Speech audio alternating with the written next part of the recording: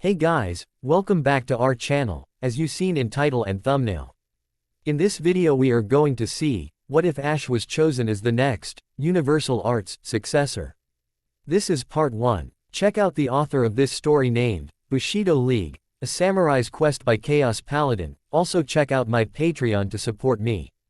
All details in description. Knight E. Enveloped his surroundings as a storm raged under the moonlight. He clutched his sword tightly. His body seared from the deep gashes and exhaustion was overtaking him fast. Blood trickled down his face, forcing him to shut one of his eyes. Across from him, a white-haired man grinned devilishly, his red eyes filled with bloodlust. Satoshi-kun, your end draws near, the man spoke coldly. Any last words? Just one. Satoshi held his sword to his side, twisting it horizontally. Die. In an instant, they sprinted towards each other, closing the distance between them quickly. They were mere feet away when, Sato-kun, wake up. Satoshi woke up with a start, sweating profusely. He gripped his head, attempting to recover from the sudden rush of movement. Slowly, he began to regain focus, recognizing his room. There was his shelf of books, a window, a collection of wooden katanas, a television connected to a video game system, a desk with a stack papers on top, and a lamp. He saw someone staring at him. A muddy brown-haired teenager that was slightly older than him. Blue eyes bored into his russet ones, screaming impatience. What's with you today? The annoyed teen barked. Satoshi, genuinely confused, stared back at him groggily. Huh. He shook his head in order to wake himself his messy black hair flailing all over the place. You're going to be late. Hurry up and get dressed. Shigeru Nichin. What are you talking about? Satoshi noticed his uniform. It was a hakama with a red top and white bottom, indicating that he was a swordsman at a high level, higher than he was. Curiosity struck him as he began to ponder why he would have his samurai uniform on. That is until Shigeru hit his head with a wooden training katana. Satoshi grabbed his head and hissed in agony. Idiot. Shigeru reprimanded. Today's the big day. It's the first day of your class of training. What? Satoshi exclaimed, frantic. What time is it? He hastily looked at his clock. When he saw the time, he nearly fainted. 8:30. Crap, I'm gonna be late. Why didn't you wake me up sooner? What did you think I was doing the entire time?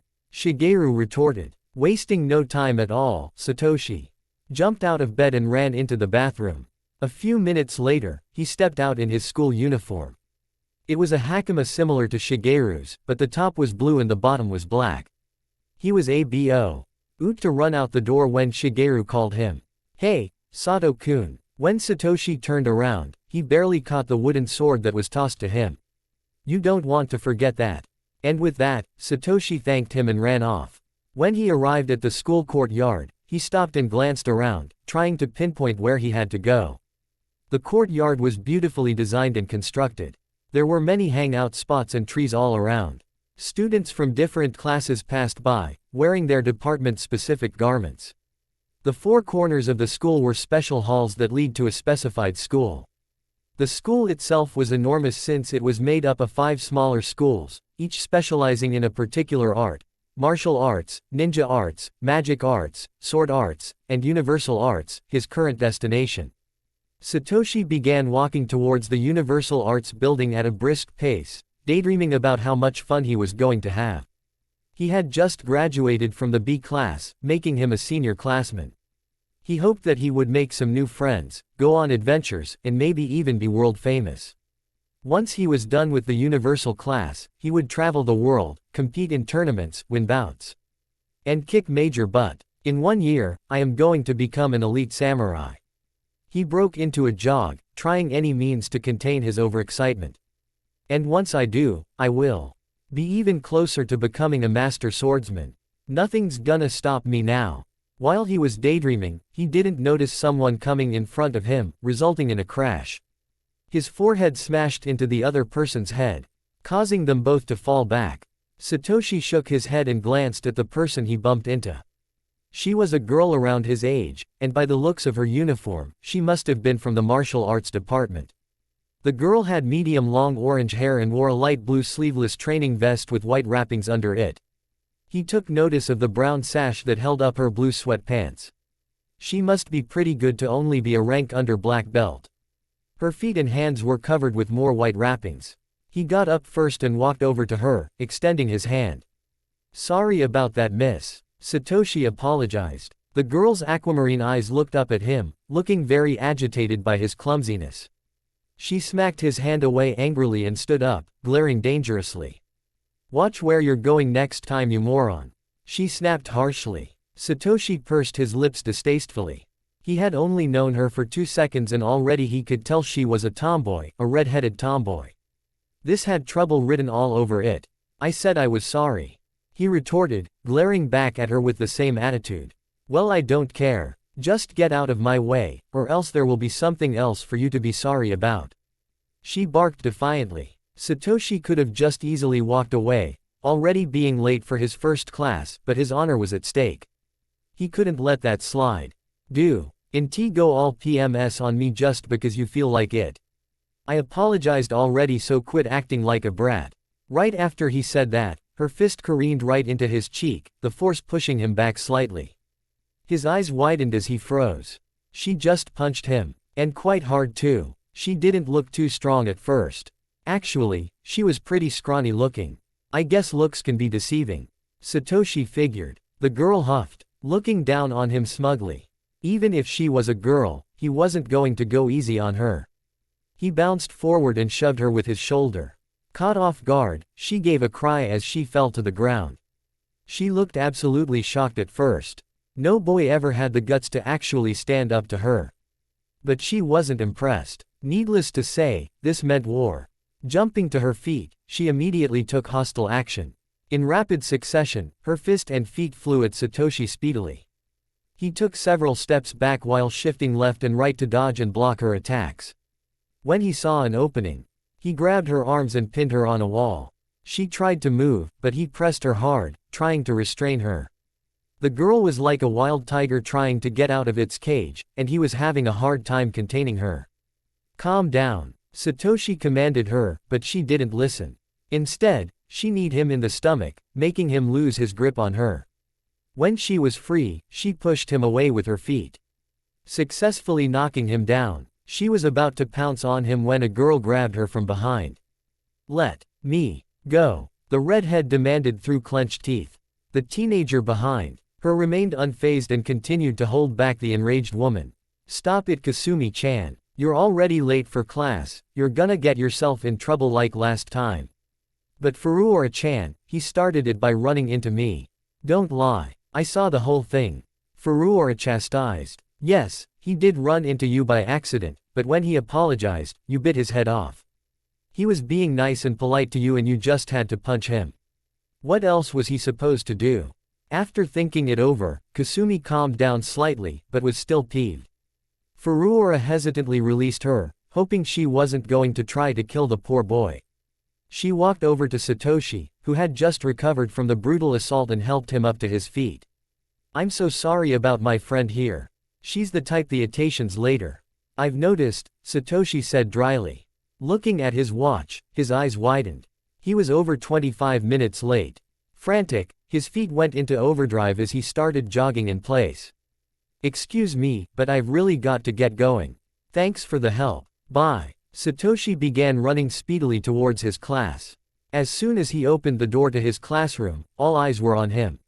Feeling embarrassed, he quietly took his seat, which was placed by the window. There were 9 tables, each filled with 2 students. He sighed contentedly when he noticed that he got a really good spot, and by himself too. When he sat down, the teacher stared at him sternly, making him to sink in his seat. The instructor was huge and tanned. He looked very intimidating, and with him staring directly at Satoshi, it didn't make him feel any less nervous. "And, you would be," the instructor requested, annoyed that he interrupted the class. Satoshi stood up quickly to introduce himself. "My name is Tajiri Satoshi, sensei," he said loud and clear. "You may call me Mathasu, Satoshi. Now if you would sit down we can get started." Before Mathasu could begin teaching again, a quick series of steps could be heard approaching. He sighed tiredly as he waited for the next guest. Satoshi stared at the door in wonder. Who could possibly be later than him? His thoughts went to the incident that happened earlier. What was that about anyway? One thing for sure, if he ever saw her again, it would be too soon. The door flew open, and Kasumi rushed inside, panting heavily. Once again, all eyes were on her. She noticed Satoshi and gaped in shock, pointing at him. "It's you," she shouted. Satoshi's mouth hung open, stunned. This was a lot sooner than he had hoped. After regaining his voice, he decided to speak. "You have this class too." They stared at each other, startled by this new turn of events. The students looked back and forth between them, wondering what connection the two had. A cough from the teacher turned all attention to him. He was looking quite irritated to say the least. "Is this come late to class day?" he asked sarcastically. "Who might you be?" Kasumi bowed in respect. "I apologize for my tardiness." She started. "My name is Yawa Kasumi." "Okay, Kasumi-san, you will be excused only once this time. Be sure that you are not late again." "Yes, sensei," she said nervously. Mathisu went back to teaching the class. She began to look for a seat. Being late, she saw only one seat left.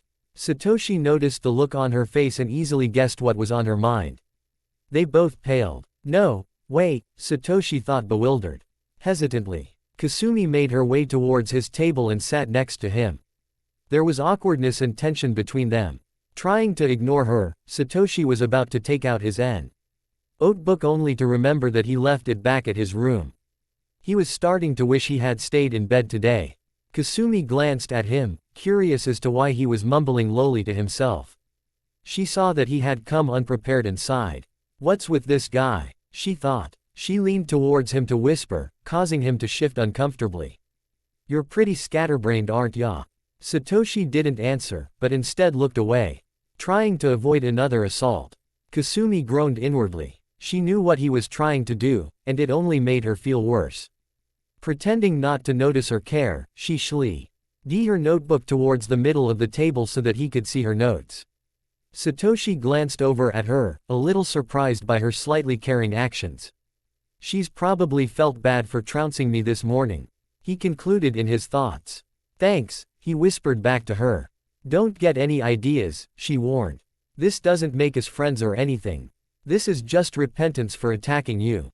Okay, Satoshi conceded, looking over her notes. Unknown to Satoshi, a girl that sat a few tables away, gazed longingly at him. The first of two classes ended near the afternoon, granting everyone a break. When the signal bell rang, the first thing Satoshi and Kasumi did was separate. The last thing they wanted was to be near each other. Satoshi managed to grab some food and sit down under a tree. Enjoying his hour break and an entree of delicious food, he ate happily. He couldn't wait for his second class. It was his favorite kind of class, physical training exercises. While the first class was informative, he felt that it was too boring for his taste. His true skills and prowess showed on the field. He relished the thought of the rumors that he had heard about it. Apparently, they set you up in teams of 4. Each person from another department, thus the term, universal, department. This would greatly help him, especially since it would help him learn more and become even stronger. Still having around 45 minutes to kill, he decided to take a break and relax. He leaned into the tree and closed his eyes, letting his mind drift. Shuffle, shuffle. What was that? Satoshi thought. He looked around, but saw no one near him. Must have been my imagination. He closed his eyes again, trying to rest. Shuffle, shuffle, shuffle. Satoshi jumped up, looking a little more alert. He looked around more carefully, but found nothing. What's going on around here? He thought, scouting the area again. Shuffle, shuffle, snap. It's coming from above. As Satoshi looked up, he saw a flash of white right before it collided with him. There was a big crash and explosion of dust. When the dust settled, a teenage boy laid on top of him, temporarily incapacitated. What is this? Attack Satoshi Day. When they both recovered, Satoshi looked at the surprise attacker. Looking closely, he could tell that this boy was from the ninja arts department. The ninja had on an all-black ninja outfit with a short-sleeved top, complete with a sash that carried shurikens and kunais. He wore his signature black headband with his school's symbol, the yin-yang. Over his eyes was a pair of black shades. The boy got off of him and smoothed back his snow-white hair. Oops, sorry about that. The ninja apologized. In an instant, he began to panic. Crap, Crap, I am so dead. What's wrong? Satoshi asked, still feeling odd about him falling from a tree. And why were you hiding in a... He got cut off by a fireball that zipped past him. Startled, Satoshi jumped back. He saw someone running after them. Someone really upset about something. You get back here, Yuki-kun. The girl in the distance yelled, making a beeline for them. Satoshi saw the brown-haired girl coming towards them. From the white and yellow robe she wore, it was obvious that she was from the magic arts class. Her sapphire eyes burned with fury as she darted at them. Yipe. Busted. Yuki gasped. He grabbed Satoshi's arm and ran, dragging the poor bystander into the chaos. No time to explain. If you wish to live, run now. Without a moment's time to waste, they both ran away from the mage. You are so dead, the girl shrieked, conjuring more fireballs and throwing them. Fire rained on the two boys as they ran for their lives. Yuki, being a ninja, easily traversed the terrain by running on walls and leaping over obstacles. Satoshi, on the other hand, was having some trouble. He managed to get burned a few times. After leaping down a flight of stairs, he caught up with Yuki. Why on earth is she trying to chase you down so badly? Satoshi asked. It's a long and boring story, you wouldn't want to know. Yuki waved it off. Give back my donut, you thief.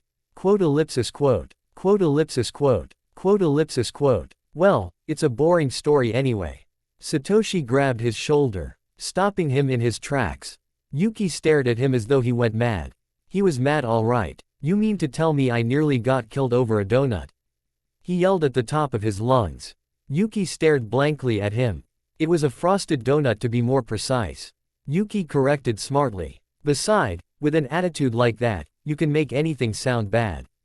Satoshi grabbed his wooden katana, planning to beat the life and stupidity out of him when the magician used her baton-like wand to DTH one full-body swing. She leapt in the air and slammed Yuki in the face.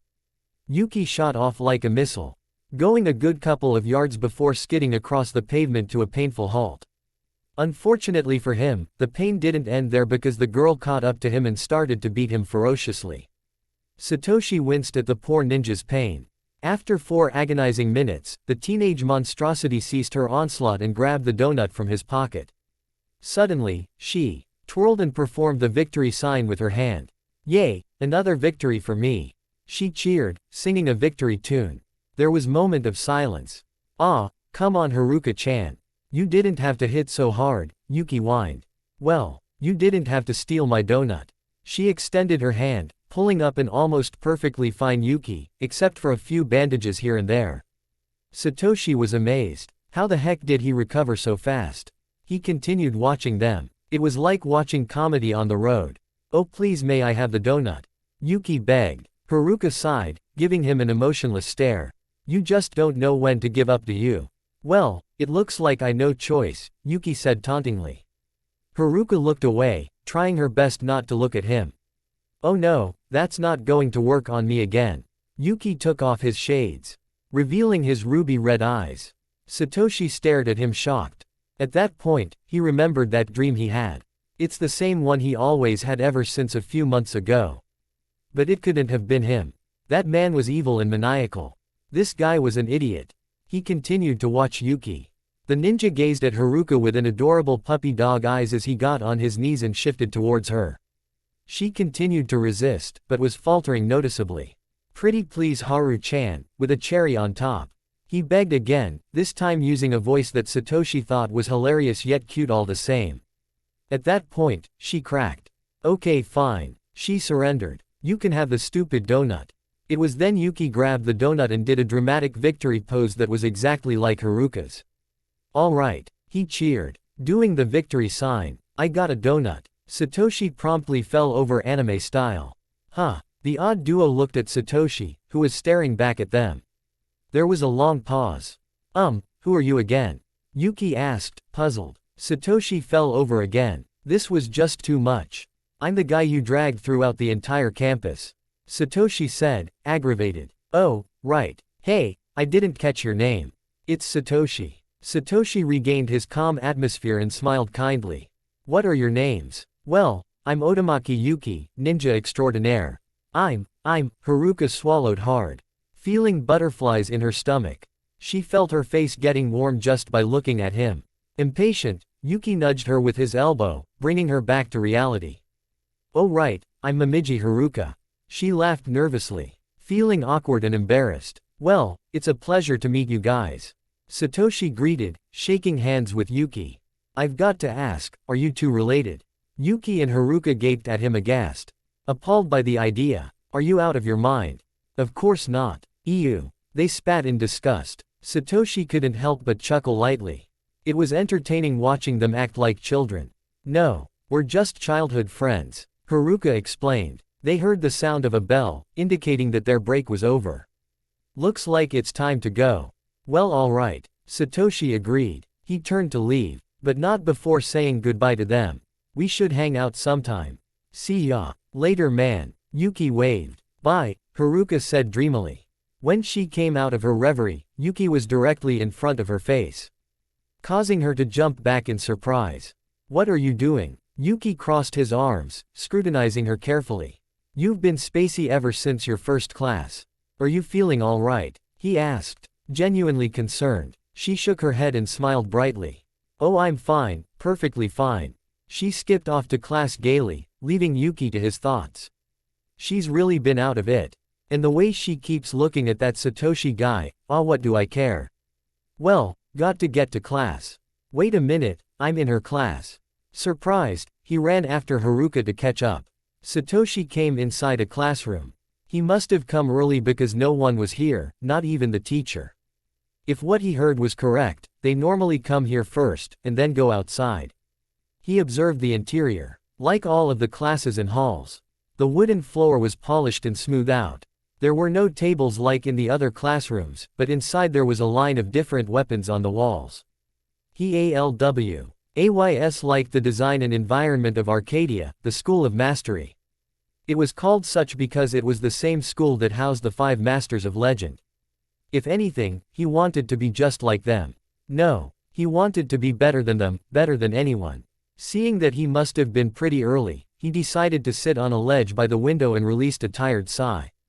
He let one of his legs dangle while he had his other leg up, resting his arm on it. Today was one of the weirdest experiences he ever had. As soon as he woke up, it was like all heck broke loose.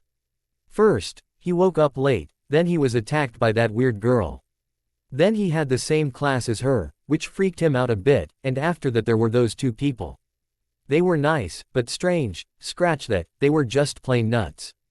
He shuddered to think of what would happen next. Man, they are sure taking a long time, Satoshi thought out loud. Who's taking a long time? A familiar voice spoke, scaring the wits out of him. Kei Kasumi-san, what are you doing here? Duh, my last class is here. Oh. The room fell into an uncomfortable silence. It was too quiet, but Satoshi didn't really care. He continued to look out the window, trying to avoid eye contact. Rule number 1, redheads and tomboys are a very dangerous combination. Kasumi got irritated with his silent treatment. She was about to say something. When a group of students all rushed in. Yuki and Haruka came inside as well. When they saw Satoshi, they immediately came up to him. "What's up?" Yuki greeted. Satoshi immediately brightened up, greeting him as well. "Awesome. So you guys are in this class too?" Yuki and Haruka nodded. "This is going to be such a cool year." "Spare me," Kasumi rolled her eyes, walking to the opposite side of the room. The room was bustling until their teacher arrived.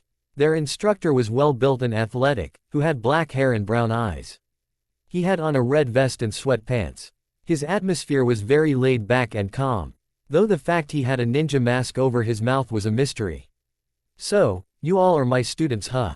Alright, listen up," the instructor began. "First of all, you guys may call me Hayabusa. I will be your trainer for the rest of the year. To those that are new to this course, I will give you the rundown.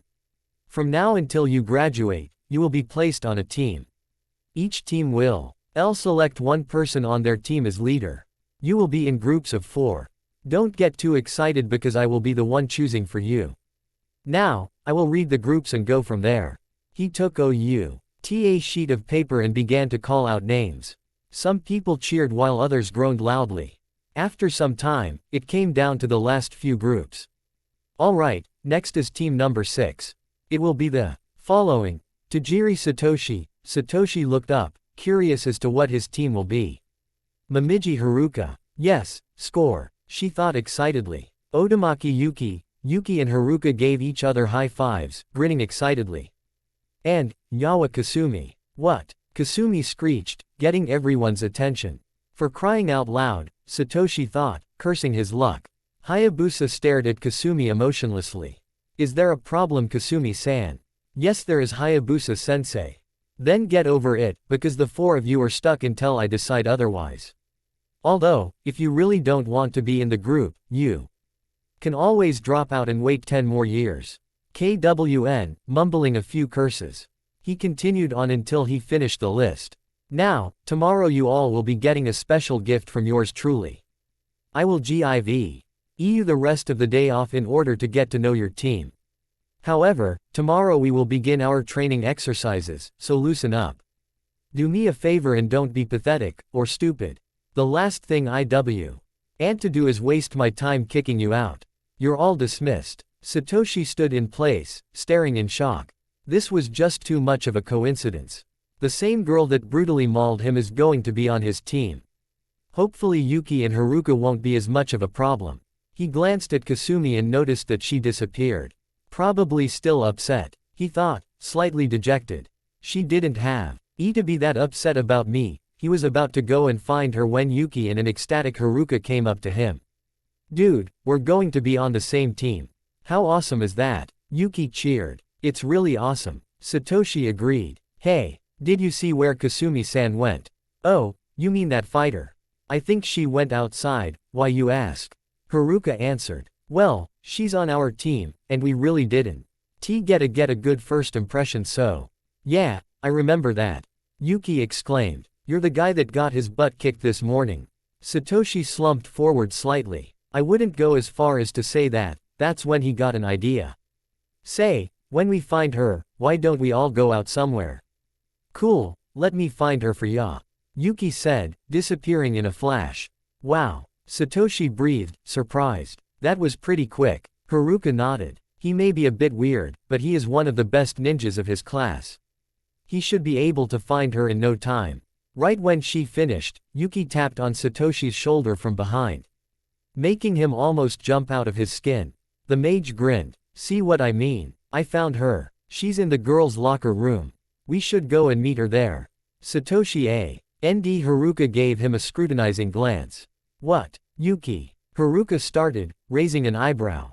Exactly how did you find out that she was in the locker room?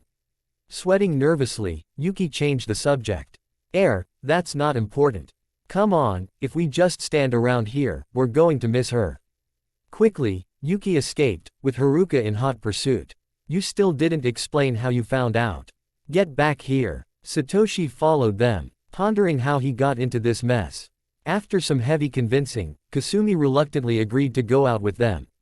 They decided to stop by a restaurant and get to know each other. So, how did you two become friends? Kasumi asked them. Well, it must have been around 10 years ago, during my first year in Arcadia. Haruka began to reminisce. A 5-year-old Haruka sat alone at a lunch table while she ate her mother's famous donuts. She didn't have any friends to share with since she wasn't very popular, but at least she got to keep it all for herself. When she was about to eat the last one, it disappeared right in front of her eyes. She was surprised and angry. No one stole her donuts and got away with it. Cool, I scored a donut. A young boy exclaimed gleefully. Haruka saw the donut in the boy's hands and chased after him. Hey, give me back my donut, she demanded. The boy stuck his tongue at her. No way, try and take it, and the chase was on. After a few minutes of running, she caught up to the boy and beat him senseless, grabbing her donut back. Gotcha, you little thief, she proclaimed proudly. Wow, the boy said, amazed. I never met anyone who could catch me. You're pretty fast. Haruka, surprised with his attitude, stared at him oddly. Thanks. The boy stood up, dusting himself off. Well, don't think you've won yet. The boy said. For I, Otomaki Yuki, Super Ninja Boy, will get that donut one of these days. You'll see. Fueled by the thrill of competition, Yuki ran away, leaving the girl baffled. What an odd little boy. Ever since Yuki had made an appearance every single day throughout the years, doing everything he could to get her donuts, or anything he felt had some means of value. He managed to steal pencils, erasers, books, and many other little things of hers, but by the end of the day, she would find the stuff he stole on her bed. Of course, he would always brag about it the next day. For Yuki, however, those were only practice for the biggest prize of all, the donuts. It was the one thing he could never successfully steal. No matter how hard he tried, he would never be able to steal her donut and keep it. It had gotten to the point where she would always expect him to show up and try to take her stuff. Sometimes, he would hang around and do things to make her laugh, like pulling down a teacher's pants and getting chased for it. The oddest time he tried to steal from her was when she was in the girls' locker room. He didn't get, nor cared, about the principle behind a boy going into the girls' locker room. It was that one day, when everything changed. A 14-year-old Yuki crawled through the air ducts in order to find his prey. It was a warm summer day, so the air ducts were very cool. He memorized Haruka's schedule, and according to her schedule, she should be in the girls' locker room. He grinned sneakily as he continued to creep through the air duct. Today's the day, he thought to himself. Today, I'm going to get those donuts. It was a thrilling experience for him. All of the chases and bruises helped him throughout his years of training at the school. Thanks to Haruka's brutal attacks whenever he failed, he managed to be able to recover with godlike speed, and his speed and tactics became better and better each day. He knew that she wouldn't expect him to come through an air duct to the girls' locker room of all places, so he made it a mission to surprise her and grab the big prize. In vice versa, he had also helped Haruka out a lot. He would always keep her company, and give her a run for her money, sometimes literally. She had also become quite strong and capable with her magic. Well, who wouldn't become strong after beating the life out of him time and time again? In a strange way, it was a weird friendship, whereas they helped keep each other company, one way or another. After a minute more, he made it to the girls' locker room. He came at the perfect time because all of the girls just arrived, starting to get undressed. He wasn't paying attention to them because he knew his target was around here somewhere. There, he found his target. Haruka, unknown to his presence, started taking off her clothes, soaked in sweat from her workouts and in her undergarments. Yuki froze in place, gawking at her like an idiot. He looked down to notice that he was having a nosebleed. He wiped it off and shook his head furiously. The mission. Can't forget about the mission, he reminded himself. He looked to see that all of the girls except Haruka and two others left. The two other girls approached Haruka and, to his surprise, shoved her against a locker. "All right, Haruka," one of the bullies barked. "Where's the money?" Haruka was petrified. She knew those two girls. They would always bully her into giving them money or doing things she didn't want to do. Today, however, she was out of luck. I don't have it." This made one of the girls grin evilly. "You do know what happens when you don't make your daily payments, right?" The other girl cracked her knuckles, causing Haruka to whimper. She was in tears at this point, shutting her eyes tightly. I'm sorry, please don't hurt me. I promise to pay you tomorrow, honest." One of the girls punched her hard in the stomach, causing her to double over on her knees. "Well, we don't care. It's time to get what's coming to you, he. Yuki watched them bully and beat her up. He was enraged, way past the red line. He broke through the gate and dropped down, startling the two bullies and a bruised Haruka. His red eyes glowed ominously, glaring at them murderously. He bared his fangs at them and clenched his throbbing fist. His voice is the hatred he had for those two bullies. They were going to pay. "If you lay your filthy hands on her one more time, I will kill you," Yuki told them venomously. The girls flinched, but stood their ground. "So, a peeping Tom is trying to play hero, huh?" One of them laughed. "Look, kid, we don't care what you say, we will do whatever we want with her. So why don't you just go run along? Or better yet, you can watch us punish her." The girl was about to stomp on Haruka, but in a flash, he was in her face, surprising her. His eyes glowed demonically, frightening the bully. "I warned you fools." Yuki jumped and kneed her in the face, following up with a downward punch, knocking her down on the ground. The other bully took out her sword, holding it in front of her and positioned it for attack. "Take this." She charged at them, the sword held high. When she made a downward slash, It connected, but she hit a log of wood instead of Yuki. Wah! Ack! Don't move, Yuki warned her, holding a dagger to her neck from behind. The other girl recovered a ND was about to grab her sword when a line of ninja shurikens locked down the sword in her clothes, pinning her to the ground. She was about to try something when Yuki's ninja sword was inches away from splitting her skull in half. Now, Yuki thought out loud, causing them to tremble with fear. Which one of you should I kill first? The bullies started to bawl. Pete, please don't kill us, Ninja-san. We won't hurt her again, honest. This made him even madder. Don't lie to me, he snapped, causing them to shiver. I know that as soon as I let you go, you are not going to learn your lesson. People like you sicken me. Yuki brought the dagger to the other girl's neck, causing a line of blood to trickle down her throat. Prepare to die. Yuki, no, Haruka cried, surprising him. But Haruka-san, these girls are only going to hurt you again, they deserve to perish. I know they're bad, but they're my sisters. This shocked him, making him despise them even more.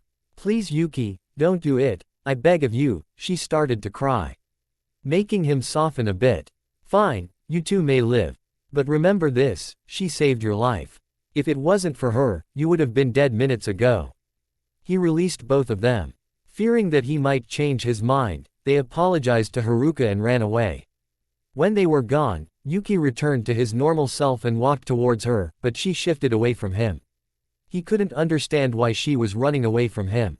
He reached his hand out to her, but she curled up to a ball, frightened by Yuki's previous attitude. He could feel her fear. Dejected and saddened, Yuki backed away slowly. I'm sorry Haruka-san. I didn't mean to scare you like that, he heard footsteps approaching. He jumped back into the vent and escaped before the teacher came in. Within the stealth of the vent, he saw Haruka being escorted by some nurses and officials. At least she was going to be well taken care of. Now he had only one thing to do. By the end of the day, Haruka came back home. Still shaken up by her sister's assault. She was expecting them to ambush her, but to her surprise, they weren't home. As she inspected the house, she noticed that their things were gone too. Surprised, Haruka looked for her mother. When she found her, she was sitting on a couch, waiting for her. Haruka, come here, her mother requested. She walked over and sat next to her. Her mother gave her a stern look. Why didn't you tell me that your sisters were abusing you? She scolded. Haruka gasped in surprise. How did you know? Well, before your sisters came home, Yuki passed by and gave me a tape. I thought it was a bit perverted at first, but it showed them bullying you. As soon as I saw that, I packed up their stuff and sent them away. I told your father about the situation and he handled all of the issues with the school and law enforcements. You won't need to worry about them anymore. She held Haruka gently, stroking her hair while she released soft tears. You should thank him when you see him next time. He may be a bit different, but I think he is a wonderful and trustworthy boy. Haruka thought about her words. He definitely was different, but he did save her. He could have got hurt, or even killed, but he stuck out his neck for her. He may have been scary, but she treated him unfairly. She didn't see him all day after that, and that made her feel guilty. A thought crossed her mind. No matter what happened, he was always around. When she never had friends, in his own weird way, he was there for her.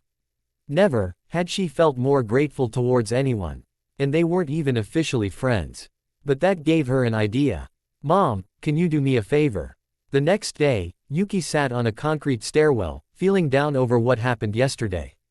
He was just trying to help. What else could he have done? Maybe I went a little too far, he thought, cursing himself. He sighed despairingly, propping himself up with his arms. Now she's going to be AF. Rate of me, a worn pair of arms wrapped around him, surprising him. He could recognize those arms anywhere. Haruka-san. He was confused, yet curious. But I thought, her cheek brushed his as she rested her chin on his shoulder. Making him blush. I'm sorry Yuki, she whispered. I was just so scared at first.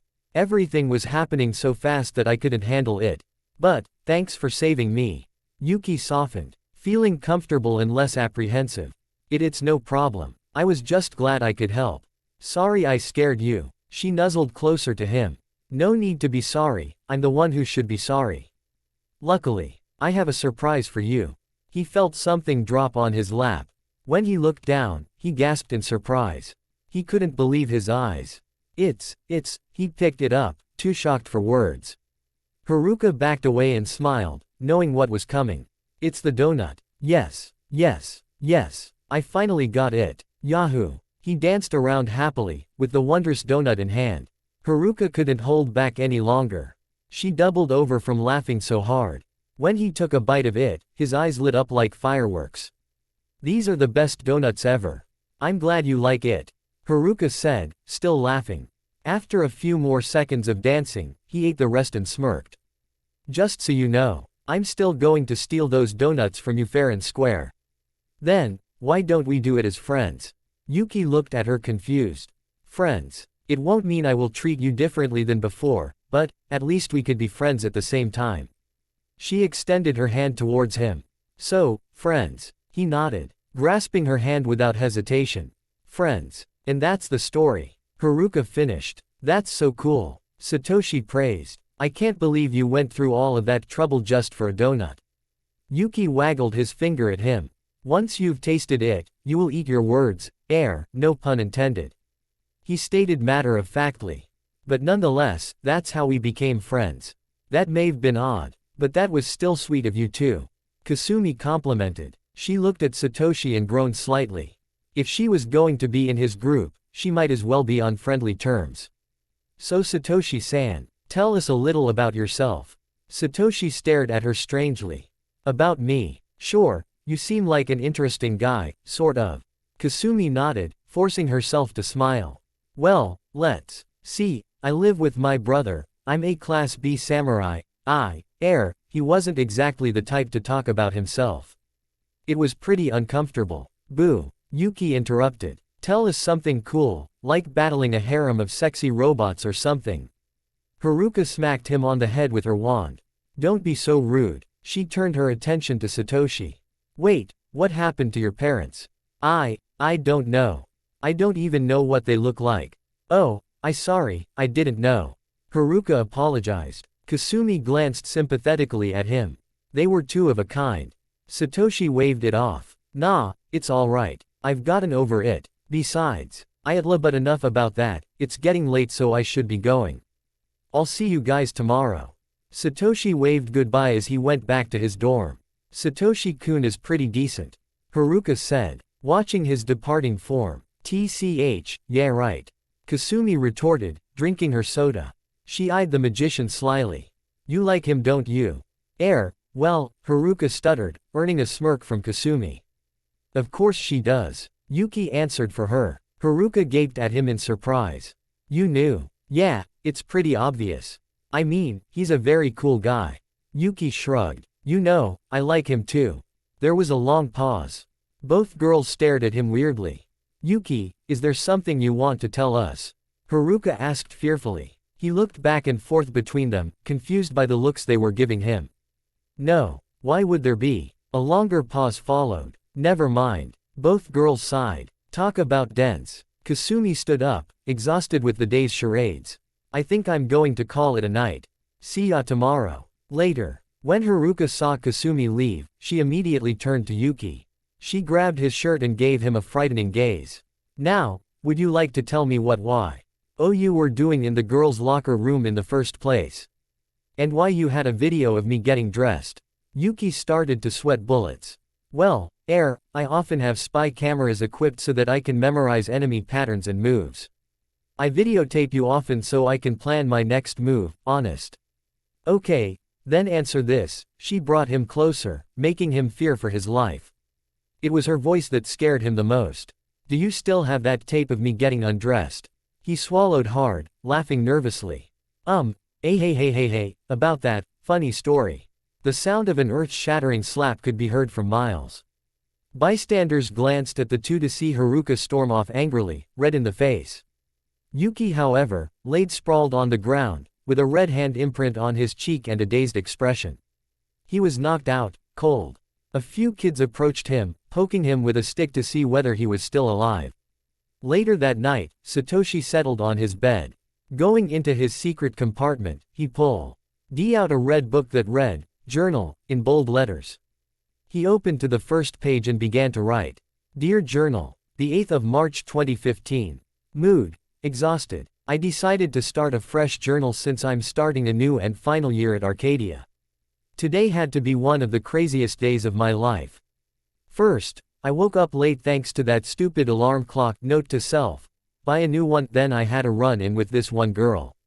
A brown belt fighter named Kasumi tried to beat the crap out of me just for running into her. We fought a little until a friend of hers stopped her. I would have stayed if I wasn't late for class, and no. That is not the same as running away. During my first class, she had to sit right next to me. How freaky is that? Although she lent me her notes, she still seemed angry at me. But that's not even the weirdest part. This next bunch really threw me in a loop. A ninja named Yuki nearly had me killed. He was being chased by a magician named Haruka and dragged me into it. I nearly became friend. CH toast all because he stole a donut from her. I kid you not, this girl was way too protective over her donuts. And don't get me started on Ninja Boy. I gotta admit, they were pretty cool and hilarious.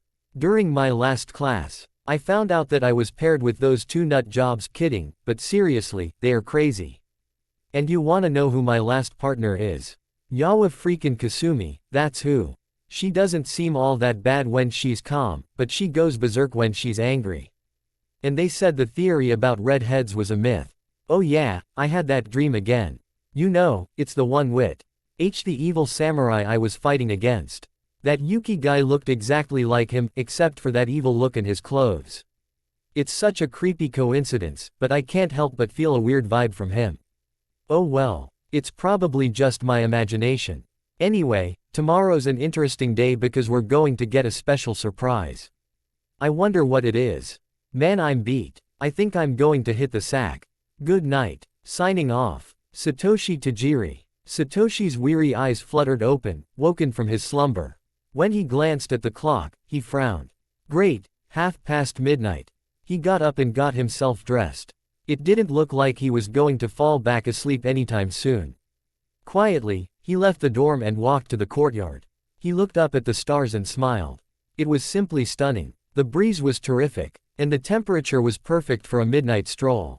Finding nothing better to do, he walked around the courtyard. After a few minutes, he came across a park. The school may have been centered on fighting, but it was also one of the most beautiful places on Gadia, especially at night. Flowers bloomed everywhere and lights were posted at many romantic hot spots. Satoshi strolled along a paved path, taking in the sights. When he came across a pair of swings, he noticed someone sitting on a swing alone. There were many couples who took romantic walks around this time. What would someone be doing on a swing by himself? He approached cautiously, trying not to alert the person to his presence. Upon closer inspection, he made a startling discovery. What's Kasumi-san doing here? Driven by curiosity, Satoshi got closer at her. She looked so sad, sitting on a swing by herself. His heart went out to her. No one should have to be so alone. He came close enough so that he was behind her. She didn't seem to have noticed him yet. He heard her sniff a little. Had she been crying? It blew him away. The girl seemed so strong that he didn't think anything could make her cry. What could be wrong with her? Kasumi-san. He spoke softly. She jumped and whipped around, wiping the evidence from her eyes. What are you doing here? She asked. Her eyes narrowed into slits. You're not stalking me, are you? Geez, what kind of guy does she think I am? He thought incredulously. No, I just couldn't sleep. What are you doing here? Not that it's any of your business, but I always come here. She huffed stubbornly. Man, cut me some slack, would ya? He walked to the swing next to her and sat there. She eyed him oddly. Why are you sitting there? Not everyone needs a motive for sitting down, you know. He told her smartly, making her smile slightly. Okay, you don't have to be smart about it. They both sat in a comfortable silence, gazing at the crescent moon. Say, Satoshi started, breaking the silence. Why are you so angry at me? I know it couldn't be just because I ran into you. For your information, I am mean to everyone, not just you. Well, why weren't you mean to that girl? Furuura-san. He mentally slapped himself for such a dumb question. She was her friend for Bellicula's sake. Furuura-chan is a good friend of mine from way back. What's it to you? I'm just curious. He defended. Just what is her problem? I asked a simple question and she attacked it. There's got to be a reason, and I am going to find out. Curiosity killed the cat, she told him warningly. He shuddered at her implication. Why do I get the feeling she isn't really talking about a cat? He yawned tiredly, sleep beginning to overtake him. He was about to leave when he noticed that she'd fallen asleep. That has got to be the record for the world's fastest sleeper. The poor thing must have come here half asleep. A sense of duty overtook him, feeling as if it was his responsibility to help her out. Shrugging helplessly, he picked her up, cradling her so that she was comfortable. Wow, she's amazingly light, he thought. He took a minute to take a glimpse of her. Being his first and probably last time he would ever be that close to her face. The moonlight struck her sleeping form. His eyes widened in surprise. She's gorgeous, he thought, amazed. For over a minute, he continued to gaze at her, his mind going completely blank. It wasn't anything like love he felt for her, but for someone's beauty. Breaking his frozen gaze, he took it upon himself to take her home. Carefully, he searched for her keys and opened the door to her apartment. As he stepped in, he noticed 4 rooms, each with a nameplate on them. He continued until he found Kasumi's room. Entering the room, he found it different than how he had envisioned it. There was battling equipment everywhere. Plush toys and books laid on the floor and dresser. Her feathered bed was neatly made for her. The baby blue bedspread had ocean waves on it. Interesting mix of girl and tomboy, he mused. He was about to lay her on the bed when she wrapped her arms around him tightly, making him redden. It looked like she was afraid of being let go of. Besides being light, she's also warm. After a couple of tries, he successfully got her to bed. When Satoshi pulled the covers over her, he was about to exit when something caught his eye. A diary. His hand hesitantly reached for it. Did he really want to violate the privacy of a girl who he barely knew? What if she were to wake up right then? There would be hell to pay. He decided against it at the last minute. He left the book where it was and exited her room. Closing the door carefully, he sighed aloud. Maybe I can find out later. Find out what? A female voice asked. Eep. He squeaked in surprise. This woman must have been her sister, the resemblance evident. The lady twirled her long blonde hair as her cerulean eyes leered at him suspiciously. He assumed her name was Sakura, considering that her door was the only one open. Sakura's narrowed her eyes at him threateningly. Are you stalking my little sister or something? Because if you are. No, I am not a stalker. He defended, still spooked. Hello. Do I look like a stalker? He then thought about his situation. Okay, maybe it does look a little suspicious. I bet you're lying. The blonde accused. No, really. I'm Tajiri Satoshi. I'm in Kasumi-san's team. He whispered so he didn't wake everyone up. Sakura relaxed her guard. Oh, so you're the guy she's been talking about, she pondered out loud. That caught his interest. She's been talking about me. Oh, it's nothing much, she waved off. She mostly goes on about how careless and goody-goody you are. Satoshi sighed hopelessly. I'm never gonna catch a break with her. What are you doing in my sister's room? I saw her in the park. We talked for a little bit, but then she conked out on me. He explained. Sakura nodded and smiled. Well, that was pretty sweet of you. Thanks for looking out for her. Nah, it's no biggie. He waved off modestly. Actually, yes it is. She spoke seriously, catching his attention.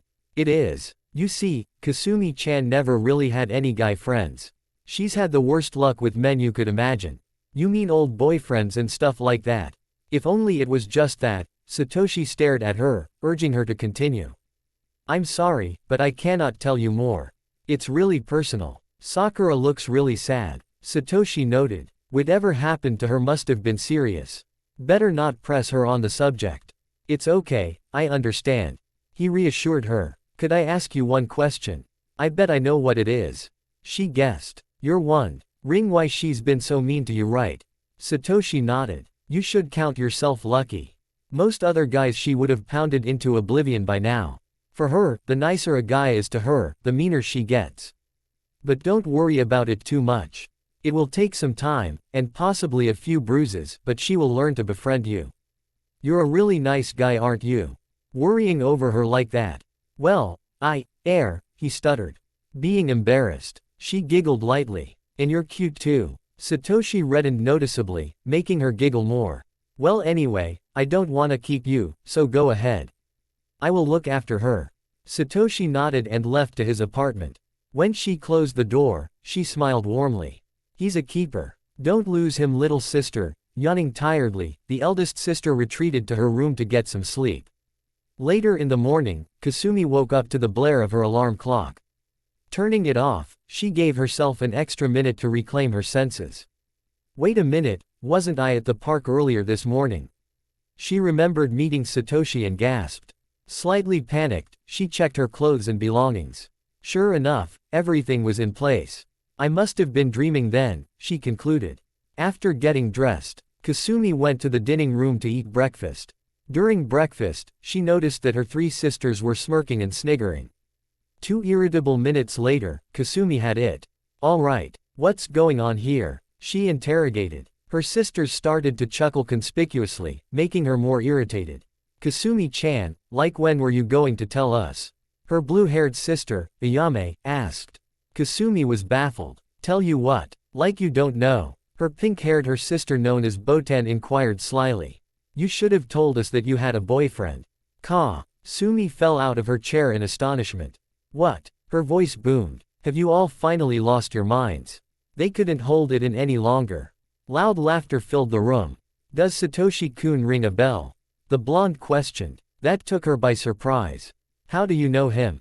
Kasumi stared at her in bewilderment. According to what I heard, you two were getting all chummy with each other and you fell asleep on him. That's when he carried you all the way back to your own room. He was even nice enough to tuck you in. Sakura recalled. Kasumi's sister cooed at the cuteness, making Kasumi even more embarrassed and breathless. Did he really do that, for me? Kasumi breathed, stunned by this revelation.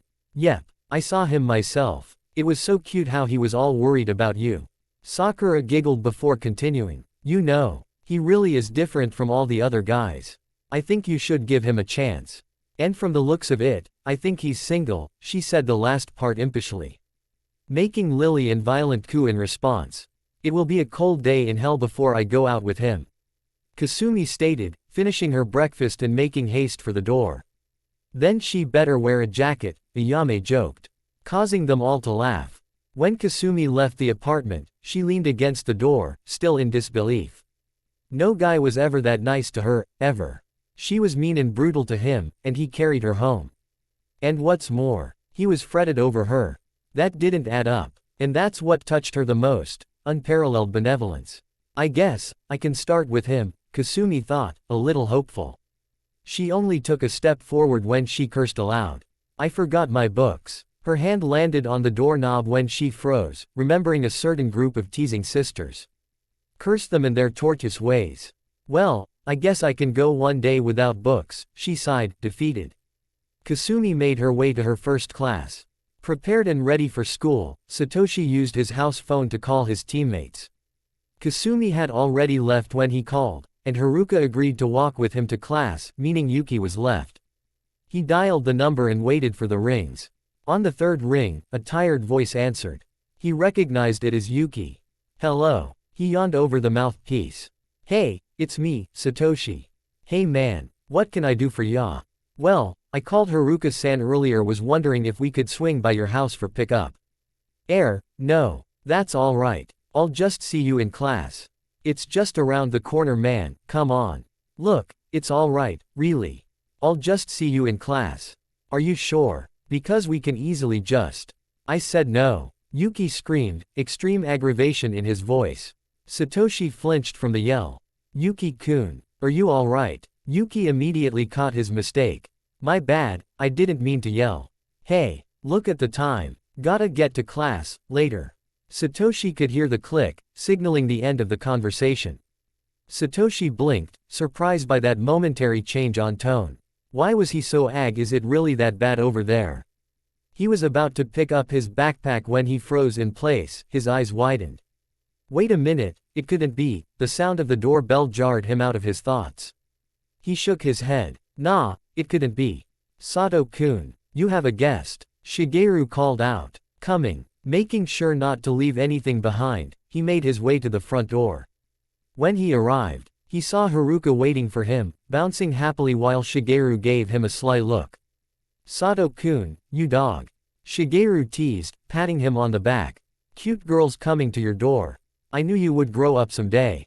Kids these days grow up so fast." He wiped a fake tear from his eyes, making Satoshi redden from embarrassment. "Nichan," Satoshi yelled. "It's not like that." Shigeru leaned in to whisper. "She's a bit odd, and hyper, but she'll do, go get her tiger." He winked at him. Satoshi reddened further, realizing exactly what he meant. "Knock it off already," Satoshi demanded, making Shigeru laugh. "Ah, relax, I'm just teasing you. See ya tomorrow morning." He gave him another wink. Satoshi quickly ran out the door, grabbing Haruka by her hand. Outside, he let go of a flushed Haruka, aggravated by his brother's suggestive jokes. "He held my hand, I can't believe he held it." Haruka thought excitedly, getting giddy. "Stupid Nichan and his jokes," Satoshi pouted. "Oh come on, I thought it was pretty funny." "Yeah, if you're the one watching," he muttered under his breath. "So, what classroom am I dropping you off at?" "Yours, silly." She giggled. "No way, so you have both of my classes." Haruka nodded. "That's so cool." "Yeah, I think so too." Feeling bold, Haruka decided to ask him a question. She twiddled her fingers nervous and blushed. Satoshi-kun. "Yes." She swallowed, trying to get the words out. I was wondering, are you busy today?" "No, not at all." "Why?" "Because, I was wondering if you not busy, then, maybe, we can hang out, together." Satoshi smiled at her. "Sure, I was thinking the same thing." Haruka's eyes lit up with joy. "Really?" Satoshi nodded. "Yeah, all four of us can hang out together like last time." A loud slam followed the statement. Satoshi stared at her inquisitively. "Why did you fall like that?" Haruka got off the ground and sighed. "I should have known he wouldn't get it." Feeling extremely embarrassed, she got up quickly and laughed it off. "Whoops, I am such a klutz. Dumb rocks. Anyway, let's get to class." She ran off ahead, leaving him perplexed. "Funny, I don't see any rocks." He shrugged and continued to his class. When Satoshi arrived, he saw that most of the students were already there, including Kasumi. "You know, I should try being nice to her. It won't be all that bad, especially if I can help out somehow." With a new mission in mind, Satoshi confidently walked toward their table. On his way, he noticed Haruka, but she seemed really frustrated about something. What caught his attention was the chatter of some nearby students. "Hey, did you hear?" One of the students said. "An arsonist has been messing up the school. I heard that the samurai dojo was totally trashed." "Yeah, I also heard that these attacks have been pretty frequent ever since recently. They say that it was the work of some rebellious ninja." Satoshi stopped for a moment, listening to their conversation. It's known that these attacks have been happening during the early mornings. I think they said that the criminal had white hair, and was extremely fast." "White hair," Satoshi pondered. At that moment, a certain white-haired ninja walked through the doors, yawning tiredly. Most of the students glanced at him. The room suddenly got eerily quiet. "Morning guys," Yuki rubbed his eyes, trying to get himself awake. Satoshi noted that his clothes seemed ruffled and dirty. Some of the students glared at him. Sensing danger, Yuki spotted the leering students and blinked. Is something wrong?" A girl shot up from her chair, pointing at him. "I bet you're the arsonist that's been running around, aren't you?" The girl accused. "Yeah, come to think of it, everyone said there was a ninja with white hair. You fit the description better than anyone else." "Wait, I'm an arso what?" Yuki became alert. This wasn't looking good for him. "Now you wait just a minute." Haruka defended, standing in front of Yuki. "You guys are just pointing fingers. One description fits him and you all are ready to torch him. Do you even have proof?" One student boldly stood against them. "Yes. First of all, look how tired he is. And his clothes are all dirty. It's bloody obvious." "Yeah, let's get him expelled." Another student called. "I bet she's been helping him, that's why she's defending him. They've known each other for years. Everyone knows that." "Haruka-chan, it's okay." Yuki told her sadly. "I don't want you to get involved in this." Haruka shook her head. "No way." She denied. "I've known you for too long. So I know for a fact that you would never do such a thing." "Haruka-chan, Yuki gazed at her, grateful. All right, that's enough of all of you. A voice boomed from behind. Mathisu walked in, clasping Haruka and Yuki's shoulders. If you are going to convict someone, make sure you have solid proof. You can point fingers and yap all day long, but if your proof isn't concrete, then you will wind up locking up the wrong guy. I've known Yuki-kun ever since he started this school. Yes, he can be a troublemaker, but he's not an arsonist. I'll tell you what, I will handle this situation myself, he declared, shocking everyone. He turned to Yuki. Yuki-kun, I know this is unfair, but until I can prove you innocent, I am going to have to place you under my supervision. Wait, Mathisu-sensei. Satoshi called. Yuki-kun is in my team, so I will assume responsibility and watch over him myself. Haruka stood by his side. I'm with Yuki-kun as well, so I will help with the investigation. The instructor held his chin in thought. I don't know. Some of the students still weren't convinced. That is until Kasumi stood beside Satoshi, making everyone gasp. You guys are a bunch of morons. Otherwise, you would know that Yuki-kun is too stupid to even know what an arsonist is. Yuki fell over animatedly. Are you defending me or insulting me? He exasperated. Kasumi crossed her arms. All three of us will watch over Yuki-kun and make a thorough investigation. Any objections? No one answered, not even the teacher. Good. Yuki became teary-eyed. You guys. All right, now that that's settled. It's time to begin class. During the session, Satoshi noticed that Kasumi didn't have any books and grinned. What were you saying about me being scatterbrained yesterday? Kasumi, catching on to him, was about to retort harshly when she stopped herself. Remember, give him a chance. He's obviously joking with you, so just smile. She forced herself to smile, which turned out to be scarier than intended. Uh-oh, looks like she's ready to kill me. Satoshi laughed uneasily. He decided to stay quiet, shifting his notebook so that they could share. Break time soon rolled around, giving them ample time to come up with a capture plan. So what's our plan of action? Kasumi asked. First, we need to prove that Yuki-kun isn't the arsonist. Satoshi suggested. Yuki-kun, we have to investigate your house to make sure you have nothing. Yuki was about to object when he remembered his situation. It was required that they searched his house, and he would rather have his Fryan DS check his house than some investigator. There would be way too many questions. All right, he answered reluctantly. After they ate, the gang walked over to Yuki's house. Before he opened the door, he stopped and turned around. Haruka-chan, I know this will sound bad, but is it okay if you can stay outside? What? Why can't I come in? I just can't. I'm sorry. It's all right, Haruka-san, Satoshi assured. Kasumi-san and I will check out the house for you, all right? Haruka was disheartened, but nodded. Inside the apartment. Curious, Haruka leaned her ear against the door. She recalled many times before that she tried to enter his home, but he wouldn't let her inside. He would always come over her house, sometimes he even stayed overnight, but she had never even seen the inside of his. One time, he got extremely upset when she touched the doorknob. What could be so bad that he wouldn't want her to see? Oh my God, Kasumi gasped. What on Gadia? This just isn't right. Satoshi grimaced. Haruka was dying to see what was going on inside. She heard them search the apartment and Yuki leading them. Several minutes later, they came out the door. Kasumi looked like she had seen a ghost, while Satoshi shook his head sadly. Man, I didn't know it was that bad. Now I know why he didn't want her inside. It would have been too much for them to bear. Was there anything? Haruka asked, frightened by the tension. No, we didn't see anything, Satoshi told her. They heard the bell ring. Come on guys, let's go, Yuki said, perky as usual. Haruka noticed Satoshi and Kasumi's expressions. It was as if Yuki's smile was merely a farce. He was hiding something, and she was determined to find out. Haruka pulled Satoshi back, letting everyone else go ahead to class. Satoshi-kun, just exactly what was it you saw? She demanded more than asked. Trust me, it's nothing you would want to see, he told her just before going to class. She narrowed her eyes. There was no way it was just nothing. And she was going to find out what it was. The second class took place out on the training field.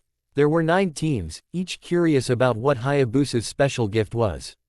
All the teams stood in a line-up formation.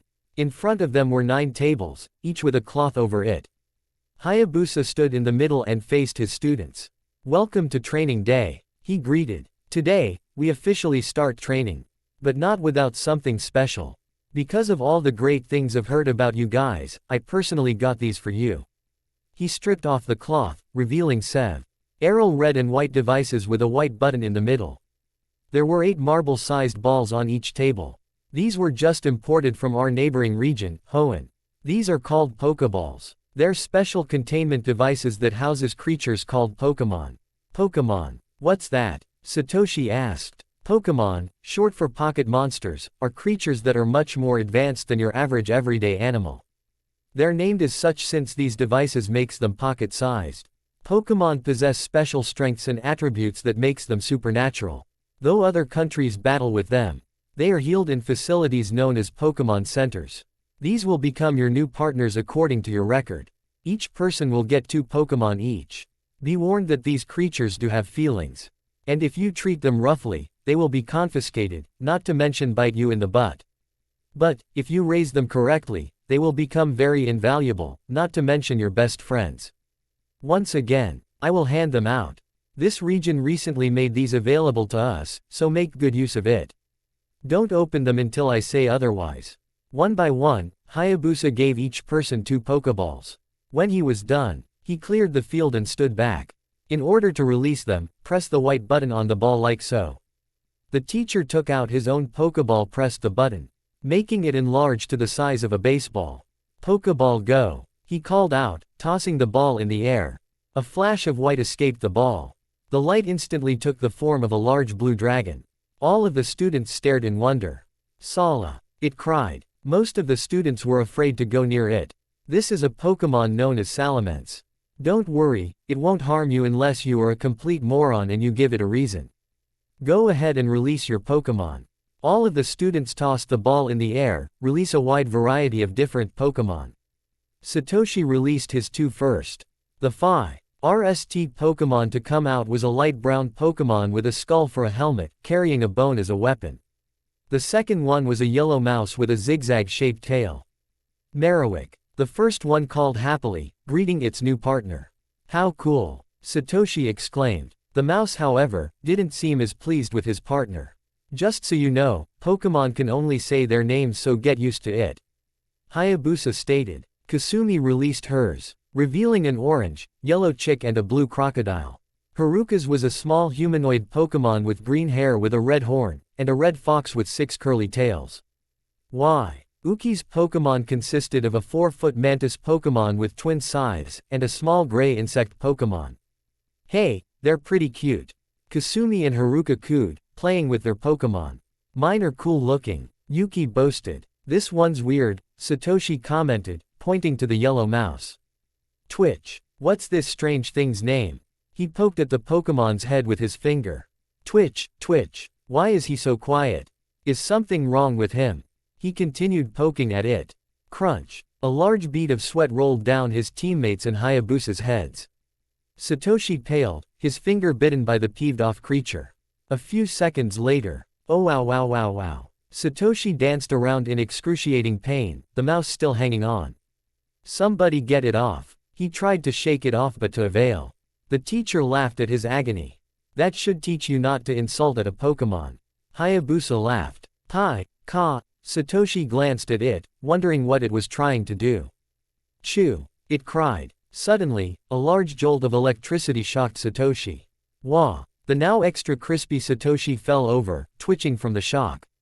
"I guess his name is Pikachu," he coughed up smoke. "Great deduction genius," Kasumi joked, earning a glare from the fallen samurai. "Kasumi-chan," the teacher called, getting on with the lesson. "You Pokemon's names are Torchic and Totodile. Haruka-chan, yours are Ralts and Vulpix. And Yuki-kun, yours are Scyther and Nincada." "Understood." All 3 nodded. "Okay, now that introductions have been made, let's get some training done." The day went from exciting to strenuous. Yuki, Haruka, and Kasumi managed to get along with their Pokemon. Satoshi on the other hand had the hardest time trying to be friendly with Pikachu. It wouldn't even go in a Pokeball, so he gave up trying. After class, the team regrouped at the cafeteria. Their Pokémon, still out of their balls, played with each other. Pokémon are really cool, Haruka stated. You would have never guessed that something like that existed. Everyone nodded, except Satoshi. I don't know. I mean, mine wouldn't even give me a chance. He whined. Neither did I, Kasumi muttered under her breath. Okay, I think we should get down to business. What are we going to do about the arsonist? I wonder, Yuki pondered. He snapped his fingers when he got an idea.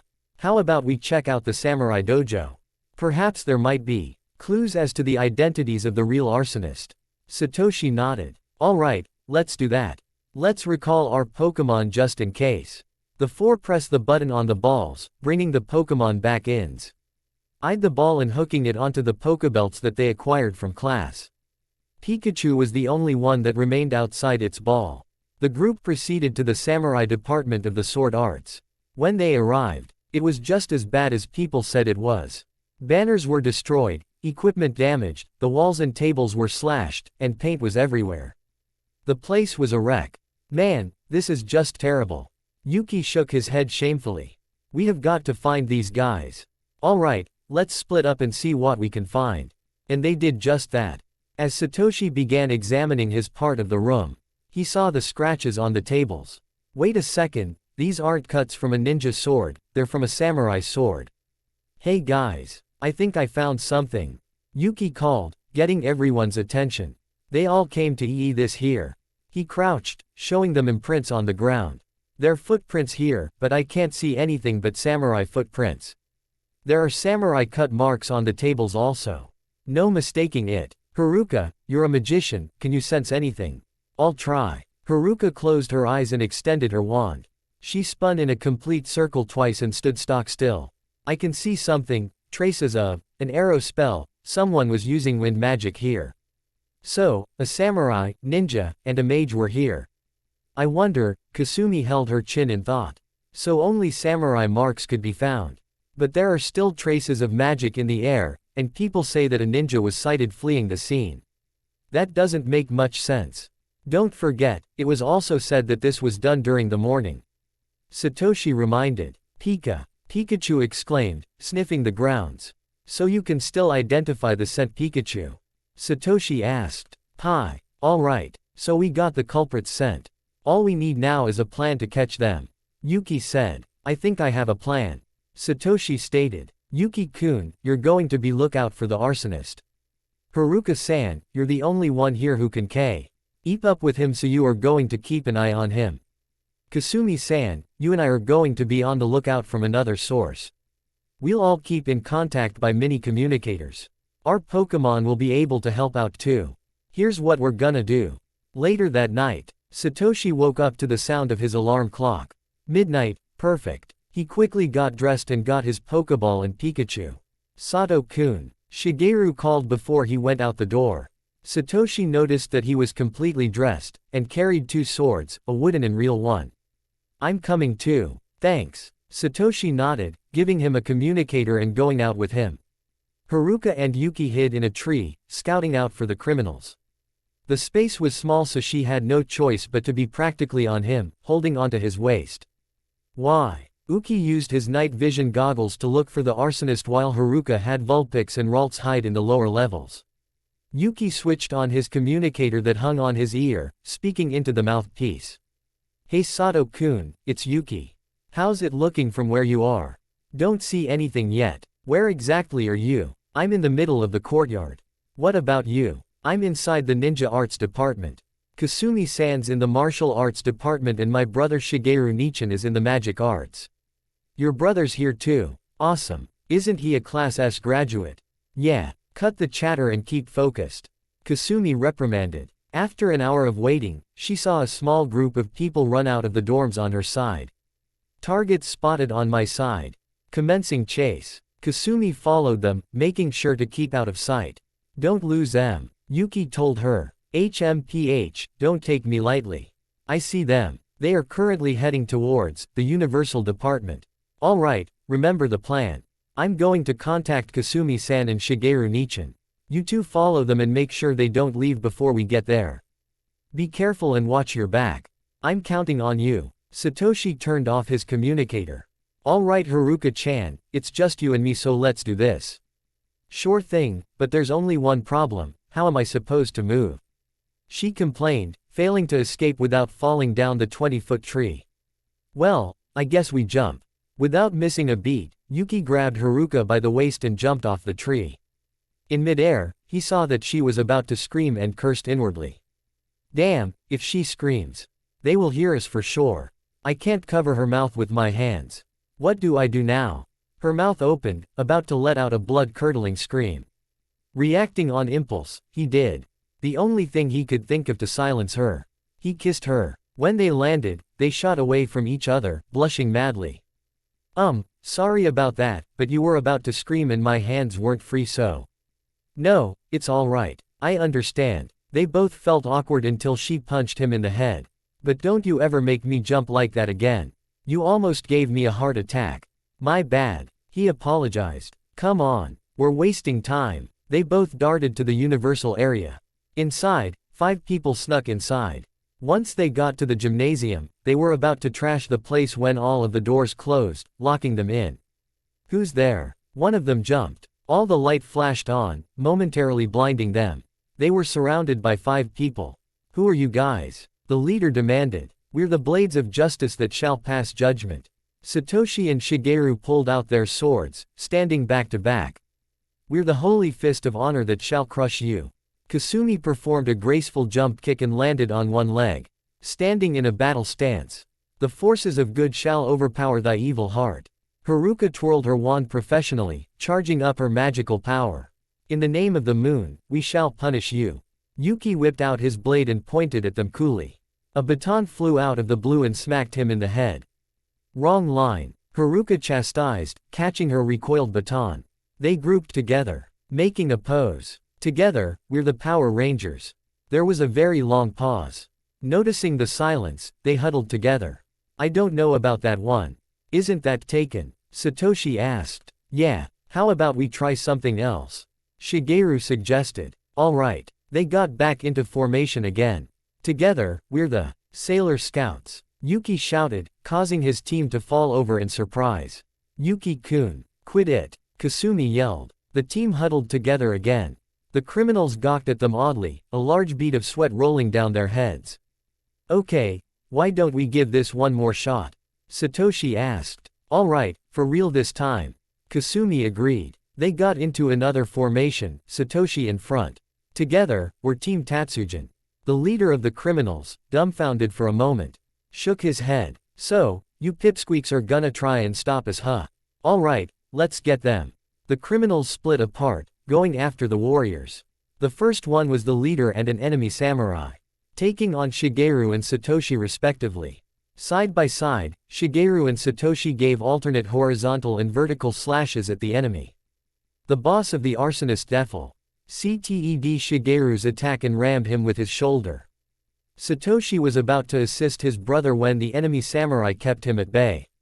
Clack, slash, miss, clack, miss, slash, clack. Their swords connected repeatedly. Satoshi and the swordsman were able to parry each other's attacks and counters.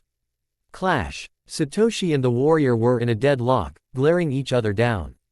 All in one swift move, Toshi jumped up and knocked him in the head with the butt of his weapon. Stunned, the enemy was temporarily dazed.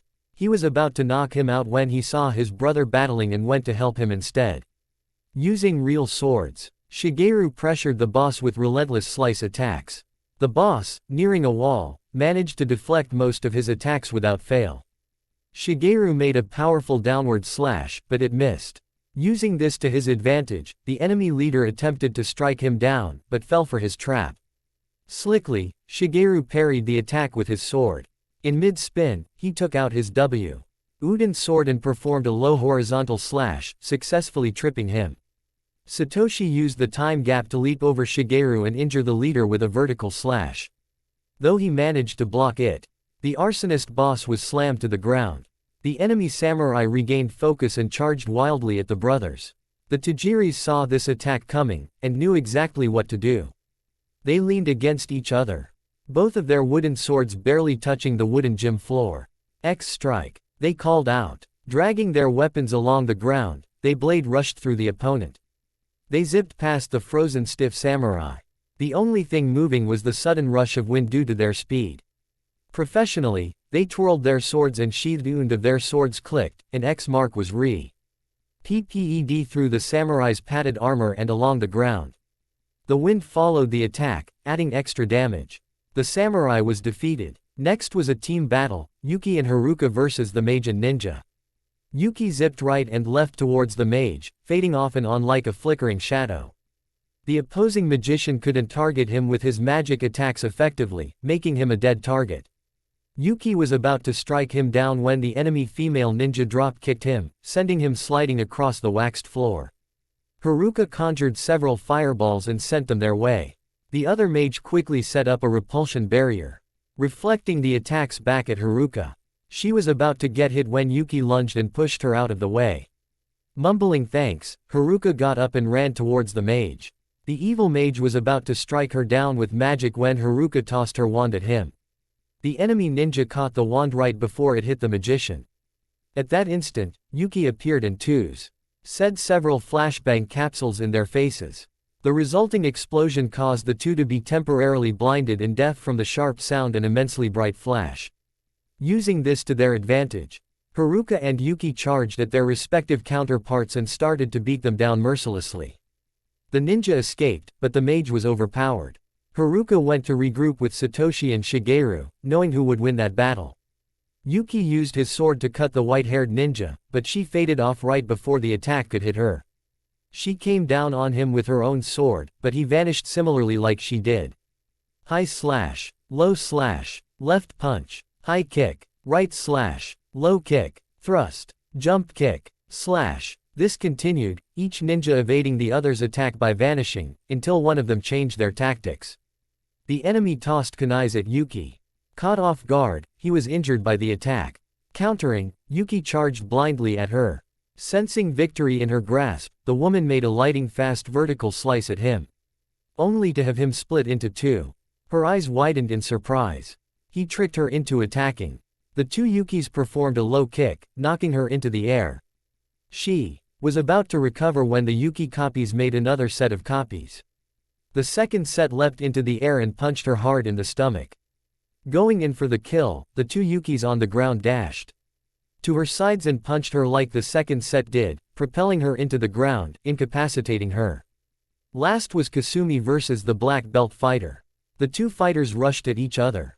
When their fists clashed, it resulted in a stalemate. The enemy fighter was the first to break the lock and go on the offensive.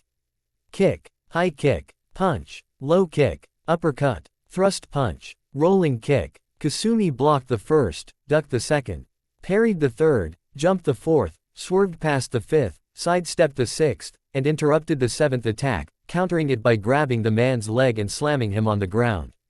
The fighter stopped most of the damage by pushing himself up as he landed on the floor. He kicked Kasumi away, causing her to slam into a wall. The enemy back-flipped on the balls of his feet and rushed her. Kasumi narrowly dodged his fist by ducking. Here was her chance. Punch, punch, punch, punch, kick, elbow, punch, uppercut, leaping uppercut, mid-air triple kick. The fighter, sustaining heavy wounds, heaving after that rapid succession of attacks. Using one of her recently learned techniques, she speedily caught up to him before he could recover, attacked his stomach with her palm. Concentrating on her Kai, she unleashed her Kai wave attack, an invisible force that sent the man flying into a heap of equipment. KO. Ah! The leader cried, clutching his arm in pain. He looked to see his teammates unconscious. Hey, you guys are not that bad, but how about we kick it up a notch? He bounced his Pokeball taunting in his hand.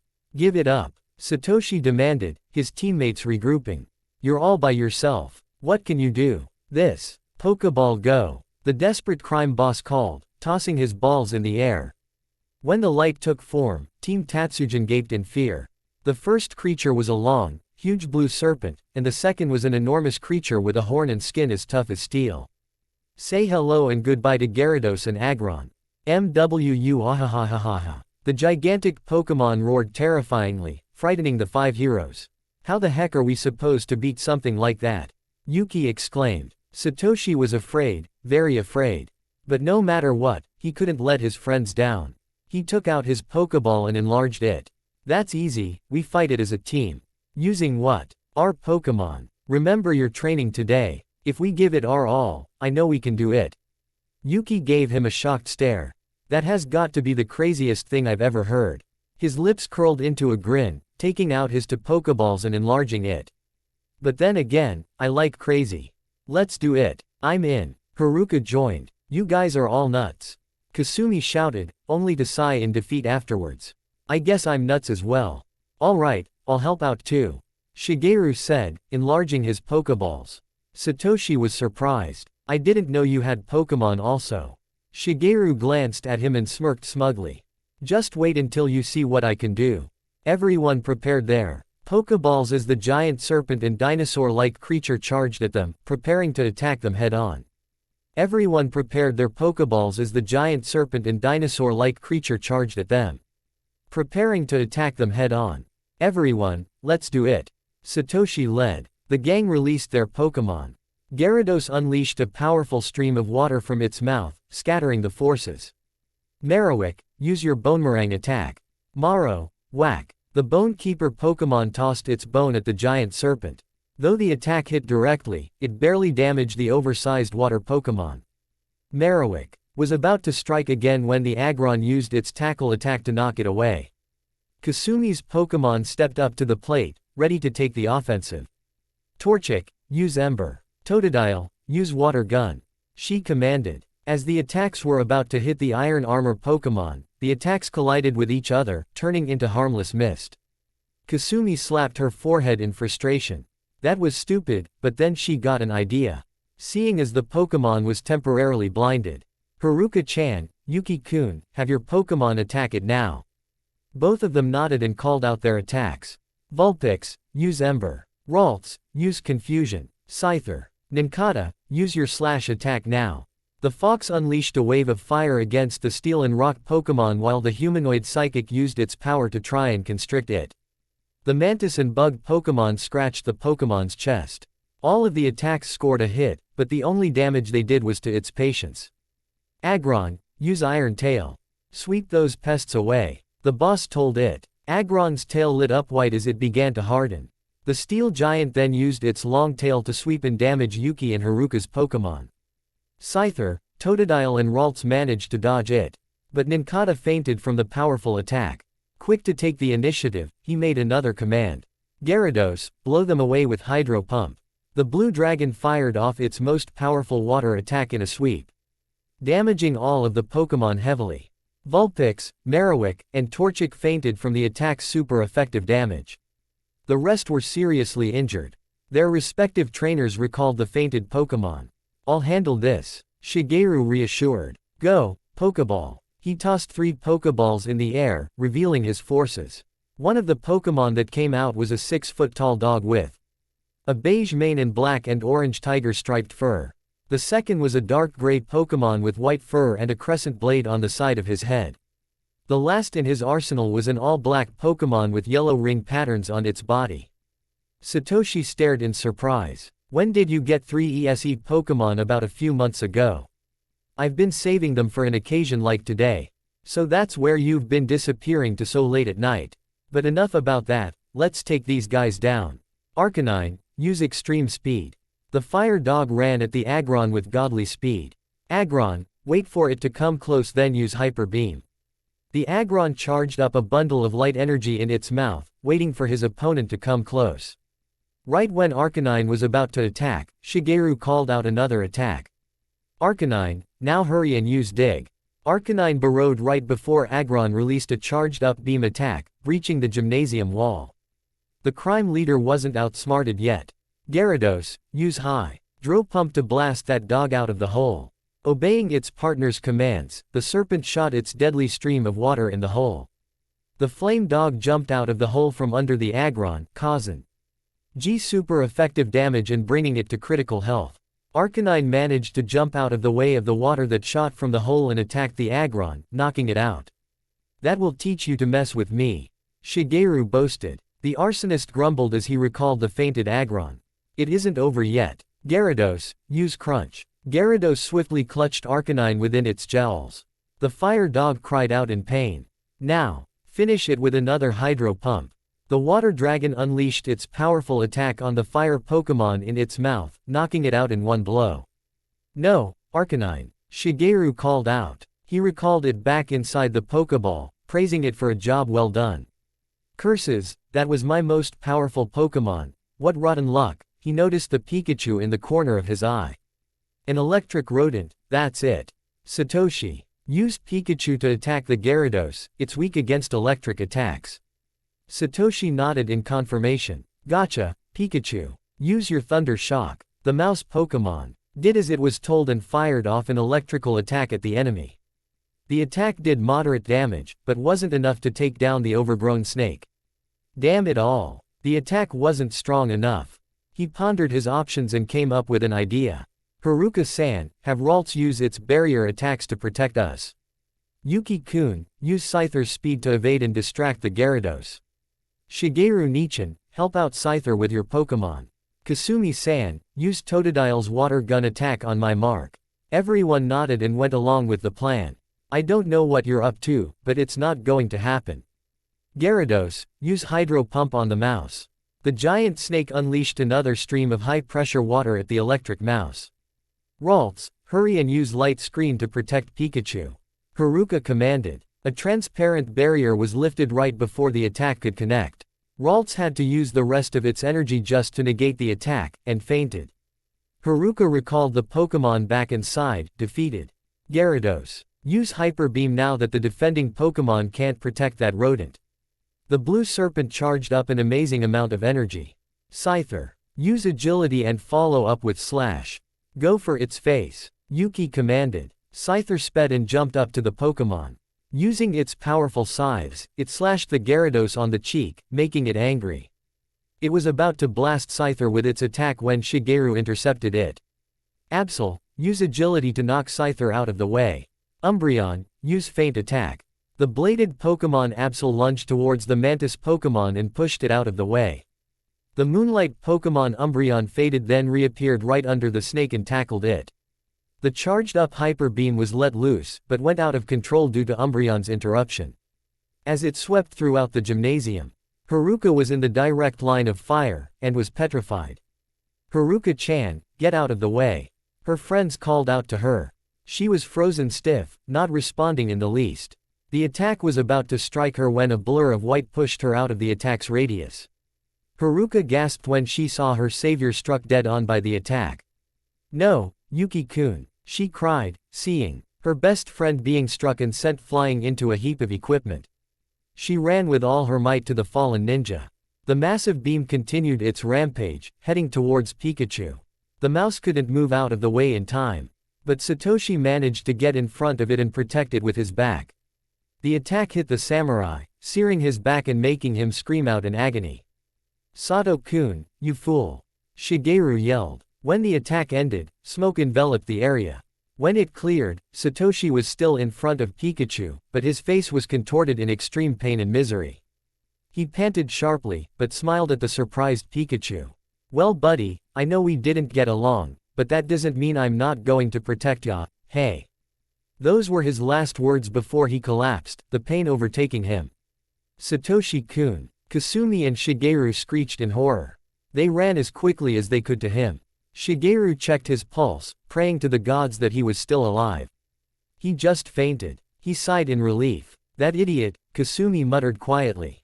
Pikapi, the Pikachu rubbed his shoulder repeatedly, trying to wake him up. Now, you will all get your turn. The crime boss cackled evilly. Kasumi glared at him with extreme anger. Are you insane using such an attack? You could have killed him. All's fair in love and war, my dear. He laughed. Don't worry, I'll be sure to send you all where he's going. The Pikachu, fueled by rage, glared murderously at the sinister man. Pikachu pie. It snapped, charging up immense electrical voltage. All right, Kasumi-chan, you will lead the attack. Combine Totodile's water gun with Pikachu's Thunder Shock. Shigeru told her, knowing Satoshi's strategy. Okay, Pikachu, Totodile. Use Thunder Shock and water gun now. Kasumi commanded, pointing at the water snake. Due to using Hyper Beam, the creature was unable to defend itself. Pikachu shot a powerful wave of electricity, combining with Totodile's water gun steam, creating a powerful attack. The attack was strong enough to knock out the Gyarados. The arsonist recalled the Pokémon and fell on his knees, humiliated and defeated. I can't believe I lost. My Pokémon were way strong. And more powerful, damn it. Without warning, Kasumi charged at him, drove her fist into his face, knocking him unconscious. That's for hurting my friends, she yelled. Right then, she covered her mouth and gasped. Did she just consider those weirdos her friends? After some pondering, she sighed in defeat. I guess it isn't so bad. Remembering about Yuki, she ran up to where he had been injured. He was taken out of the pile of hardware thanks to Haruka, but looked badly injured. She placed a comforting hand on Haruka's shoulder, who gazed at her fallen friend in despair. Is he all right? She asked. Haruka stood up, slinging his arm over her shoulder. He was hurt pretty bad. He's unconscious right now, but I think he will live. Her face was filled with guilt. If I wasn't so stupid and scared, he wouldn't have gotten hurt. That's not true, Kasumi comforted. If Yuki-kun's anything like how you talk about him, he would have done it no matter what the reason, and for anyone. Haruka wiped her tears and looked up at Kasumi, a bit relieved. Thanks. Sorry to interrupt, but my brother is unconscious and heavy, so can we call the authorities and medical team now? Shigeru exasperated, carrying Satoshi on his back. After getting the police to arrest the criminals, Yuki and Satoshi were sent to the medical room. After applying some first aid, the nurses told the other three that they would be alright, but required that they would miss a few days of classes. The teammates' Pokémon were placed in a special healing zone that allowed them to rest and recover. The room itself resembled a typical hospital. Due to the all-white interior and bed, Yuki and Satoshi's bed were placed close together, only separated by a brown table that held a vase with a rose inside. On Yuki's end, TCH revealed the night sky. The room was relatively small, but big enough to house at least 10 people. Until the late hours of the night, Kasumi, Shigeru, and Haruka stayed by their friend's side. After hours of watching, Kasumi stood up, catching the other two's attention. I'm going to catch some sleep. I'll come back to check on them tomorrow after classes, she told them. Before she left, she glanced at the Pikachu that rested comfortably on his partner's chest and smiled warmly. It looks like Superman made a new friend, she mused before leaving. Over an hour later, Shigeru yawned sleepily, fatigue rearing its head. He glanced over at Haruka. Her expression was a combination of worry, guilt, sadness, and confusion. Haruka-chan, is something wrong? He asked. Haruka didn't respond. Haruka-chan, he said a little louder, surprising her. Oh, sorry, I didn't hear you the first time. Is something wrong? Oh no, there's nothing wrong. I'm just worried about him, that's all. He didn't buy it. There's something else wrong, isn't there? I happen to be very empathetic, so I can easily tell how you're feeling. These two are asleep, so it's just you and me. Haruka was a bit hesitant, but felt that he could be trusted. He was Satoshi's brother after all. Well, earlier, when Yuki-kun and I were hiding in the tree, he jumped from it while carrying me. Hold up, Shigeru interrupted, surprised. You mean to tell me he was crazy enough to leap from a 20-foot tree? You don't know the half of it, she sighed, continuing the story. Anyway, in mid-air, I was about to scream when he kissed me. She couldn't help but redden under Shigeru's stupefied gaze. It was embarrassing. He kissed you, while jumping from a tree. Haruka nodded. He raised an eyebrow, astounded by such a crazy feat. His blue eyes scrutinized her carefully. He had read some romance novels a while back, mainly when there was nothing else to do. There were times when the girl would kiss a guy and get the feeling. The same feeling that reflected how they truly felt about the other person. It was obvious that it was something in that nature. So, when he kissed you, you felt a weird feeling. He guessed. It was more than that. She went into deep thought. It was almost as if I could feel his feelings. Shigeru didn't see that coming. He was intrigued. Wait, so you felt his emotions? Haruka nodded. I see. What kind of emotions were there? Well, there were 3, but I could only identify 2 clearly. She glanced at Yuki, absent-mindedly running her hand through his fluffy hair. The first one was desperation. Which was understandable since I was about to scream. The enemy would have found us out if I did. The second one was fear, like he had no idea what would have happened. The last was too faint to tell, but what? But, the last feeling, I can't put my finger on it, but it felt weird. Like it was a warm, pleasant feeling, but at the same time, it was confusing. I see, Shigeru noticed the time. It was a little past 3. You should go home and rest. You got school later. She was about to object when he continued. I will stay here and watch over them, so you don't have to worry.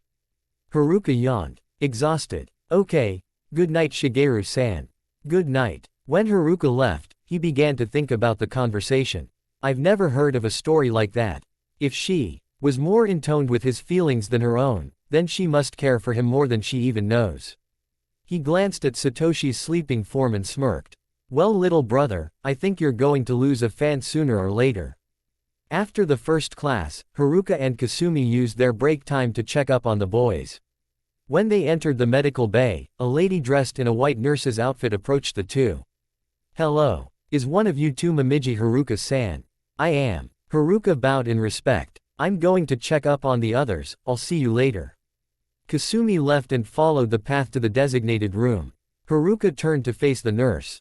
Is something the matter? If I remember correctly, you're a close friend of Otomaki Yuki-san, right? Haruka nodded. The nurse gave her 2 Pokeballs. These are Yuki's Pokemon. He was still asleep when I checked on him, and I was wondering if you would be so kind as to bring them to his room. Haruka nodded without a second thought, grabbing the balls and heading out the door. She only took 1 step outside when she froze in her tracks. This was going to be her first step inside his house. Whatever he was hiding, she was about to find out. She continued her trek until she was right in front of his door. Her hand slowly made its way to the door handle, trembling nervously. I'm just leaving his Pokeballs here, I'm not invading his privacy or anything, just delivering, she constantly reminded herself, grasping the door handle. Wait, maybe it will be locked. Then I could just wait and give it to him later. But just to be sure, she twisted the handle with ease and heard the click of the door opening. Her heart began to race anxiously. The door slowly creaked open, allowing her inside. She inhaled deeply before opening the door completely. As she stepped inside, she came to a startling discovery. Back at the medical room, Kasumi arrived at the designated room. When she entered, she noticed that Satoshi was wide awake and playing with Pikachu. Looks like you're awake, she stated plainly. Yep, just woke up an hour ago.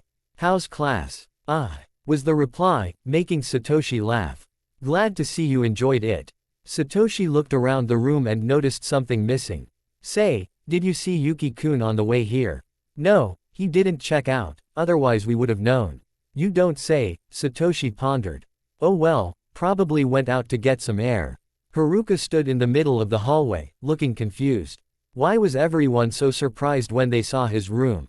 I don't see anything wrong. She walked over to the living room and noticed a book, a telephone, and a laptop on the floor.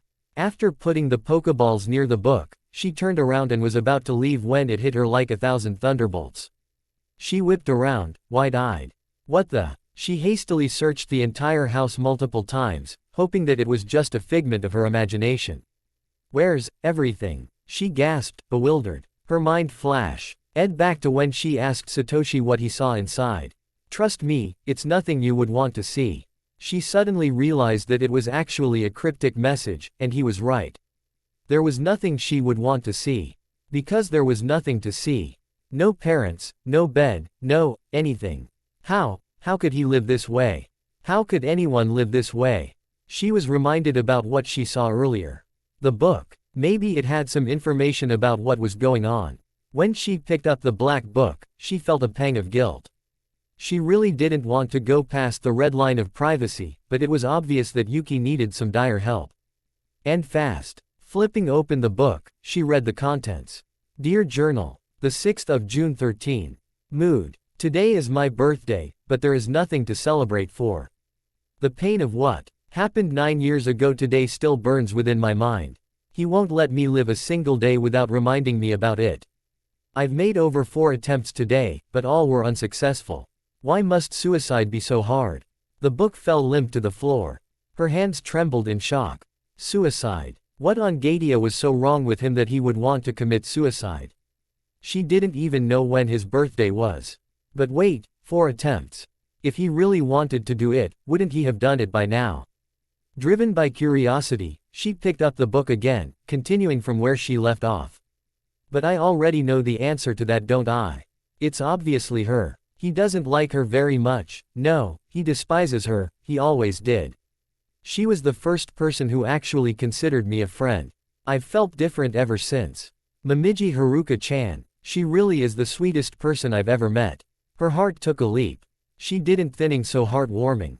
Intrigued, she read on. But, something happened not too long ago, something dreadful. It was when, before she could continue, a shadow loomed over her. Suddenly, she blacked out. Sometime later, Haruka woke up to the sound of a bell. Panic and confusion ran through her mind. As she glanced around to see where she was. To her surprise, she was outside, lying on a bench. She groaned as she sat up, the back of her neck sore. What am I doing out here, and why am I sitting on a bench? Was that just a dream? The bell rung again, telling her to go to her second class quickly. It just had to be a dream, more like a nightmare. Concluding her thoughts, she made her way to class. Back in the medical room, Kasumi was about to leave when someone entered the room. Yuki-kun, where have you been? Kasumi interrogated. We've been waiting for you to show up for the past 45 minutes. Yuki rubbed the back of his neck bashfully. My bad. I got carried away with my walk. He smiled sheepishly. Well anyway, I've got to get going. The nurse said that you guys will need to stay here for a few days. I gotta get to class, so see ya later.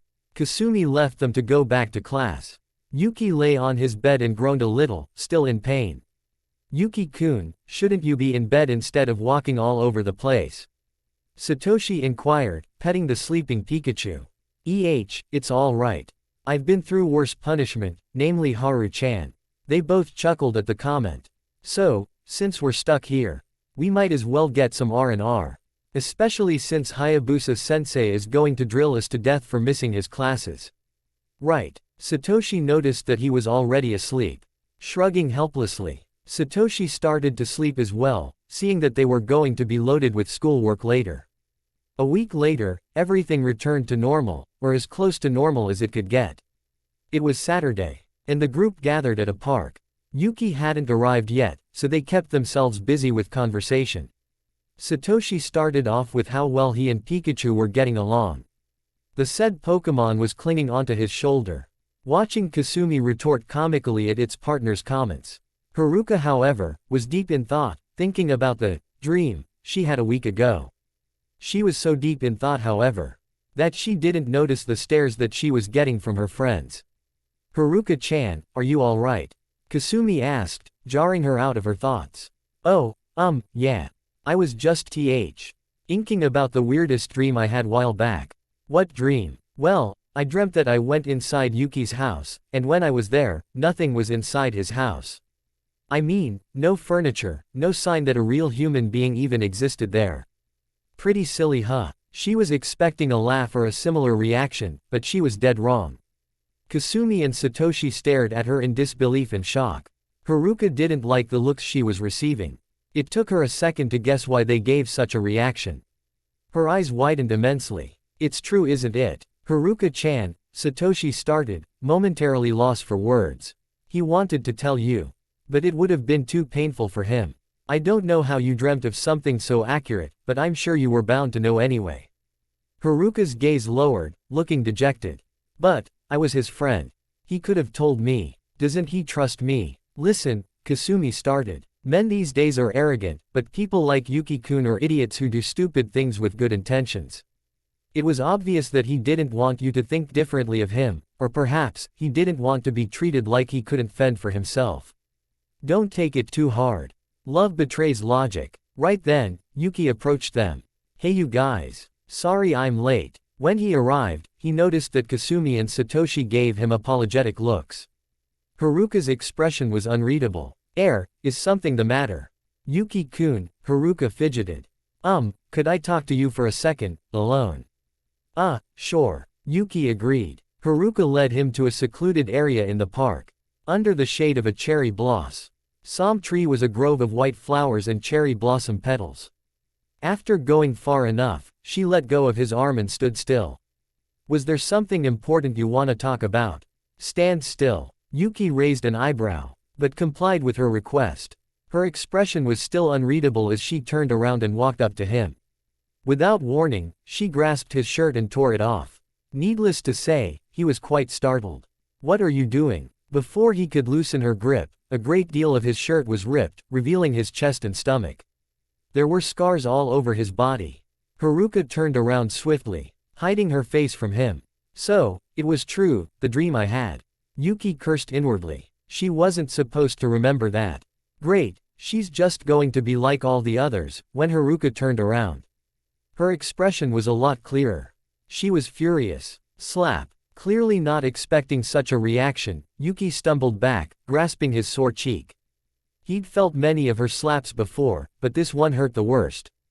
Powered by her anger. Ow. Why on earth did you, Haruka-chan? His sentence slowed to a stop, noticing a dramatic change in her expression. She gripped onto the remnants of his shirt, letting loose a river of tears. Why didn't tell me earlier? She sobbed. Yuki closed his eyes tightly, holding back his pain as much as he could. I just couldn't handle allowing someone else to live with my burden. You can't possibly understand why I live the way I do. Who said I needed to understand? I don't care what happened in the past. I just want to help my best friend. Is that so wrong? He gazed into her eyes, overwhelmed. She didn't care about his past, or about the scars on his body, she just cared about him. Everyone else except for one other person had responded either in a negative way or pitied him, but she just wanted to help. She didn't even ask about anything of his past. Suddenly, he needed to be reminded to control his heavy breathing. His heart began to beat nervously and his mind was completely distracted. He couldn't tell what was wrong, but he didn't bother with to find out, because from the moment he looked into her sapphire eyes, his fate was sealed, along with his heart. He embraced her affectionately, closing his eyes to feel the sudden need for her warmth. Thank you, Haruka-chan. I'm sorry for not telling you sooner, Haruka placed her index finger on his lips, stopping him abruptly. Don't worry about it. I understand that you have your reasons, but just don't forget, she returned his embrace by wrapping her arms around his waist. You got friends who are willing to help. Thanks, he nuzzled deeper, feeling relieved. After a few comfortable moments, they released each other. Let's catch up with Satoshi-kun and Kasumi-chan. They must be getting worried. Without missing a beat, he made his way back to them. Before following, Haruka noted his change of behavior. Wow, his smile was a lot brighter than usual. But why did he look so flushed? She noticed something was missing. Checking her pockets, her smile soon turned into a knowing frown. Yuki-kun, give back my donut, she yelled, bolting after him. The following night, Satoshi decided to fill in another entry in his journal. Dear Journal, March 18, 15. Mood, relieved. The last week was a crazy one. First, we got introduced to these new creatures called Pokemon, which are a lot cooler than normal animals. I didn't get along with my Pikachu at first, but then after last week, we got along great. But what was scary was when Yuki was accused of arson. I was so furious that I took it upon myself to deal with the investigation myself. After some fancy battling, we won the battle, though I wasn't conscious long enough to know. The freakiest thing I've even seen was the inside of Yuki's house. The poor guy doesn't have anything. I'm not even sure if his parents are still around. By some miracle, Haruka managed to find out about it and confront the whole thing. I was scared at first when she slapped him, but then she went with the waterworks. It was a touching moment. And did you know that my brother had Pokemon way before I did? Is it me, or does he always seem to be one step ahead of me? In the end, everyone helped save the day, and we got a little popular because of that. Well, that's about it. I heard that during my classes tomorrow, they are going to teach us something really awesome, and involving Pokemon. I can't wait. Gotta go. Signed as always, Satoshi Tajiri. In an instant, they sprinted towards each other, closing the distance between them quickly. They were mere feet away when they slashed each other, blood staining their swords. They both stood in place, waiting for their opposition to fall. After a few intense moments, the white-haired warrior fell to his knees, using his blade as a crutch. Satoshi clutched his side, wincing from the pain. Using his remaining endurance, Satoshi limped to the man, his sword in a vice grip. He glared down on his opponent smugly, but the combatant didn't flinch. "If you're going to finish me, do it now." The man shot icily. "Fine." Satoshi lifted his sword. "Satoshi-kun. Huh. Satoshi came out of his trance. Kasumi and Haruka stared at him inquisitively. He had been so in thought that he forgot that they were walking to their first class together. "I asked if you knew what the special surprise was today." Kasumi asked irritably. "Oh right, not a clue," he answered. "I didn't hear anything about it." "Are you feeling all right this morning?" Haruka asked, placing her palm on his forehead. Satoshi waved it off. "Yeah, I'm fine. It's just those weird dreams again." "Are you talking about the dream where you fight that one guy?" "Yeah, it's been happening so often that I'm starting to think that it may not be just a dream, but more like a premonition, or prophecy." "I've heard of those before," Kasumi commented. "It's rare, but it has happened to people at this school. Especially after what happened 11 years ago." "Oh yeah, you mean the Shadow Raid of 2004. Satoshi said in remembrance. "Isn't that the time when the school was attacked by ghost and psychic Pokemon?" Kasumi nodded. "Yeah. Before the day we were introduced to those creatures, I didn't know what they were." Satoshi noted that something was out of place. "Hey, where's Yuki-kun? He's already in class. Most likely trying to come up with another scheme." Haruka said knowingly. "How do you know?" "Yuki-kun is always up to something, mostly planning about how to steal my stuff. But no matter what, he will always fail." Haruka cackled confidently, frightening her friends. Well, we're almost there, so whatever he's planning and whatever the new lesson is, we'll find out." As they arrived to class, the room was as noisy as ever. Most of the students were busy talking amongst themselves about the special lesson today. Satoshi spotted Yuki at his desk. His eyes were narrowed as he furrowed his eyebrows. Very deep in thought. "What is happening to me?" Yuki thought, not noticing his friends yet. "Ever since that confrontation, I've been feeling different. Is something wrong with me?" "Hey, Yuki-kun," his friends called, forcing him out of his thoughts. "Oh, what's up you guys?" he greeted. Satoshi gave him a high five. "You disappeared on us ninja-san," Satoshi joked. "But anyway, I'm going to my table. So I'll talk to you after class, alright? Later man." As Kasumi and Satoshi left for their seats, Haruka took her designated one next to Yuki. It wasn't until a few minutes later that Mathisu came through the door.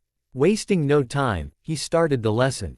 "As you all know, I have a special surprise for all of you. The students in this building are being introduced to the revolutionary new session even as we speak. Of course, seeing that you all are dying out of curiosity, I will cut to the chase." The teacher opened one of the suitcases and took out many sheets of paper. "For the next few days, I will be teaching you how to communicate with Pokemon." Shock and surprise swept through the room. "Is that even possible?" one of the students asked. "Of course. It will be time-consuming and difficult, at least, it would have been." He spoke cryptically, confusing his students.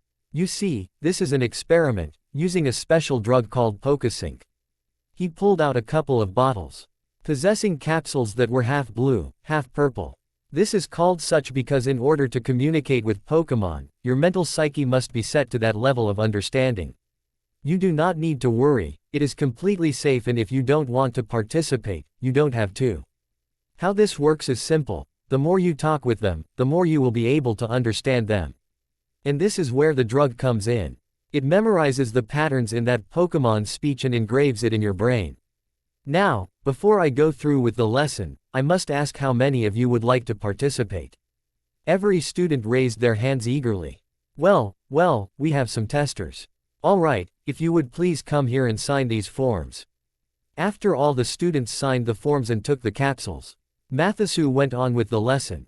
While he was teaching, Haruka noticed Yuki taking repetitive glimpses at her. When the teacher wasn't looking, she gave him a questioning look. "Is something wrong?" she whispered. Slightly startled, Yuki tried hard to keep his cool. "No, nothing's wrong. Why would you think so?" "It's because you've been staring at me," she answered. Her lips curled into a grin. Trying to come up with another sneak attack. Searching his brain for answers, he took the safer way out. Yeah, that's it. He laughed nervously. Satisfied with his answer, she turned forward to pay attention, and not wanting to be caught again, Yuki did the same. After the bell rang, Yuki immediately disappeared without notice. When the rest of the class left, Mathisu was busy packing up his belongings when Yuki appeared before him. "Sensei, we need to talk." The rest of Team Tatsujin sat in the cafeteria, using their time to play with their Pokémon and practice talking to them. "Okay Pikachu, say Satoshi." "Pikapi." The mouse replied. "No, not Pikapi, Satoshi. Pikapi. Pikapi." Safe to say, it wasn't going well. Satoshi groaned in frustration. "Man, this stuff is harder than I thought." "Well, did you even take the drug?" Kasumi eyed him slyly. "Of course oh wait, no I didn't." Whoops. He laughed nervously, making the girls giggle. He took the capsule and downed it along with some water. "How long did Sensei say it would take?" "I think he said it would at least take 2 weeks in order to understand our Pokémon. But for me and my Ralts, it will only take about 5 days since she's a psychic type," Haruka answered. She scooted right next to Satoshi, making him slightly uncomfortable. "You know, we could learn how to speak to our Pokémon together, maybe after school." Satoshi shifted in his seat. Kasumi gave out an exasperated sigh. "Oh, brother, just go ahead and do it already." She barked, annoyance evident in her voice. "Well, Ninkata. String shot now." A voice called out. The said Pokémon shot a long stream of sticky substance towards Haruka's box of donuts. When the attack connected, it was immediately yanked from the table and dragged along the ground. Angered by the interruption, Haruka shot up from her seat, her fist clenched in fury. "Yuki-kun." Yuki smirked victoriously, donuts in hand. "Aha, I finally got them." Without missing a beat, the chase was on. As they disappeared from the distance, Satoshi and Kasumi gazed in their direction, dumbfounded. That was random. Shrugging helplessly, they followed to make sure Haruka wouldn't kill him. Many brutal bruises later, Haruka's box was once again back in her clutches, along with a battered Yuki in a headlock. It wasn't long until the bell rang, signaling the end of their break. Satoshi and the others went towards their next class. While walking, Yuki thought he had with Mathisu sensei. "Sensei, we need to talk." Mathisu looked up from his work. "Is something the matter? Here, take a seat." With a careless gesture, he invited Yuki to a seat right next to him. "Now, tell me what's wrong. It isn't like you to seem so in thought." Yuki fidgeted nervously, confusion and worry clear in his eyes. "Well, it started a bit over a week ago. Haruka saw my house." Mathisu raised his eyebrow in surprise, and she confronted me about it. "But she wasn't like the others. Besides you, she was the only person who didn't care about my past, or anything. Really, she just cared about me. Ever since I saw her eyes then, I've been feeling odd. Nervousness, anxiety, butterflies in your stomach, and a lot more things you can't explain."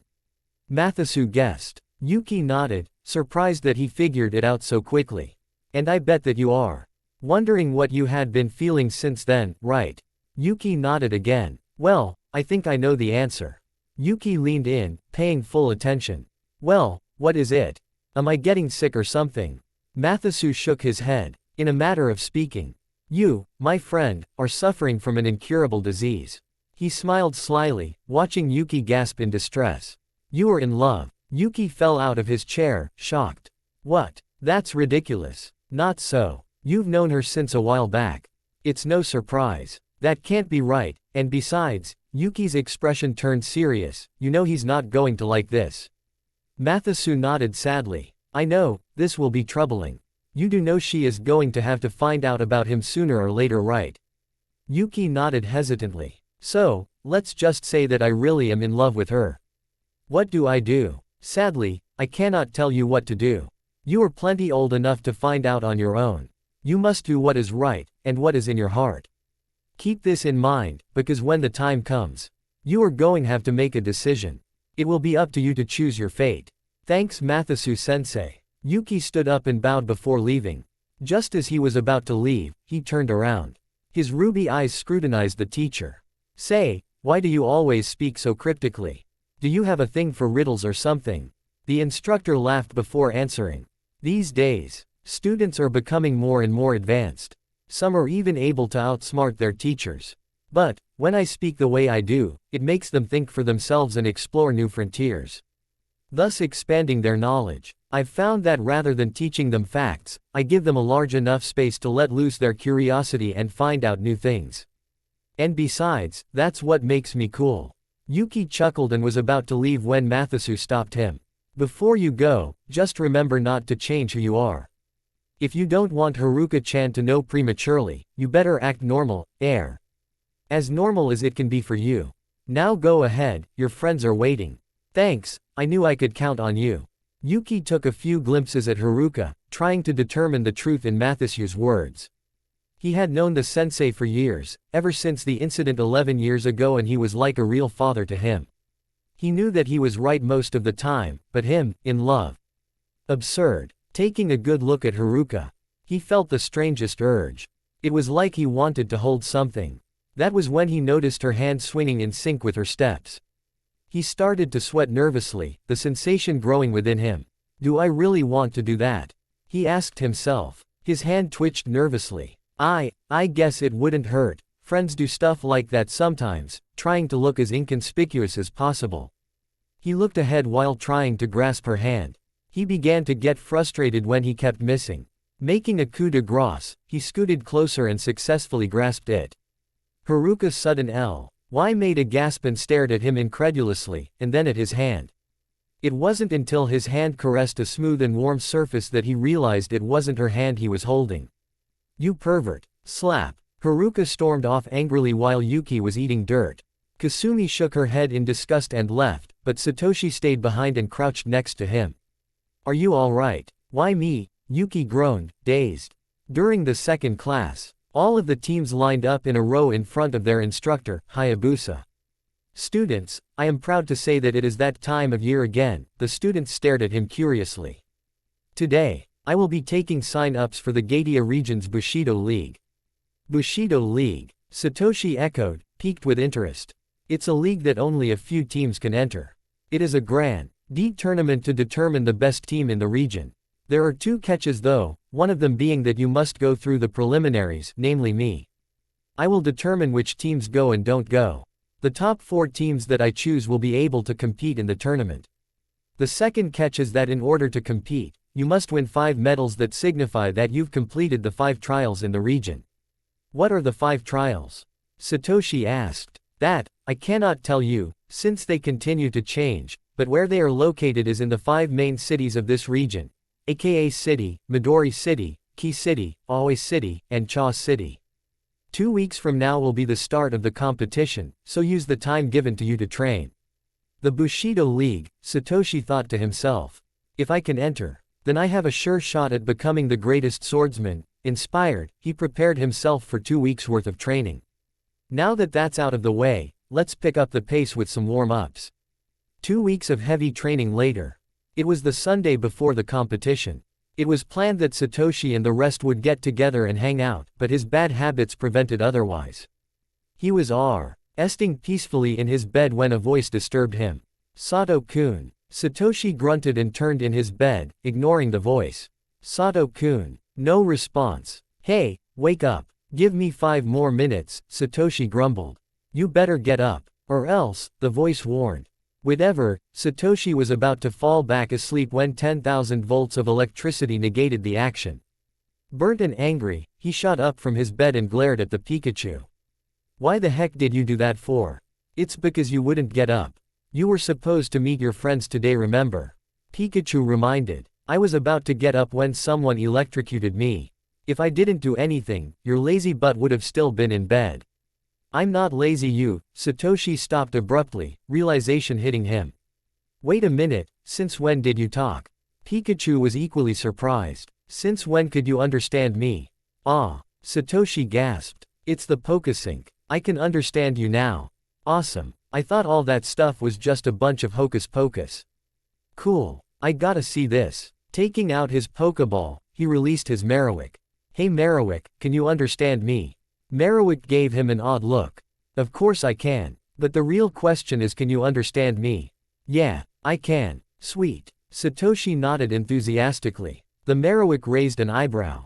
How interesting. Excited, Satoshi hurriedly got dressed and grabbed his equipment. After preparations were done, he ran out the door with haste. As he ran across the courtyard, he came upon an open field behind the school. Benches and foliage were placed in numerous places and a barrier of trees surrounded the area. He entered through the trees to discover another, smaller area. A large tree overshadowed the 3 friends he was going to meet. Yuki sat on the thick tree branch that was high above the ground. One of his legs hung down while his other was perched on the branch. Under the tree sat Haruka and Kasumi, conversing and enjoying each other's company. As Satoshi approached them, he noticed that many of the Pokémon looked different than they had a few days ago. Yuki's Ninkata was flying now, his bug eyes were red and its wings flapped vigorously. Haruka's raw LTS looked a bit older and more feminine in white skirt. Kasumi's Torchic and Totodile were a little taller and stronger looking. The Pokémon were running around, playing happily with each other. He called out to his friends, letting his presence be known. What took you? Overslept again? Kasumi guessed. Nah, just something yellow and annoying bugged me earlier. He glared at Pikachu, who glared back in response. Yuki's new Pokémon caught his attention again. Hey Yuki-kun, what happened to your Ninkata? Oh, him. He evolved. Doesn't he look cooler? Evolved. Oh yeah, isn't that whenever a Pokémon reaches a certain level or requirement, they change their appearance? Yuki nodded. Yeah, now my Ninkata is a Ninjask. Also, something freaky happened. Check this out. Yuki took out a Pokéball and tossed it in the air. What appeared from it was a brown bug Pokémon with a halo on top of its head. The hollow ghost started to float around his partner. When my Ninkata evolved, this Pokemon appeared in one of my Pokeballs out of nowhere. This one is known as Shedinja, and it's a bug ghost type. Isn't that cool? Satoshi nodded. Yeah, it is, but doesn't that mean that you only got one spot left? Yeah, he sighed. But I still like this Pokemon, so I don't care, isn't that right Shedinja? The Pokemon made a grunt that Satoshi couldn't recognize and floated away. So you guys, what plans we got for today? Kasumi nudged Haruka, who shifted nervously but stood up and approached him. Satoshi-kun, I was hoping that we could go out together, just the 2 of us. She pouted cutely, hoping it would work. Satoshi scratched his head nervously. Well, I was kind of hoping that we could train a bit more. Oh come on, we've been training for the last 2 weeks. All I'm asking for is a few hours to spend with you. She pleaded once more. With a deep sigh, he finally surrendered. All right, you win. I'll spend time with you. Haruka squealed joyously and hugged him tightly. Well, what are we waiting for? Let's go. Haruka began dragging the poor boy, bouncing happily. Kasumi sighed and glanced upward at Yuki, taking note of his frown. Perhaps this should make things more interesting, she thought sneakily. Hey Yuki-kun, what's with the face? Are you jealous? She emphasized, catching him off guard. What? Me, jealous? Nope, not me. Liar lair, pants of fire. Ninjask teased, buzzing around him insanely fast. With quick reflexes, Yuki caught the speedy bug by the arm and brought it within whispering range. Hey, unless you want everyone to know how you've been ogling Haruka-chan's Vulpix. You better quit the jokes. The bug gasped sharply. That's low. Just because I happen to have a thing for red hotties you're going to blackmail me. I'm hurt. Quit the melodrama. And for the record, I am not jealous. What's with the secrecy? Are you going to go after them or not? Kasumi asked impatiently. Yuki jumped down from the tree and started walking. I was about to make a comment when he interrupted her. I am not following them. I'm just taking a walk and just happened to be walking in the same direction. So there. He shot immaturely, walking away with his entourage in tow. As the sinister fighter stood up, her newly evolved Pokémon Combusken and Croconaw came up to her. Combusken eyed her unsurely. Are you sure you know what you're doing? Of course, it's so simple. She answered confidently, Yuki-kun isn't going to do anything unless someone forces his hand. It's obvious how much they like each other, but they're too stubborn and stupid to notice, let alone try anything. With my help, he'll be able to get her attention, and once Haruka-chan realizes that she wants Yuki-kun more than Satoshi-kun, she'll go running into Yuki-kun's arms. End of story. She cackled evilly. Yeah, brilliant plan there, but there is one small detail you overlooked, Crocodile commented, raising an eyebrow. What if Satoshi-kun and Haruka-chan actually got together and fell for each other? Kasumi flinched faintly, but the other Pokemon caught it. Well, that won't happen because, just because. Oh, I get it now. Combusken grinned. I bet you're only doing this because you don't want your man to be with another woman, so you're going to make Yuki-kun jealous. Kasumi whirled around and glared at them. Are you out of your mind? He is not my man. He isn't even a man to begin with. I'm doing this purely for Yuki-kun and Haruka-chan. She crossed her arms defiantly. Well, you sure proved us wrong, Crocodile shrugged, but tell me this, is that blush from anger? Or realization of the truth? Crocodile and Combusken laughed uncontrollably until Kasumi's fist collided with their heads, making them wince in pain. Ow, you didn't have to hit us so hard. That's what you get for trying to mess with me. Well, just remember, the first step is to admit that you have a problem. The red and yellow fowl burst into a fit of laughter, which ended abruptly with another lump on the head. Kasumi went off to spy on her friend's progress, her somewhat abused Pokemon following her. Yuki was sitting on top of a tree, using his binoculars to spy upon the unsuspecting twosome. He pressed a button on his earpiece, opening the channel. Hey Sai, you there? The said mantis Pokemon stood on a treetop, peering over the leaves to see his targets. Scyther clicked on his earpiece, using the dull side of his sickles. Roger, Death Striker ready to pursue and eliminate tangos. Whoa, whoa, whoa. The mission was just to see what they were doing. So you don't want me to destroy them? No. Are you sure? Yes. Are you 100% sure, because I could? Scyther. Okay, I get it. Scyther sighed. Geez, one small joke and he goes ballistic. Talk about a whack job. There was an audible sigh on the other side. Sigh, I can still hear you. Oh right, Scyther out. The mantis clicked the off switch on its earpiece. Scyther swiftly leapt across the treetops until he was close to Satoshi and Haruka, who thankfully hadn't noticed him yet. They were eating peacefully under the shade of the tent-like roof on the outdoor cafeteria table.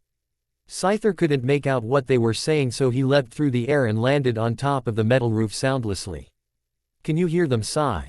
Yuki asked. Very little. Going with next phase of operation. Scyther switched the multi-communication channel in search for Ninjask's frequency when he caught something else. Wow, I didn't know you could get the Spanish station. Hey, this is my favorite song. Livin' La Viva Loca. Stay on task. Yuki chastised. Oh, you're no fun. Scyther pouted. Alright lover boy, chill out and let the master go to work. Who are you calling lover boy? Colonel Mustard, who do ya think, you loon? Quit messing around and call Ninjask already. With a sigh, Scyther switched to the proper channel. Hey Skyterror, do you read? No, I'm not reading, I'm listening. Ninjask answered blatantly. Don't get smarmy with me bug boy, I need you to help me lower down so I can listen in. You got wings you lazy bum, use them. I can't you idiot, I would be discovered in no time flat. You gotta come over and lower me. Ninjask rolled his eyes. Fine, I'm coming. Within a few moments, Ninjask flew over the mantis and latched itself onto its back. Slowly, the bug levitated Scyther and lowered him. By the gods, you weigh like 1 billion tons. What did ya eat, Alpha Centauri?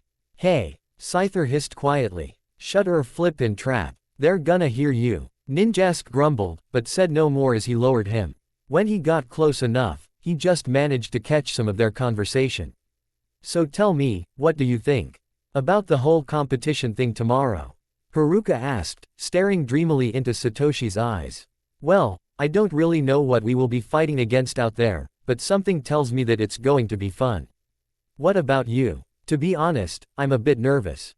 The teams that are in this class are there for a reason. The same as ours or higher. It will be tough, but I know with your talent and leadership skills, we'll beat those punks. Oh brother, I could suck up better than that brain dead, Ninjask commented. Hush, stupid one, Scyther reprimanded. Ninjask mumbled obscenities, but continued to listen. Satoshi scratched his head bashfully. Thanks, but it's not going to be just me out there.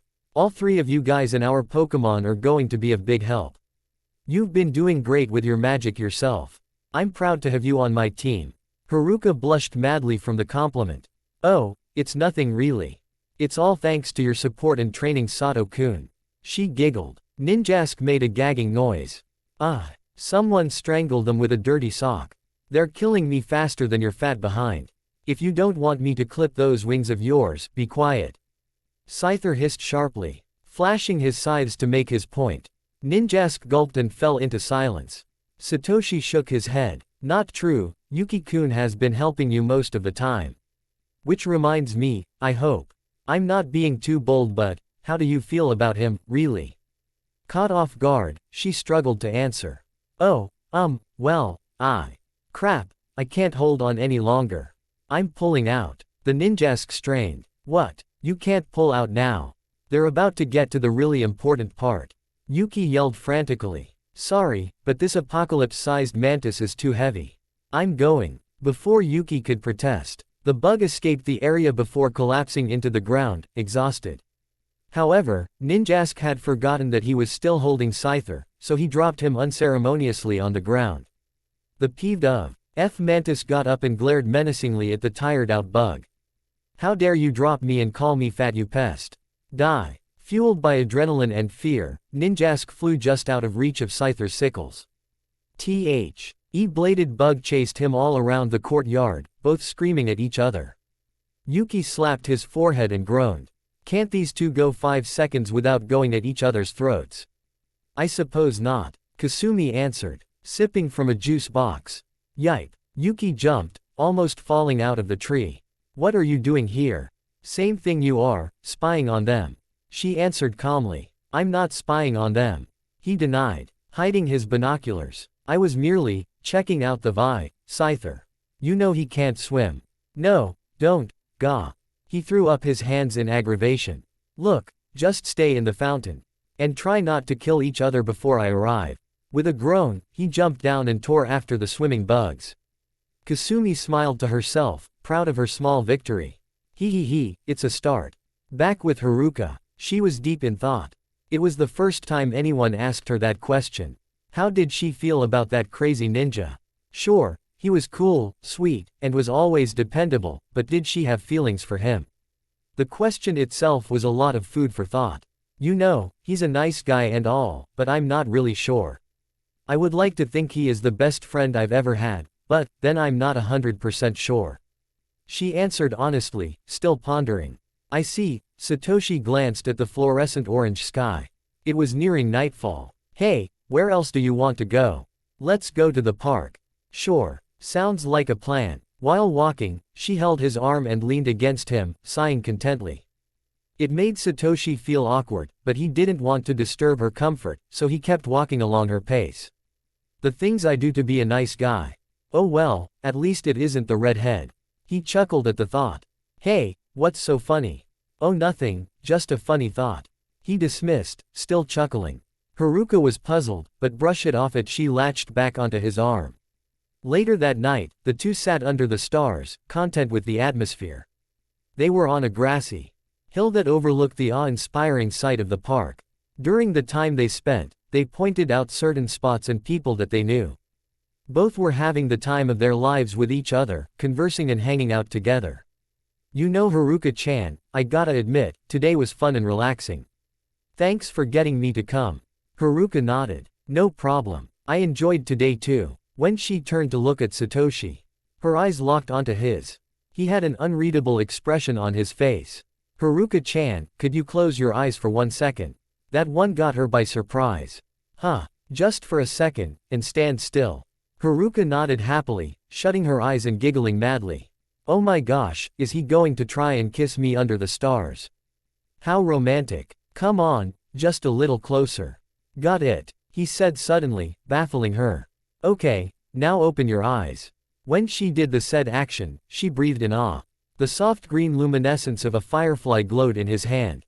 Pretty cool, huh? It was on your shirt. Haruka hid her slight disappointment with a smile. Yeah, cool, not exactly what I was hoping for, but I guess I can settle for this. It is our first date after all. Satoshi laid back on the grass, gazing upward. Aren't the stars gorgeous tonight? Yes, yes they are. She nuzzled herself against Satoshi's chest, taking his arm and wrapping his arm around her as she wrapped hers around his neck. Satoshi couldn't prevent the blush that crawled to his cheeks. They kept slant as they gazed upward. Far behind them, Yuki, Kasumi and their Pokémon sat in a tree, watching the scene unfold before them. Look at them. Getting all close and stuff, Yuki growled. It wasn't long until he felt the tree vibrate. He gave the source a nervous glance. Ah, Kasumi-chan, could you possibly unclench your fist? The tree is starting to shake. Realizing what she was doing, she settled down and continued to watch. Scyther leaned over to Crocodile and Combuskin, who were watching their trainers with interest. Man, how pathetic can some people be? Crocodile sighed. It's a sad sight when two jealous people resort to spying on their friends. Yuki and Kasumi, who could hear them clearly, whipped around and gave them an icy stare. We are not jealous, they snapped. Then what do you call this? Combuskin asked them slyly. It's called curiosity. Yuki answered. It's called being green with envy. Thwap. Combuskin rubbed her sore forehead, which had the imprint of a Pokeball. Ow, I should sue you for cruelty to Pokemon. Keep talking and I'll give you more reasons to do so. Kasumi threatened, shaking her fist at the chicken. Combuskin raised its hand defensively. Good grief you crazy woman, I was just kidding. Having fun. A voice boomed from behind, scaring them out of their wits. Matsusu-sensei. It's not what it looks like. Yuki waved his hands frantically. Kasumi was equally mortified. Relax, Matsusu waved off. I was just enjoying the night with my wife and came by to say hello. By the way, this is kind of our spot. Mind if we can snag it back? Oh no, not at all. Kasumi said. Go ahead, we were just leaving. Yuki stared at her blankly. We were. Yes we were. She barked, grabbing him by the ear and dragging him away. Ow, quit it. That smarts. He complained, leaving the scene. As they left, a foreign woman with dark green hair and VO. Let Eyes giggled as she leaned against her husband. You know that was mean, right? Embarrassing those poor kids like that. It was all for good fun. He laughed, rubbing her shoulder. But this is our night, Natsumi-chan. Let's enjoy it. The two sat together, enjoying the view. Some time passed, and Satoshi was getting tired. When he looked down, he noticed that Haruka was asleep. Smiling softly, he picked her up and sighed. First Kasumi-chan, now you, am I surrounded by quick sleepers? He mused aloud. He was about to take her home when he noticed Yuki passing by, trying to slip by unnoticed. Hey Yuki-kun, he called. Yuki froze in place, turned his head slowly. Hey man. What are you doing here? As stupid as he felt about that question, he couldn't let him know that he had been watching them. Nothing really. I was hanging ohen. She went out like a light. Think you could take her home for me? Yuki swallowed nervously. Me, take her home? Ah, sure. Satoshi carefully placed Haruka in his arms and yawned tiredly. Well, I'm going to bed. Don't stay up too long. We have a big day tomorrow. And with that, Satoshi left, leaving Yuki by himself with Haruka in his arms. Not wasting any time, Yuki made his way to her apartment. When he arrived, he opened the door and snuck in quietly. Everyone in the household was asleep. He entered her room and recognized the familiarity of it. It was the typical teenage girl room. The walls were red and stuffed teddy bears were placed on her soft red bed. There was a television and many other accessories he could point out. He had to put her in her bed quick, considering the fact that her arms were wrapped around his neck, making him feel a bit weak in the knees. After he laid her to bed, he brought the covers up to her shoulders, making sure she wouldn't be cold. He knelt in front of her bed, face to face with her. His eyes couldn't tear away from her angelic face, resting ever so peacefully. The longer he gazed at her, the more he felt drawn into it. A sensation suddenly hit him. Her lips was so close that he could. No, he scolded himself. Don't you dare complete that thought. That is just not going to happen. After battling with his desires, he sighed inwardly. Fine, a kiss on the forehead won't hurt. He started to lean in towards her forehead. Fate, however, had other plans. Haruka wrapped her arms around his neck and pulled him in, tilting her head up slightly.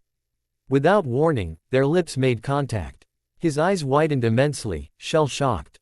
He felt the butterflies in his stomach turn into raging hornets as his heart started to beat furiously. The taste of her lips was intoxicating to his senses. Overtaken by his emotions, he slowly closed his eyes, savoring the sweet taste of her strawberry-flavored lips. Just as quickly as it came, they parted. The only sound in the room was their breathing, though Yuki was hyperventilating. He fell backwards, still shocked. His lips tingled from the powerful aftereffects. When he fell back though, his back hit her table, jarring a book that was on the edge. The book started to tilt, threatening to fall. Crap! He cursed as the book started to fall. His hand lunged outward and grasped the book, almost. The book fell with a loud thud. His eyes widened when he heard Haruka stirring. She was waking up. Huh, wah. Haruka babbled groggily, searching for the source of the noise. Her tired eyes landed on the book. When she saw that no one was there, she shrugged and fell back asleep, returning to that ever-wonderful dream she was having about Satoshi. Outside her door, Yuki grasped his chest, almost dying from a heart attack. That was a close one. Not wanting to risk being caught, he escaped the apartment and quickly made his way back to his house undetected. The next day came, and it was time for the competition. All the teams stood in a lined-up formation once more, awaiting instructions. It wasn't long until Hayabusa approached, accompanied by two unfamiliar people. "Good afternoon, class. Welcome to examination day. These two people and I are going to be the judges for this event. During this week, we are going to be testing your skills, teamwork, and efficiency. We will have a tournament during every other day and score according to how well you do and perform. Today's game will be a down-home favorite." He pulled out a high-tech looking rifle and flashed it at his students. "Today's game, paintball." "Paintball?" Satoshi asked. Without any warning, Hayabusa aimed the gun and shot Satoshi in the head. "Averio!" Nei gasped in horror as the samurai lay sprawled on the ground, motionless. Confused, the sensei opened the chamber to his gun and took out the ammo, checking it. "Whoops. Looks like that one was live." He laughed nervously, receiving shocked stares from everyone. "Oh my god. You killed Satoshi-kun." Haruka panicked. "You bastard." Pikachu yelled, shaking his paw at the sensei. Kasumi knelt next to Satoshi and took a closer look at his forehead. "He's not dead, he just fainted," she reassured nonchalantly. The students turned their attention back to their teacher, who scratched his head bashfully. "I always wanted to do that. I didn't think he would faint like that though." Noticing the glares from all the students, mainly from Haruka and Kasumi, he changed the subject. "Anyway, what I've just demonstrated was basically what paintball is. You use weapons such as these to shoot people and score points. The rules are simple, the team who gets the highest score wins. However, you can only use the weapons issued to you. Pokémon, magic skills and ninja arts are forbidden. The location for this event is in the cage forest next to us. Do not fire your weapons until the official start of the tournament. You may now choose your weapons." All of the students scrambled to grab their weapon of choice. Yuki managed to nab himself a sniper rifle, Haruka and Satoshi got themselves carbine rifles. And Kasumi armed herself with dual automatic pistols. After slipping on their red protective garments, helmets, goggles, and communicative headsets, the group arrived at their designated spots in the forest. The forest itself resembled a tropical rainforest, except there was a lack of wild species. There was tall grass, and trees that had collapsed during the harsh weather. "All right, you may begin." The voice of Hayabusa resounded in their headsets. Automatically, the team moved forward into the battlefield. Yuki climbed up a tall tree while the rest of the team hit the dirt. "Ah, my clothes are going to get so dirty." Haruka complained. "It's only going to get worse, so stall the complaining." Kasumi sniped. "Hey, Satoshi-kun, what kind of threats will we be facing this week?" "Well, according to what I've heard, there are only 4 teams we need to worry about. Team Asuka, Team Tenshi, Team Zeji, and Team Rocket." Kasumi gave him an odd look. "Team Rocket?" Satoshi shrugged. "Stupid, I know. But that's the name they're going by. Let's keep going and find some opponents." Satoshi switched the frequency in his headset to contact Yuki. "Hey Yuki-kun, how's it looking up there? We must be far from the battle zone. We should probably sneak our way there." "Sounds good." Yuki-kun, be careful while you follow us. Make sure we don't get ambushed. Roger that. Yuki leapt carefully from tree to tree, making sure not to be discovered. As the rest crept along the ground, gunshots could be heard in the distance. Satoshi rolled along the ground and pinned himself behind a tree for cover. When he checked to make sure the path was clear, he signaled the others to go on and check the area. Through the thicket of the bushes, Satoshi could spot someone in the distance. Saint of his features were covered by the orange-colored armor, but the boy had on a samurai uniform similar to Satoshi's. His brown hair stuck out from the helmet. Getting the signal, Yuki carefully aimed the weapon to the boy's heart and got ready to fire. Suddenly, shots started to fly across their target's area. The startled lad quickly took cover behind a fallen tree and started shooting wildly at the direction the attacks were coming from. After the firing calmed down, 2 more people approached the area. Dang it, I can't reach him. Satoshi-kun, you guys are going to have to take them out, Yuki said, aiming at the opposing threat. All right people, it's go time. Satoshi switched off the safety of his weapon, ready to take them down. Kasumi groaned. That one-liner sucked. Ignoring her comment, Satoshi spun out from his hiding place and aimed his weapon at the opposing threat. Pop, pop, pop. Satoshi got one of them, but the other person jumped behind some cover and fired in his direction. Kasumi leapt over a fallen log and whipped out her pistols. She managed to dodge all his shots as she ran at him, guns blazing. As she was nearing him, she cursed inwardly as the rest shed her. Everything went into slow motion as she lunged forward, shooting her pistols and hitting one of the guys. Following with a forward roll, she dodged more of the shots and took down another guy. The last of the opposing team was about to shoot her when she shot his gun, shifting his aim and making him miss. With her other gun, she scored a direct heart shot twice. She coolly twirled her guns and placed them in their respective holders. What the heck was that? Satoshi exclaimed. You went friggin' commando on them. Who do you think you are, Xena? Kasumi smirked smugly at him, flashing a victory sign. Nah, I'm way too sexy to be compared to her. Could have fooled me, he muttered under his breath. He barely avoided the shot that was aimed for his head. I was kidding, you didn't have to shoot me.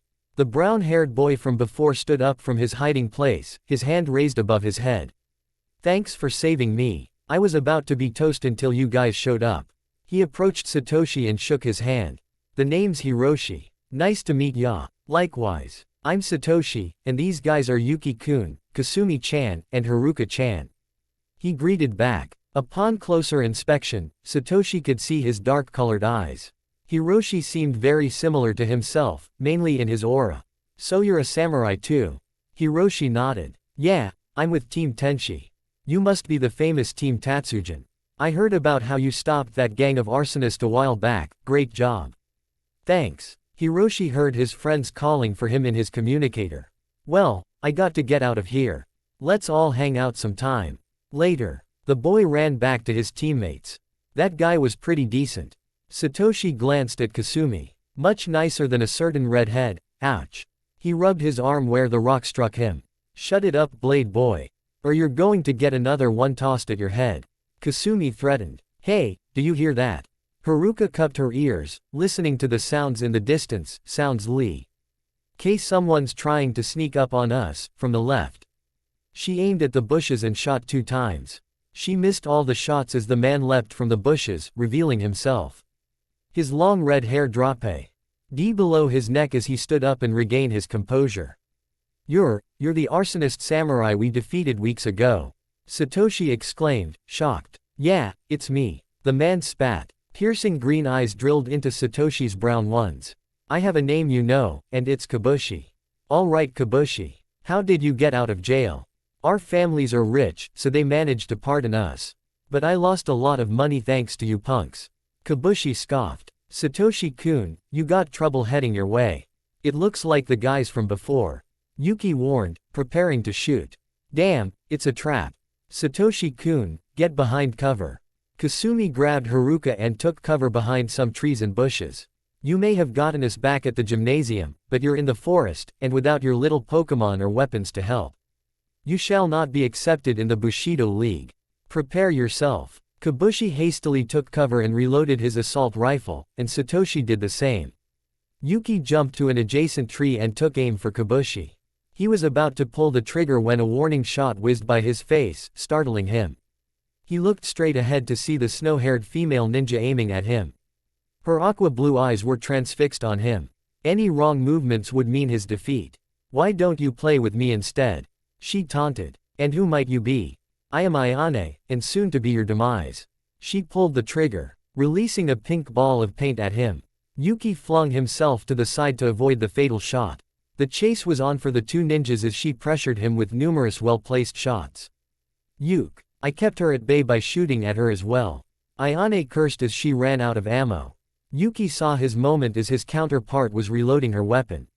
He grabbed a loose vine and used it to swing in her direction.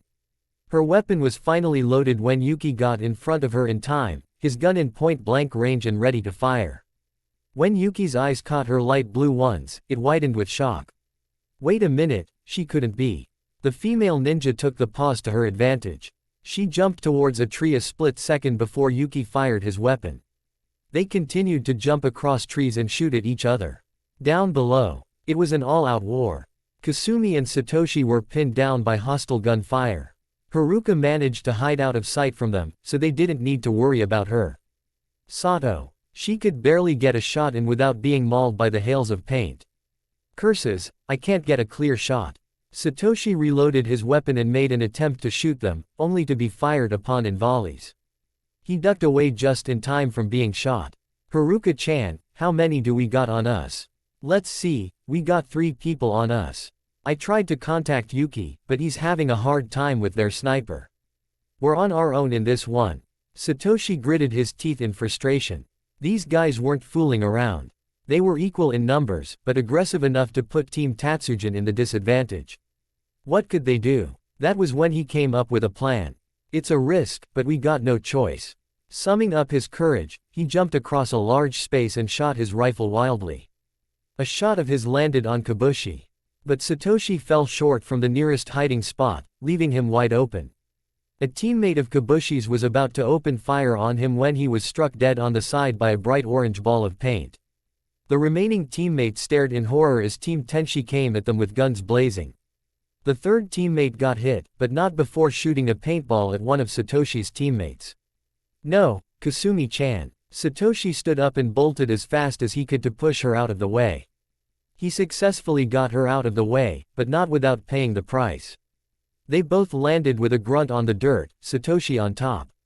After a few moments, they opened their eyes, only to blush furiously. Their faces were an inch away, their bodies contorted together in a very compromising position. Kasumi's shocked expression was soon replaced with discomfort. "You're not exactly light, you know." She grunted, trying to move. Her patience dwindled quickly when she noticed that he didn't respond. "Satoshi-kun, move." Embarrassed by the fact he was staring at her, he pushed himself off quickly. "Sorry about that. I didn't think I would fall on top of you like that." He apologized frantically. As he dusted himself, he cursed aloud when a pink substance rubbed off on his fingers. "Looks like I'm out." He sighed dejectedly. "Hey Satoshi-kun, are you alright?" A familiar voice called out. Satoshi turned. To see Hiroshi and the rest of his team ran up to them. "No, I'm out. But thanks for saving my team." Satoshi shook his hand gratefully. "Yeah, thanks. If it wasn't for you guys, we would have been Toa. Saint thanks to Captain Dunderhead over here." Kasumi jerked her thumb in Satoshi's direction. "Gee, thanks Kasumi-chan. I only just saved your ungrateful behind from getting shot." Satoshi retorted sarcastically. "Well, I didn't need your help. You're the fool who jumped in my way." "Fool? Why you?" Hiroshi interrupted him before he could finish the sentence. "Anyway, I'm glad that some of you are safe. Allow me to introduce my teammates." He pointed to a tall tan-skinned teen with spiky brown hair and brown fighter's uniform. His eye color was a mystery, due to the fact that it always seemed closed. "This is one of my best friends and equally good teammate Takeshi-kun." His friend didn't say anything however, since he was suddenly interested in a certain redhead. "Why hello beautiful. It must be a blessing from the gods that you are here to grace my presence with your unparalleled beauty." Takeshi took Kasumi's hands into his own, grinning widely. Well, if you are not busy later, why don't we— ow, my ear. He yelled out in pain. A teal-haired girl wearing a ninja outfit dragged her overexcited friend away from Kasumi. Oh ye's a mite. She's really cool once you get used to her weird habits. Hiroshi chuckled when he caught her glare. Is it me, or are all ninjas weird in the head? Haruka joked. More like crazy. Hiroshi commented. I can still hear you. Yuki and Duplica chastised. Well, there should be one more somewhere. Ah, there she is. An auburn-haired girl ran to catch up with her teammates. When her light blue eyes caught Kasumi and Satoshi, she gasped. Oh my gosh, Kasumi-chan. She ran and hugged her red-headed friend. Furuura-chan, you're in Team Tenshi? Kasumi asked. Yeah, isn't it awesome? She then noticed Satoshi waving at her. Oh yeah, you're the GUI who got throttled by her some time ago. Satoshi groaned loudly. I didn't get throttled. I was merely caught off guard. Faye, my behind. Kasumi scoffed. No one asked you, carrot head. He retorted coolly. Your comments aren't necessary, Superman wannabe. Your snide remarks aren't helping either, fat face. Kasumi glared dangerously at him, teal eyes brimming with fury. Who are you calling a fat face, you idiot? The only fat face around here, fat face. Satoshi glared back at her. Don't call me that fool. I can call you whatever I want, tomboy. Not while I'm still alive, you nut job. Quit being such a pain, you Amazon. The attack of insults continued for over 5 minutes, and with no end in sight. Hiroshi noticed the wink that came from Haruka and Yuki. Getting the message, he relayed it to his comrades who agreed. Kasumi was about to knock out the smart-mouthed samurai when she noticed the looks she was getting. What are you grinning about? And why are you aiming your gun at— oh crap. Pop, pop, pop, pop. What was that for? Kasumi roared, covered in orange paint. Last I checked we were still in the game. Besides, now you and Satoshi can spend more time arguing together. Hiroshi sniggered. Hey Kasumi-chan, your vest matches your hair. Satoshi howled with laughter. Bite me. Kasumi snapped, storming her way to the elimination benches. Well anyway, with the game still in progress, we should get going. See ya. And with that, Hiroshi and his team ran off to find more opponents. Yuki jumped down from the tree and landed next to Haruka. It sucks that you're out. Don't worry though, me and Haruka-chan will take these guys down for ya. Yuki gave Satoshi the thumbs up. Satoshi nodded in response. Alright now. Just be careful, we'll be rooting for you. He left to catch up with Kasumi. Alright Haruka-chan, let's go kick some butt. Yeah. The two ran deep into the forest, scouting and taking out any opponents. While traversing the forest, Yuki's mind went over that battle he had with that female ninja. Right when he was about to shoot her, he caught a glimpse of her azure eyes. He was struck with a flashback. A 5-year-old Yuki hugged his knees while sitting in a corner, trembling violently. His ruby eyes were overflowing with tears as he stared at the 3 bodies that lay before him. Most of his body was covered with blood. I didn't do it. It isn't my fault, he cried. Of course it is. You know what you did. A dark voice chided. It is all your fault. They died because of you. They suffered because of you. But, Yuki trailed off. His gaze lowered and dulled as he hugged his knees tighter. It is my fault. It is all my fault, he chanted quietly, warm tears trailing down his cheek. The words repeated itself over and over in his head. It is all your fault. They died because of you. They suffered because of you. I am nothing but a murderer. Yuki-kun, Haruka called, bringing him out of his thoughts. Yeah, I've been calling you for the last 5 minutes. You alright? Yeah, I'm alright. I just had a lot on my mind. He waved off. Anyway, what's going on? I think there are some people up ahead. We should split up, but not keep far apart in case we need some covering fire. I'll go west. You keep the east covered, alright. Sure. If you need anything, let me know. Okay. They went their separate directions. Yuki stepped cautiously into unknown land, keeping an eye out for any hostiles. As he continued his trek, he bumped into another player and stumbled backwards. He was about to his target read when he noticed that the raven-haired boy was already out. And it was the work of Kabushi's team, Team Rocket. Yuki picked up the dark-eyed boy and apologized. After thanking him, Boy was about to leave when the samurai asked Yuki a question. Excuse me, but do you know anything about Team Asuka? Team Asuka? What about them? There is a girl on their team named Marina, do you know her? She has cyan hair and blue eyes. She's also a samurai. Marina-san, I don't know her, sorry.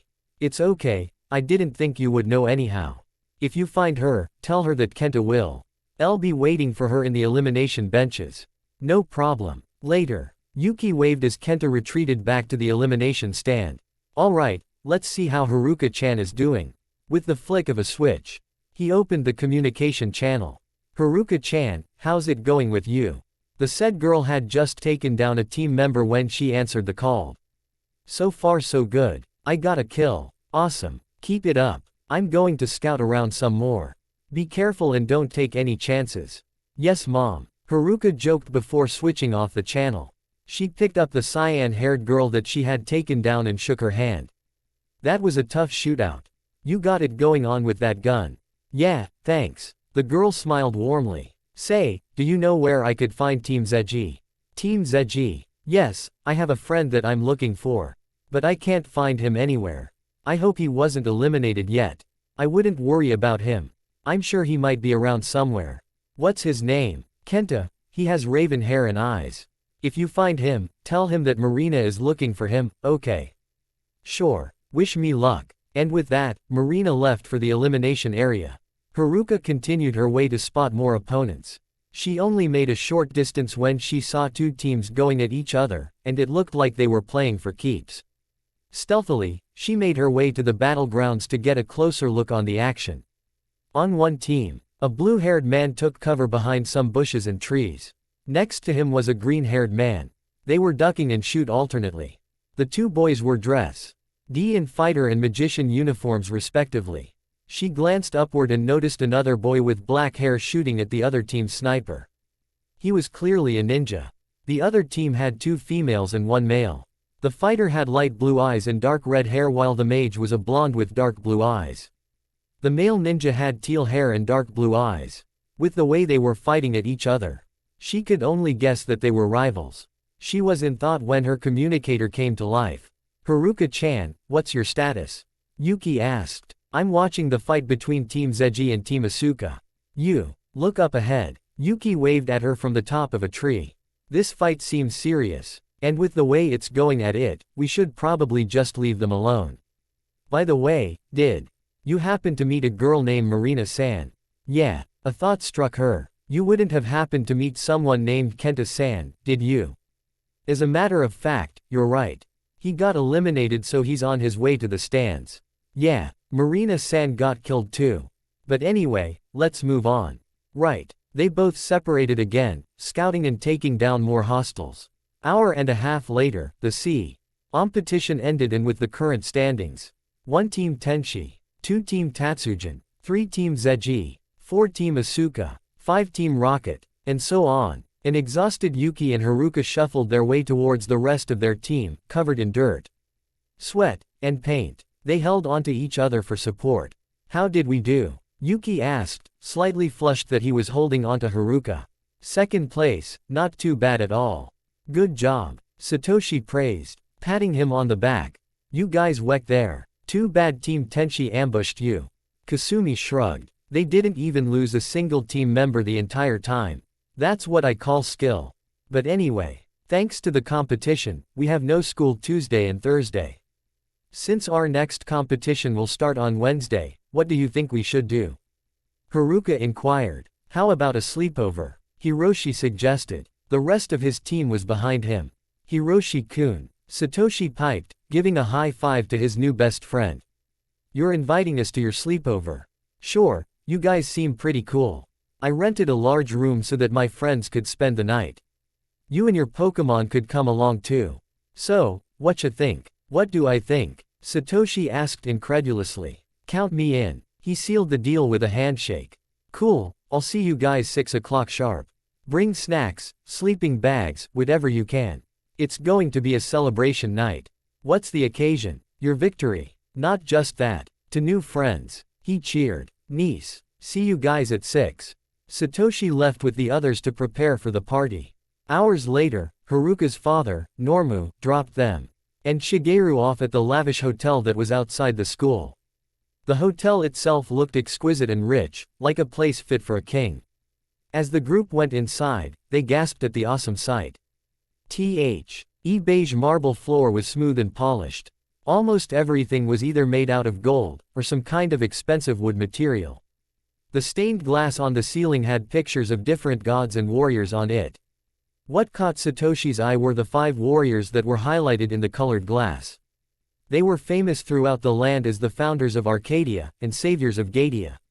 Many years ago, Gadia was ruled by a cruel emperor. The emperor drained the life and resources of all that he had ruled over. It wasn't until the 5 heroes, also known as the elements, revolted and overthrew him.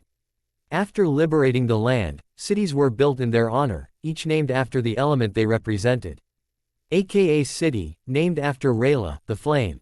Midori City, named after Hatsuma, the wind. Aoi City, named after Undine, the water. Cha City, named after Orca, the earth. And Ki City, named after Balicula, the lightning.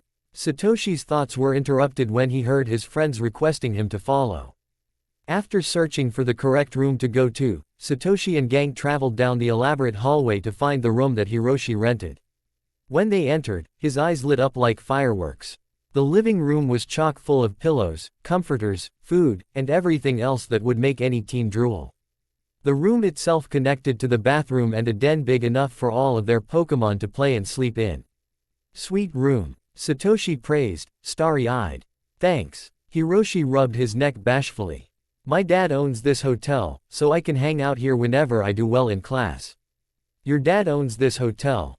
Everyone gasped. Yep. But hey, let's let our Pokémon out to have some fun. Everyone did as suggested and released their Pokémon inside the den. The Pokémon looked around, amazed by their new surroundings. Hey, this place is pretty sweet. Scyther commented. Marowak held his chin and nodded. Yes, it is very impressive. You got some cool Pokémon. Hiroshi complimented. Thanks. What kind of Pokémon do you have? Satoshi asked. Oh, all of our Pokémon are already inside. But let's let them get acquainted a bit more while we go grab something to eat. Sure. Alright you guys, play safe. Satoshi and everyone else left them to their own devices. Arcanine chose a spot to rest while the others scattered to meet the other Pokémon. The den resembled a large LL room with an extravagant amount of space available. Pokémon of many kinds conversed and played with each other. The dynamic trio also known as Scyther, Shedinja and Ninjask waltzed around, trying to meet the other Pokémon. Scyther's eyes caught sight of his evolved counterpart, Scizor, standing by herself in a corner, looking out the window. The evolved Scyther's sickles were replaced with sharp pincers. Its crimson skin shone brilliantly under the light from the chandelier. Ninjask caught the glint in Scyther's eye as he made his way towards the steel bug Pokémon. You can't be serious, again with this. Ninjask groaned. Ah. Didn't this happen once before? Shedinja inquired. Yeah, with that psychic Haruka-chan has. Should we stop him and miss out on him making a fool of himself? No way. Ninjask flew overhead to spy on the mantis. Scyther smoothed back the fur on his head and coolly walked towards Scizor. Hello beautiful. Scyther called, catching her attention. You're too fine to be here all by your lonesome. Care to grace me with your presence? Her orange eyes glanced at him. And who would you be? I am yours for the taking. He replied coolly. Is that so? She raised an eyebrow. And why should I want to accompany you? For the sole fact that I wish to understand the mystery under the beauty. A grin graced her features. In that case, come with me, she winked and walked towards an empty room. Excited, Scyther eagerly followed her into the dark room, closing the door behind them. Ninjask leaned his ear on the door. He could hear a few grunts and some movement. Before he knew it, a battered Scyther flew through the door, knocking the Ninjask down and out. The Scizor smirked smugly at the downed mantis. That's what idiots like you get for being so naive. Triumphant, she walked back towards the window to gaze at the night sky. Pathetic, Shedinja groaned, floating away. Kirlia floated over to Scyther and used her psychic powers to help him up. Are you alright? Scyther dusted himself off, trying to play off the brutal beating he had just gotten. I am perfectly fine. We merely had a disagreement. More like a beatdown, she retorted, you Scythers are all alike. Trying to act cool when you're a loser.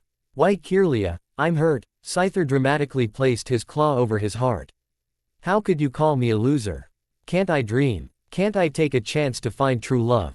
Quit the drama, it's getting old. Kirlia floated to another area, leaving Scyther to himself. Faye, she's just jealous. He concluded, sulking. Elsewhere, Merriwick walked aimlessly throughout the ballroom, bored out of his mind. He was about to go and find Pikachu when he came across a female Merriwick, one that caught his interest. Hello there. He started calmly. I must say, you are quite lovely. If you aren't busy, maybe we could get together. His hopes were destroyed when the other Merriwick burst into laughter. Same old bonehead, she joked. Her laughing subsided when Marowak's bone club smashed her head. He released an exasperated sigh. You never change, you crazy Ditto. Ditto transformed back to her original form, which was a pink blob-looking Pokémon. The transformable Pokémon collapsed into a fit of giggles. It was so funny watching you look so shot down. Keep talking and I'll beat you into submission. He snarled. Don't be like that, you know I was only joking. Besides, we go way back, so it's your fault for not recognizing me sooner. Anyway, who are your new friends? He gestured the other Pokémon. There are 8 of us. There's Scizor and Espeon, which are with Furuora-chan, me and Haunter who hang with Amite-chan, Mightyena and Survivor are with Takeshi-kun, and Pikachu and Kadabra hang out with Hiroshi-kun. That's quite the group. Anything about them I should know for my own safety.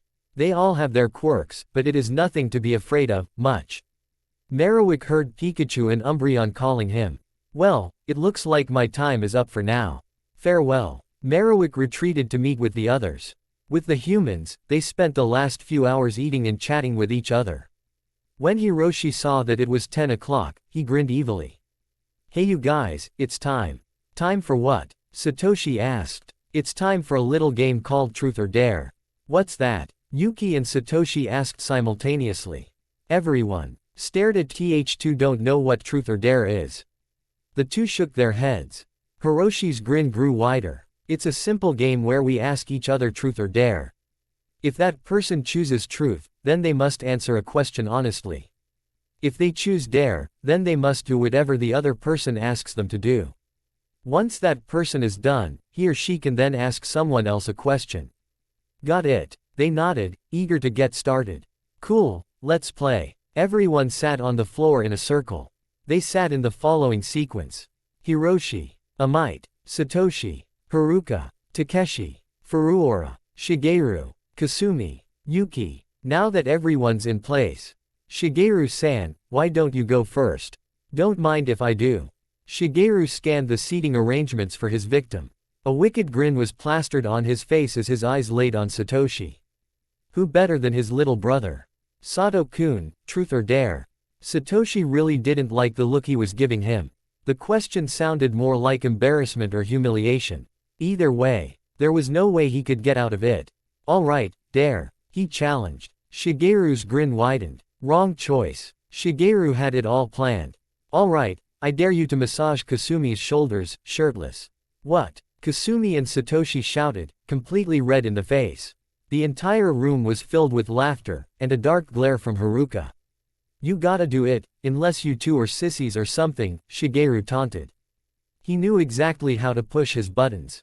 Satoshi gritted his teeth, but was silent as he started to take off his shirt. As the top of his school hakama slipped off, the girl Sue didn't help but raise an eyebrow of interest. Haruka nearly fainted. His body was very well developed and toned. Not too muscular, but was ripped. Duplica and Furuora whistled in response, drowning Satoshi in embarrassment. He knelt behind Kasumi and firmly placed his hands on her shoulders. Kasumi had to clench her fist tightly to prevent the smile that was about to unveil itself. It felt good, really good. But she would never say that out loud. She would never hear the end of it. After a few minutes, Satoshi stopped abruptly and sat back at his spot, putting his clothes back on. He glared dangerously at his brother. He was going down when he got the chance. It was now Satoshi's turn to choose. It wouldn't be right to choose Shigeru at the moment, otherwise no one else would get a turn. His eyes landed Yuki, who was having a ball at his expense. There was his next target. Yuki-kun, truth or dare? The ninja caught the glare and stopped laughing immediately. With the way he looked, choosing dare would be suicide. So the easier path it is. I choose truth. Satoshi was slightly disappointed, but had a backup plan. Is it true that you have a crush on someone? He tensed up instantly at those words. Everyone's eyes were on him. He could feel the blood rushing to his cheeks as his gaze lowered. Yes. He would have been grateful if he didn't realize what Satoshi was doing. He was making him nervous on purpose. Kasumi didn't seem to be fazed at all by the answer, though Haruka was curious. Now it was his turn, and he knew what to do. But first, he had to buy time in order to make it perfect.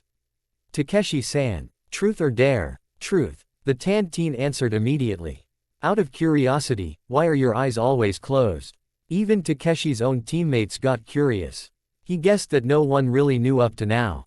Quite simply, chicks dig mystery. I should have known girls had something to do with it. Hiroshi groaned. Anyway. Hold it. Hiroshi interrupted. Takeshi-kun, remember, no freaky or dirty stuff. Keep it clean. Yeah, I know the drill, Takeshi waved blatantly. Kasumi-san, truth or dare? Dare, she answered, feeling bold. Let's see, how about? Wait a second. Furuora interrupted. She leaned in and whispered into his ear. Takeshi's grin crescendo as she explained the dare. All right Kasumi-san, you have to sit on Satoshi's lap and flirt with him. Kasumi's eyes widened as the others roared in laughter. Nice one. Shigeru complimented, giving Furuora the thumbs up. There is no way I'm going to do that. She denied. Satoshi narrowed his eyes. It was time to share the pain. Oh I see, so I guess that mean I'm braver than you, considering I went through my dare. Is that so? She huffed. That's it, he is so going to regret those words.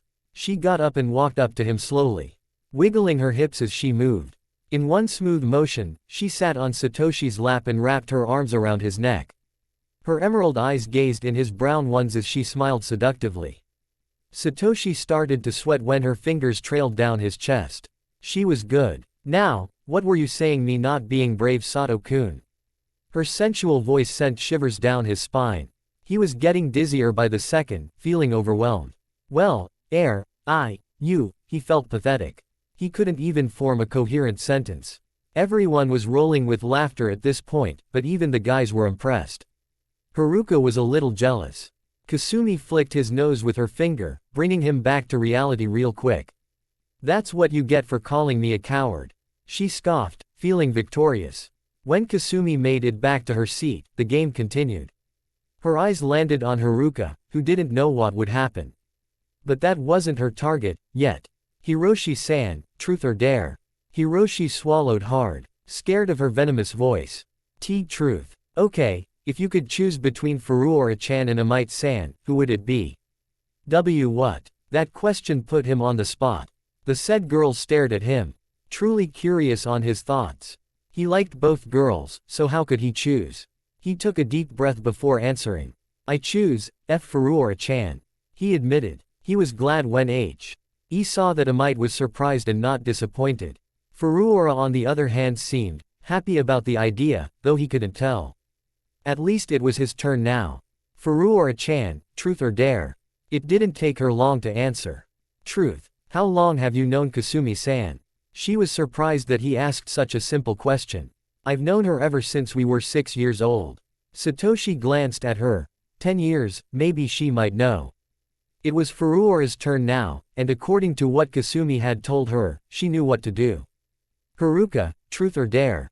I say, dare. Furuora grinned, thankful for that answer. I dare you, with all your heart, to kiss Satoshi. This is ridiculous. What am I, a target? Satoshi exasperated. Haruka didn't waste any time to jump at the chance.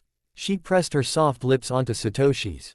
During the kiss, Haruka felt something odd. She was hoping for that wonderful, powerful kiss she had always dreamt of, but something was off. It was different, great in its own right, but not what she truly desired. But then again, she wasn't entirely sure. Kasumi took great pleasure in seeing the flames of jealousy that emanated from Yuki. Yuki closed his eyes and sighed dejectedly. It's just a dare, he chanted repeatedly in his head. After a few intense moments, Satoshi and Haruka parted, trying to catch their breath. The look on Haruka's face clearly read confusion. It took her a moment to think of what to say. She hoped that he would choose the right one. Yuki-kun, truth or dare? Still feeling down, he picked a random one from the top of his head. Dare. She released a sigh in relief. I dare you to kiss me. Everyone gasped at the request.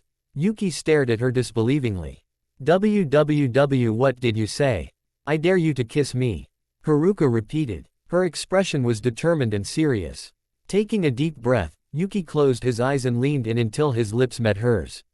They stayed in position for the exact amount of time her and Satoshi. When they parted, Yuki was happy, but confused. Haruka, however, was even more confused than before. Hiroshi glanced at the clock. It was 11:30. Hey you guys, I think we should do one more then call it quits for the night. Go on Yuki-kun, it's your move. Yuki's eyes immediately darted towards Kasumi. It was payback time. Kasumi-chan, truth oh, Kasumi smirked smugly. There's no way this idiot could come up with a decent dare. I dare you to make out with Satoshi. The room grew dead quiet. Everyone stared at him in sheer shock. No one expected Yuki to come up with something so evil yet brilliant. Even Shigeru was impressed. Kasumi's eyes widened to the max. I just had to open my big mouth. She thought despairingly. Wordlessly, she got up and used every ounce of restraint to stop herself from strangling the grinning ninja. Though the thought was very tempting at the moment.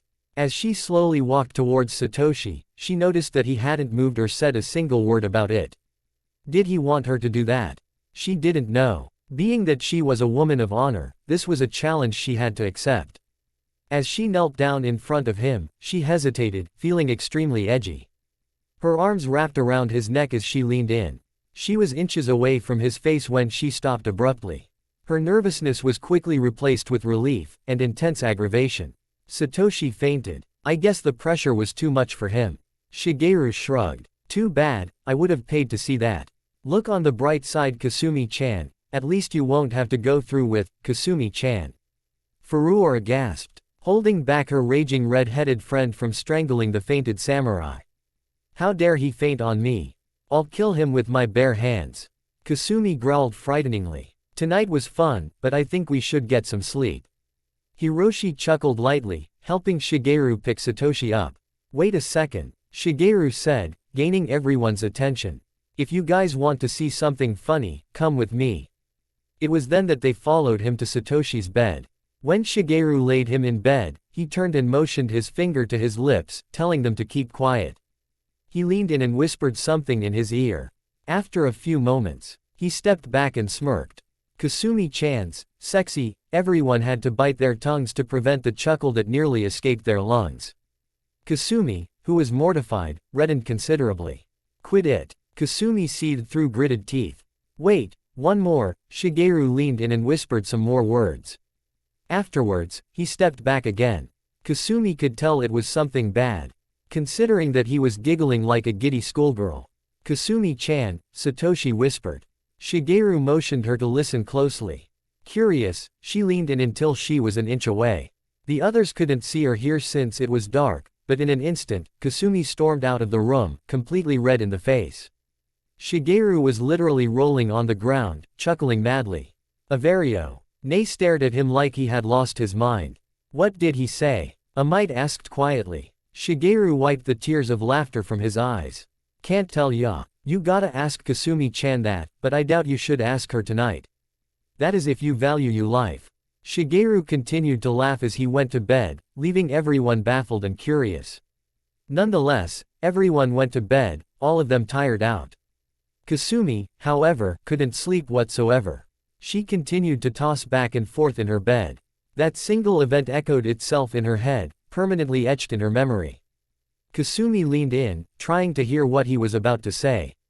Without warning, he placed an affectionate peck on her lips. The second their lips parted, he whispered a few words softly, a loving smile plastered on his face. I love you. Satoshi-kun, wake up. Pikachu called, bouncing on top of him. It lasted until the aggravated swordsman flipped his covers, throwing Pikachu off the bed. Must you always wake up me like this?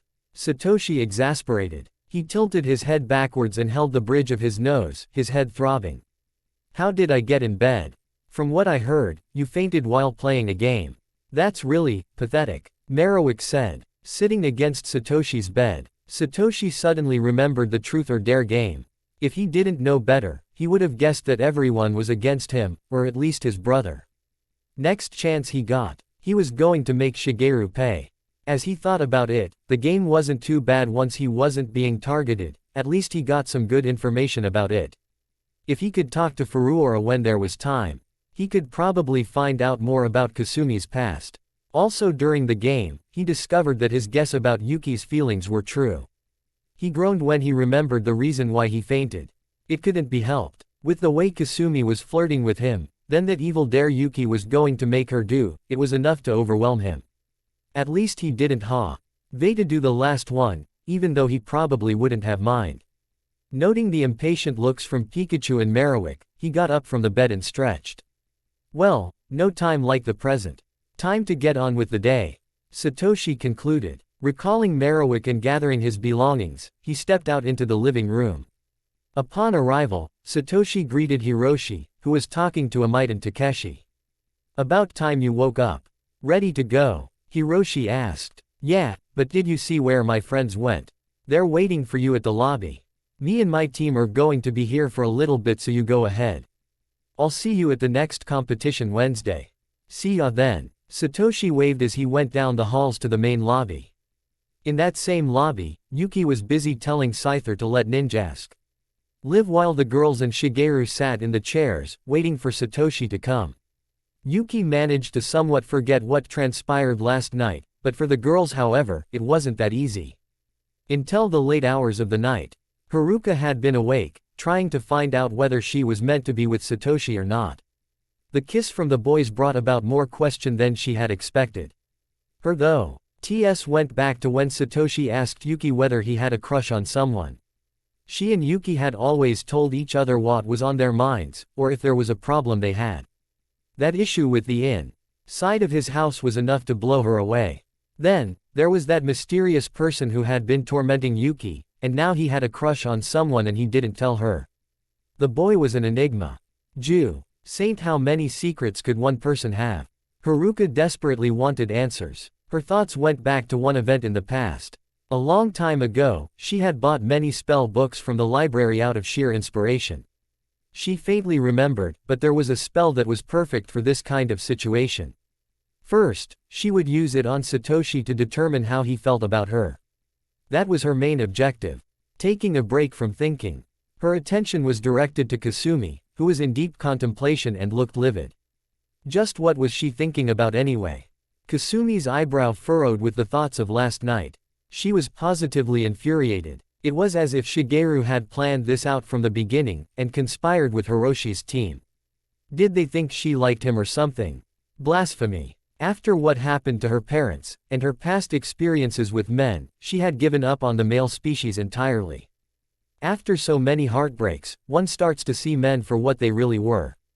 But, she had to admit, Satoshi was very different from the rest, in more ways than one. He just had a way of making anything fun or exciting, even arguments. The way he talked about his dream of becoming a master swordsman sounded like something from a book or anime. Her mind went back to when he was massaging her. It felt like a miracle.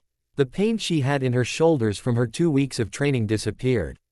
He didn't look half bad either, and he seemed nice. Seemed was the keyword. She didn't know what he was really like, or if that was the real him. Only a fool would trust someone after being with them for only a month. And she was no fool. It would be great if he was really like that, but as her past experience taught her, not everything is what it seems. Yuki proved that theory single-handedly. What really irked her was what Shigeru made him say. She could knight because of that. It was an irresistibly sweet moment that almost took down her defenses. All she knew was that if she wanted to avoid being hurt again, she would have to push that out of her mind, and be even stronger.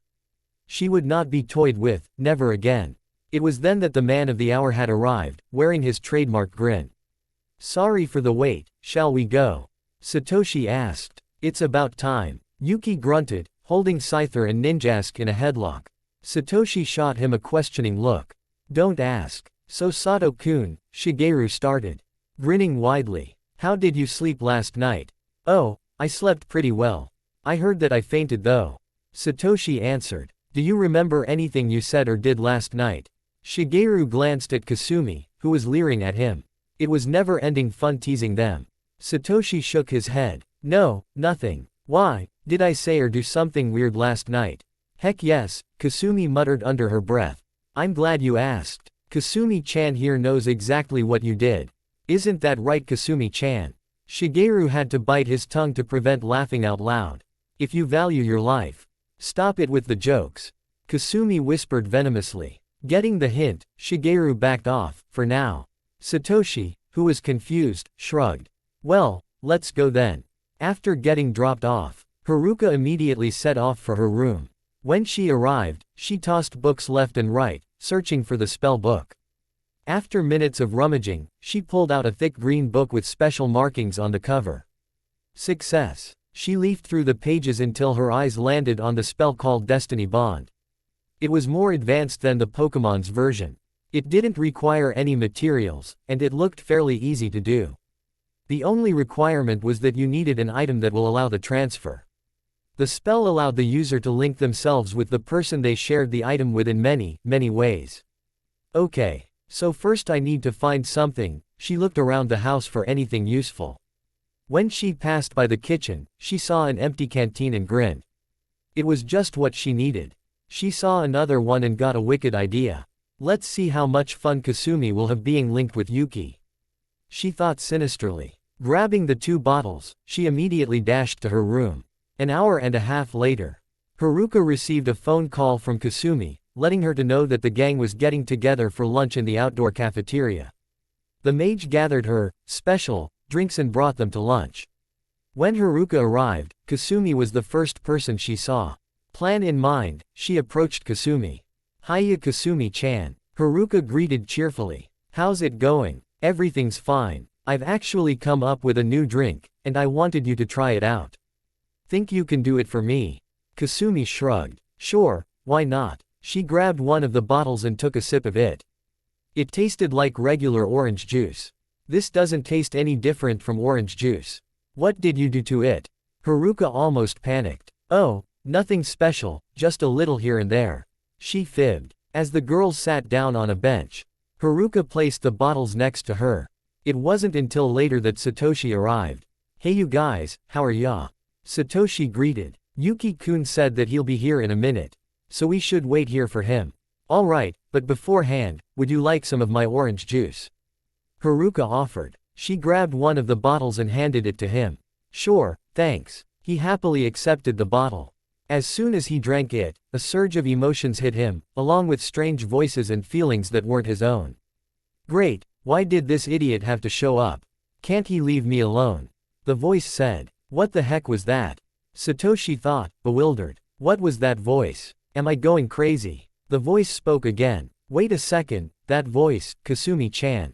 Satoshi-kun. That can't be right. It's impossible. Kasumi thought, frantic. She shot him a shocked glance, and he returned it with an equally surprised stare. Oh, crap, they thought, stupefied. Not only could they hear each other's thoughts, they could read each other's minds. Haruka glanced back and forth between them. What's with those two? Shouldn't my spell be working by now? I should be able to hear Satoshi-chan's thoughts. Wow, this orange juice is great. A voice praised. Haruka froze, wide-eyed. That voice. Don't tell me. She quickly whipped around and saw Yuki behind them, drinking one of her canteens. To say that she was furious would be a great underestimate. Yuki-kun. She screeched, surprising him. Oh, hey Haruka-chan. This is some good orange juice you have. Ah, why are you looking at me like that? Should I've asked first? Pow. Kasumi and Satoshi stared in confusion when Haruka punched Yuki in the face. Instantaneously, a bruise appeared on Haruka's cheek when her fist landed, knocking them both down. Yuki was used to her punches, but Haruka was knocked out thanks to her fist. Yuki, who had no idea what was going on, panicked when he saw Haruka sprawled out on the floor. What happened? Haruka-chan, wake up. Why are you on the floor? He asked rapidly. The rest of the group picked her up and carried her to Satoshi's dorm, still confused about what was going on. 1 hour later, Haruka woke up on a soft bed. When her blurry vision cleared, she was met with a very amused face. It was Shigeru. She soon found herself on Satoshi's bed. "Good afternoon, sunshine," Shigeru greeted. Haruka stared at him. What happened?" she asked, still dazed. "To put it simply, you knocked yourself out. But that's what happens when you use the Destiny Bond spell." "How did you know?" "Well, for one, as Sato-kun so clearly stated, you punched Yuki but got knocked out in the process. My brother is also complaining about the fact that he could hear Kasumi-chan's voice in his head. It's not that hard to guess. Obviously, you tried to use the spell on my brother, but instead, Yuki drank the wrong bottle, right?" Haruka stared at him in surprise. "How on earth did you figure all that out?" Shigeru grinned. "Let's just say I was met with the same situation once before. It's not exactly original. But enough about that, your friends are in my living room waiting for you. But before you go, listen to my advice, try not to tell Yuki-kun about it. Sato-kun and Kasumi-chan already figured it out, but Yuki-kun is still in the dark. Perhaps, you could use this to our advantage." He left the sentence hanging as he walked out of the room, leaving her to her thoughts. As she thought about it, Shigeru did bring up a good point. All the questions that she had wondered about Yuki could be answered. It was a blessing in disguise, but wouldn't she be invading into lands unknown and forbidden? What if she heard things that she shouldn't hear? Good thing thoughts could only be heard within earshot range. Otherwise, Yuki would be furious. With the plan in mind, she stood up and opened the door, only to be greeted with two very unhappy faces. "What on earth did you do to us?" Satoshi and Kasumi interrogated. Well, you see," she stuttered. It's obvious she was trying a new spell, but it went haywire and unexpectedly affected the drinks. "Right, Haruka-chan." Shigeru winked at her from the side. "Yeah, that's it." Haruka sighed in relief. She grimaced when she realized what this meant for her plans. At least she had a secondary objective, namely Yuki. "How long does this spell last?" Satoshi asked, bringing her out of her thoughts. 2 days, she answered timidly. She was in for it now. "What?" Kasumi shrieked. "You mean I am going to have him in my head for 2 whole days? Aw man, that means we're going to be like this for tomorrow's competition." Satoshi's shoulders slumped forward. "It's official, I'm so screwed." "I don't believe so. As a matter of fact, this could be a good thing." Shigeru mused sagely. "Are you saying having that Amazon in my head is a good thing?" Satoshi exclaimed, pointing at Kasumi. "Who are you cling-houted?" "Enough," Shigeru demanded. Silencing them, "What I'm trying to say is that you two could learn how to work together while under the enemy radar. I know firsthand how annoying it can be, but with this new ability, perhaps you could understand each other a little more. You two are always bickering and arguing, but do you know what it's like to be that other person? Can you honestly say that you really know each other? You should probably use this to your advantage and get to know the real person instead of biting each other's heads off." Kasumi and Satoshi lowered their heads shamefully, letting Shigeru's words sink in. It was true what they've been doing. The entire time they spent together was mainly training or arguing. Kasumi wanted to get to know Satoshi better, and Satoshi wanted to figure out what happened in her past and gain her trust. Perhaps Shigeru was right, but there were limits as to what the other person was allowed to know. Haruka took heed of his words as well. Yuki had always been around to help her out. Ever since that time when Yuki saved her from her sisters, she had been trying to find a way to repay the favor. Maybe, just maybe, she would be able to help him out this time, to return the favor. Now that she thought about it, where was that lunatic of a ninja? "Where's Yuki-kun?" Haruka asked. "Him. He thought that it was his fault that you got knocked out, so he went to get some fresh air. You should probably talk to him," Shigeru suggested, pointing out the front door. Not wasting any time, Haruka took off after the ninja. Outside, Yuki sighed dejectedly while sitting on a bench. His Pokémon hovered around him, feeling sorry for him. "Come on, cheer up," Scyther pleaded. "I'm sure she just fainted, that's all." "Yes, for once that idiot is right. We know you wouldn't do anything to hurt her," Ninjask reassured, catching the glare from Scyther. "But still, I don't know how that happened. Did I hit her out of reflex or something? Aw man, what if she hates me now? Why did I have to take that drink without asking?" Gah! Yuki clutched his head in frustration. Shedinja sighed and hit the back of his head with an attack. Quit beating yourself up. It wasn't your fault to begin with. Think about this logically. She punched you, you stumbled back, but then she fell unconscious. If you stumbled back, how on earth could you have hit her? Shedinja asked rhetorically. That's right, Yuki-kun, you didn't do anything to hurt me. Haruka assured. Yuki nearly fell off the bench in surprise. Oh Haruka-chan, I'm glad you're alright. How are you? He asked. His eyes filled with concern. I'm fine, just had a little nap. She smiled sheepishly. I'm glad. Yuki smiled warmly. Well, at least she's alright, and that's what counts. Haruka caught every word and reddened slightly. She took a seat next to him. Being a mage, she was able to conceal her thoughts from psychic enemies, so Yuki wouldn't be able to hear her thoughts.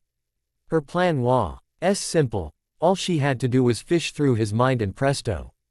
She had to keep him busy with conversation, otherwise he might catch on. So Yuki-kun, she started, unsure of how to stall, did you decide on what to name your Pokemon? Yuki gave her an odd glance. Name my Pokemon? I never thought of that. His Pokemon thought about the question as well. That would be so awesome. Scyther exclaimed. No kidding, we could have code names and other cool stuff like that. Ninjask agreed. What cool name could you possibly have? Flaming Homo. The mantis nearly doubled over in laughter. The flying insect wasn't nearly as pleased. Shove it, you overgrown douchebag. Scyther's anger flared. I am not a douchebag, you parasite. Don't call me that, you good-for-nothing freak. Good for nothing. That's quite enough, you two. Don't you two get enough of this useless arguing? Shedinja sighed. While it is an interesting question, you don't have to fight about it. I suppose you're right. Ninjask and Scyther conceded. I just thought of something, did you guys have original names? Haruka asked out of curiosity. All of the Pokemon took a minute to think about the question. Yeah, we do. Awesome. What are they? Yuki asked, excited. My real name is Vashuna, but everyone calls me Vash. Scyther said. I'm Rikabu, but you could call me Riku. Ninjask told them. And I am known as Makura. No nickname necessary, Shedinja said last. Those are some pretty sweet names. I think we should use those instead. Yuki suggested. I wonder, Haruka held her chin in thought. After a few moments, she came up with an idea. She took out her 2 Pokeballs and released the Pokemon within. Hey you guys. She greeted. Hey, Haruka-chan. They greeted. Say, do you guys have real names? She asked. Kirlia gave her trainer an odd glance. Reading minds are we? She inquired telepathically, smirking. Haruka shot her a stern look. Yuki raised an eyebrow, confused. Hey, did you guys hear something just now? He inquired. Haruka and Kirlia tensed up. No, nothing at all. Haruka denied quickly. Anyway, back to the question, what are your real names? Kirlia placed her hand on her chin in thought. It's been a while. But my real name is Fiona. And I'm Kiza. Vulpix joined. It's been a while since we used our real names. Until a while ago, humans would give us crappy pseudonyms since they couldn't understand us. But we lived with it nonetheless. Those are such cute names. Haruka cooed. She twitched noticeably after reading a disturbing thought in Yuki's mind. Are you okay? Yuki asked. Oh, yeah, I'm fine. Just got the shivers, it is pretty cool out. She played off. She sighed in relief when she saw that he bought it. Yeah, I suppose. Yuki took off the top layer of his uniform and handed it to her. Here, put this on. Sure. She took the jacket and draped it around her shoulders. This, actually feels pretty nice. Yuki smiled warmly. I'm glad it does. Haruka nearly panicked. She wasn't concealing her thoughts carefully enough. Her eyes locked onto his for a moment.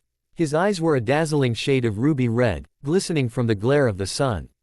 She felt lost in his eyes for a moment, like a hypnotizing spell was placed on her. Yuki shot her a worried glance. Why are you looking at me like that? Is there something on my face? Catching herself staring, she quickly turned away. Blushing hot red. Gah, I'm such an idiot. Can't believe I did that. She scolded herself. Can't believe you did what? Oh, nothing. I'm just being weird today. She laughed off. That's funny. I thought you were weird every day. He joked. Thwap. She punched him in the back of the head, but due to the spell she received a rather large headache. Ouch, that hurt. What hurt? Did I do something? Yuki asked, worried. Catching herself again, she waved defensively. No, you didn't do anything. I just have a slight headache. That's what happens when you're a mage. But I thought being a mage meant you didn't get headaches easily. Haruka sighed hopelessly. Why did he have to be smart today? Luckily for her, she managed to conceal that thought. Fiona rolled her eyes. Great job, genius. Yuki narrowed his eyes. I could have sworn I just heard something, like Fiona's voice. Haruka smacked the Kirlia upside the head. Quit it, you're blowing my cover. She chastised. I'm doing no such thing. You're the one doing the job perfectly fine yourself. Fiona back-talked. This is hard enough as it is. You know he could hear what you're saying since I can hear what you're saying. Right. Fiona smiled sheepishly. Oops, forgot about that. How done are you fishing through his thoughts? I can't get much. It's like there's a door and I can't get through. I got some things though.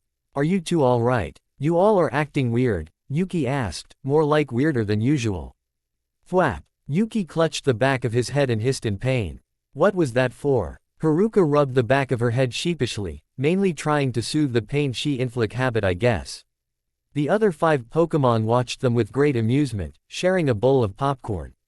This is better than watching a sitcom. Vosh commented. How much you wanna bet that they would make the weirdest couple ever?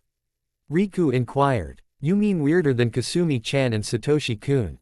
That's a good point, hey. Pass the popcorn would ya?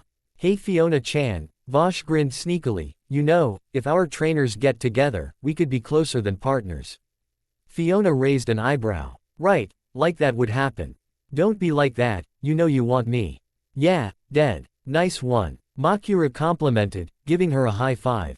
Vosh's jaw dropped. Just whose side are you on, Maki-kun? Not yours for one. And I'm not a Maki, it's Makura. The mantis huddled in a dark corner, depression clouding over him. That was cold. Riku glanced at Kiza, the same thought in mind. Don't even think about it, Riku-kun. Kiza denied. Riku huddled with Vosh in the same corner. You are so mean, he cried. The other 3 Pokémon gave them strange glances. They're so alike, it's frightening. Makura commented. After getting enough information, Haruka stood up and stretched. Well, look at the time, I gotta go, check on something. Later, picking up her 2 Pokémon, she dashed out of the area with haste. When Haruka made it back to the house, she entered her room and locked the door. After she did that, she collapsed on the bed, face first on her pillow. Worried, the Pokémon circled around her. Haruka-chan, are you alright? The Vulpix asked. Fiona didn't dare fish through her mind, so she was worried as well. I found some things, but I couldn't go much further. Haruka's voice was muffled by the pillow, but could still be heard. Why is that? Fiona asked. I felt too guilty. A sniff emanated from the pillows. It wasn't right to do such a thing. He had always been so kind to me. And then I go on and do this to him. I feel terrible, I'm such an awful friend. Her 2 concerned Pokémon tried their best to comfort her. You were just trying to help him. It wasn't like you were doing it out of selfishness. Kiza comforted. It's true. He always kept things to himself in order to protect others, so it's natural that you would want to see what's wrong. I will admit, it was wrong to pry into private matters, but sometimes it is the only thing that could be done to help. Fiona began to stroke her trainer's hair. Love makes people do crazy things.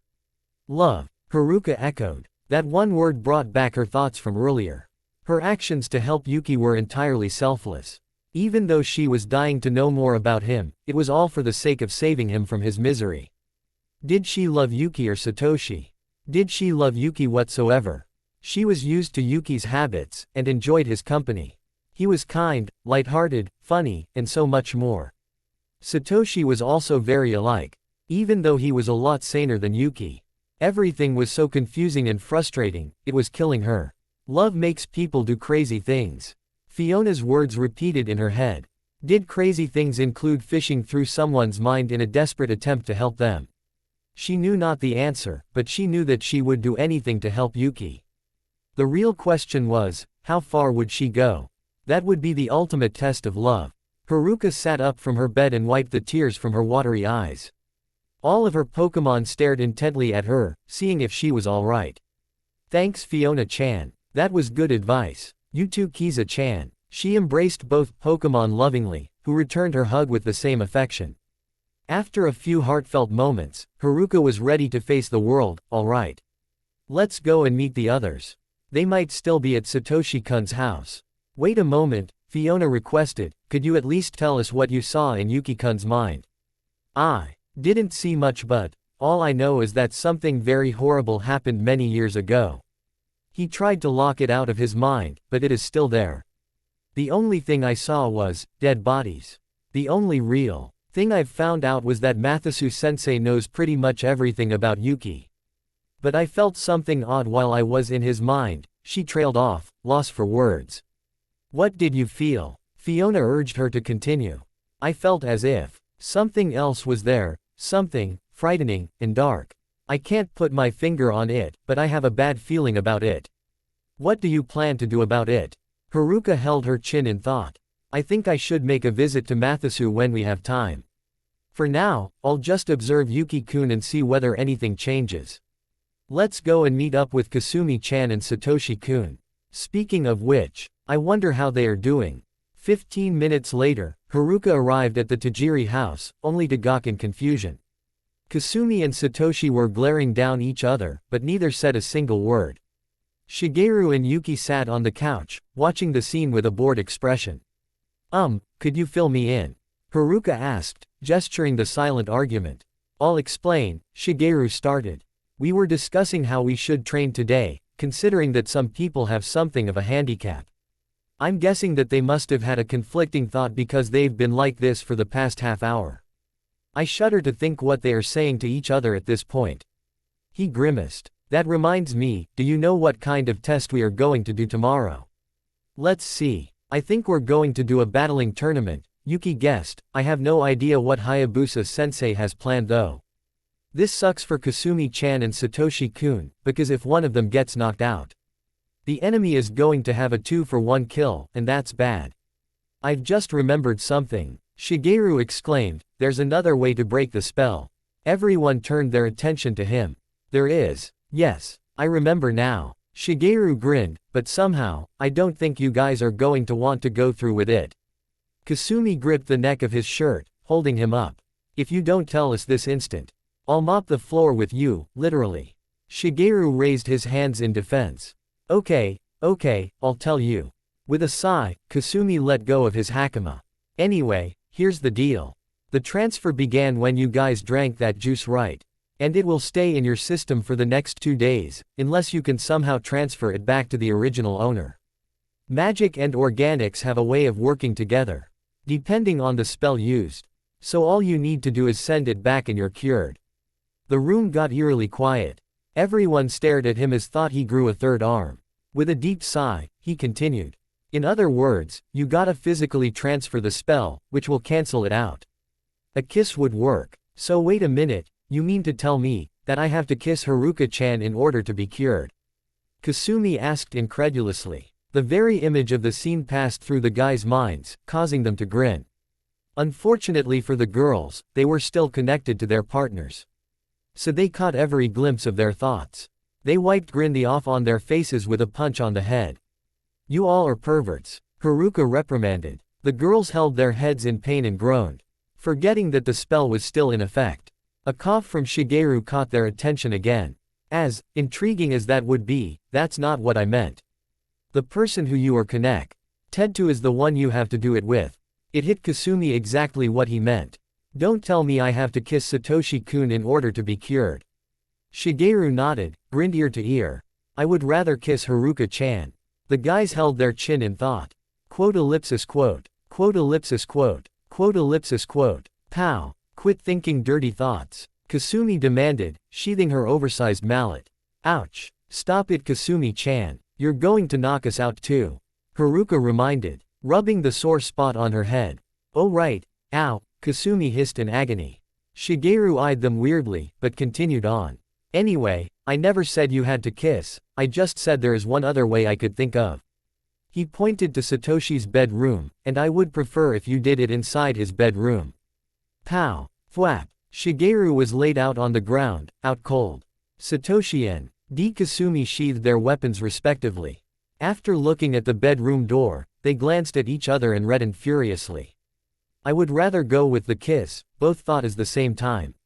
Catching each other's thoughts, they stared at each other, aghast. Did you just think that? No way. Never. Stop doing that. Doing what? That. You did it again. Stop copying me. Gah. Kasumi and Satoshi threw their hands in the air in frustration simultaneously. Yuki and Haruka gawked in amazement. You guys should put on an act with that. Haruka joked. The famous mimic duo. Yuki chimed, causing them both to laugh. This is no laughing matter. Kasumi and Satoshi screamed. They glanced at each other, startled. Quit acting like a copycat. I'm not acting like it, you are. You just did it. There it was again. You're impossible. Satoshi was acquainted with the floor thanks to her mallet.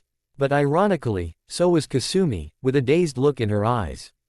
Yuki stared at Kasumi's unconscious form with a curious expression. I wonder where she hides that mallet. It's a secret. Haruka winked. You don't say. Yuki analyzed Haruka from behind, raising an eyebrow. I wonder if it's in her. Slam. The next word earned Yuki the same fate as the now unconscious Shigeru, Kasumi and Satoshi. Some people are too curious. Haruka left the apartment, slightly able to ignore the sting of her fist. Yuki and Haruka's Pokémon, who were still out of their Pokeballs, had very amused looks on their faces. That was better than watching Vosh-kun making a fool of himself. Riku joked. Vosh shot him a dark glare. Keep talking and I'll show everyone how funny you look when I clip your wings. Riku gulped. I get your point. Kiza gave Fiona a curious look. Say, how do you know so much about love? The Kirlia winked at her. It's a secret. Makura, who witnessed all the events, sighed. Am I the only one who thinks everyone here is insane? The next day came by and Team Tatsujin was as ready as they could be for their next exercise. It was only a little while before Hayabusa and the other two judges appeared before them. They were rather impressed with yesterday. Everyone's results from Monday were better than I expected. So good in fact, that I've decided to give a new challenge to this next examination. This will be a tournament battle system based team-on-team battling. Each team will only be able to use 2 people to fight, and those 2 people can only use 1 Pokémon of their choosing per battle, Hayabusa explained. Wow, is that it? Talk about easy. Satoshi thought. But, this is the challenge, the human partners will be handcuffed. You just had to say something, you jinx. Kasumi yelled mentally, shooting him a glare. Satoshi could only laugh uneasily. He first match will begin in 5 minutes. It will be Team Tatsujin versus Team Slayer. Choose your partners and prepare to fight. Team Tatsujin quickly huddled together, coming up with a plan. Okay, who should go first? Satoshi asked. I don't think it matters, Yuki thought aloud, but I would feel better if you went first. I still need some time to prepare. Satoshi turned to Kasumi. I know this will sound crazy. But I would feel better if you were my partner for the time being. You're out of your mind. She hissed. Think about it. Haruka works best with Yuki in team efficiency. If me and Haruka go out there and she gets injured, then we will be at a disadvantage. Satoshi took note of Haruka's disappointment. I'm not saying you would be in the way, Haruka-chan. As a matter of fact, your healing spells would work wonders, but you are the only one who could work in sync with Yuki and keep up with his speed. Considering that we are going to be handcuffed, we have to choose our partners carefully. Okay, Haruka felt slightly better, but still disappointed. Kasumi-chan, we can do it. Plus, since our minds are linked, we have some advantage in teamwork. Just be careful out there, since we both will get hurt. Oh fine, Kasumi surrendered, but tell me what Pokemon you're gonna use. I think I'll save Pikachu for later and use Marowak. Aw man, you're no fun. Pikachu complained. Satoshi winked at him. Don't worry buddy, I promise that you will be my next partner. After all, I can't use my secret weapon early in the game, right? Pikachu smirked knowingly. Oh yeah, I forgot about that. Alright, I'll wait here. Go get em. They flashed each other their victory sign for good luck. Alright, I'll use my Combusken, since their types don't conflict. Said Kasumi, fingering her belt for the Pokeball. Attention, Hayabusa called, will the combatants for the first match please come to the Earth field immediately? That's us. Let's win this one for the team. Satoshi cheered. Kasumi gave him a flat look. You could have said something more original, Tajiri Ashura's Satoshi-kun. Satoshi smirked at the use of his full name. Nice one with the mind reading, Yawa Mysteria Kasumi-chan. They both grinned as they made their way to the battlefield, Pokeball in hand. Good luck. Yuki, Haruka, and Pikachu waved. As they made it to the earth field, they could clearly see where it got its name. Brown boulders littered the large sandy field. A white outline covered the borderline of the arena. Tournament officials scampered towards the combatants, placing thick steel handcuffs on their wrist. Kasumi and Satoshi's opponents were a woman and a man, samurai and ninja respectively. They looked very tough and skilled. Hayabusa stood outside the white line, preparing to lay down the rules. The rules for this match apply to all other matches. There is a half-hour time limit for each match. The white lines on this arena are your border. If you pass the line, you have 10 seconds to get back in. Or you forfeit. Tampering with the locks on the handcuffs and killing your opponent is strictly prohibited. First team to knock out their opponent and their Pokémon wins the bout. Besides those rules, do as you see fit to win. Are you ready? Both sides nodded, enlarging their Pokeballs. First match, Team Tatsujin Satoshi and Kasumi vs Team Slayers Cats and Sabama. Ready, fight. Thanks for watching. I hope you enjoyed this video. If you do, please leave a like, share and subscribe. Deepened with malice, but it was.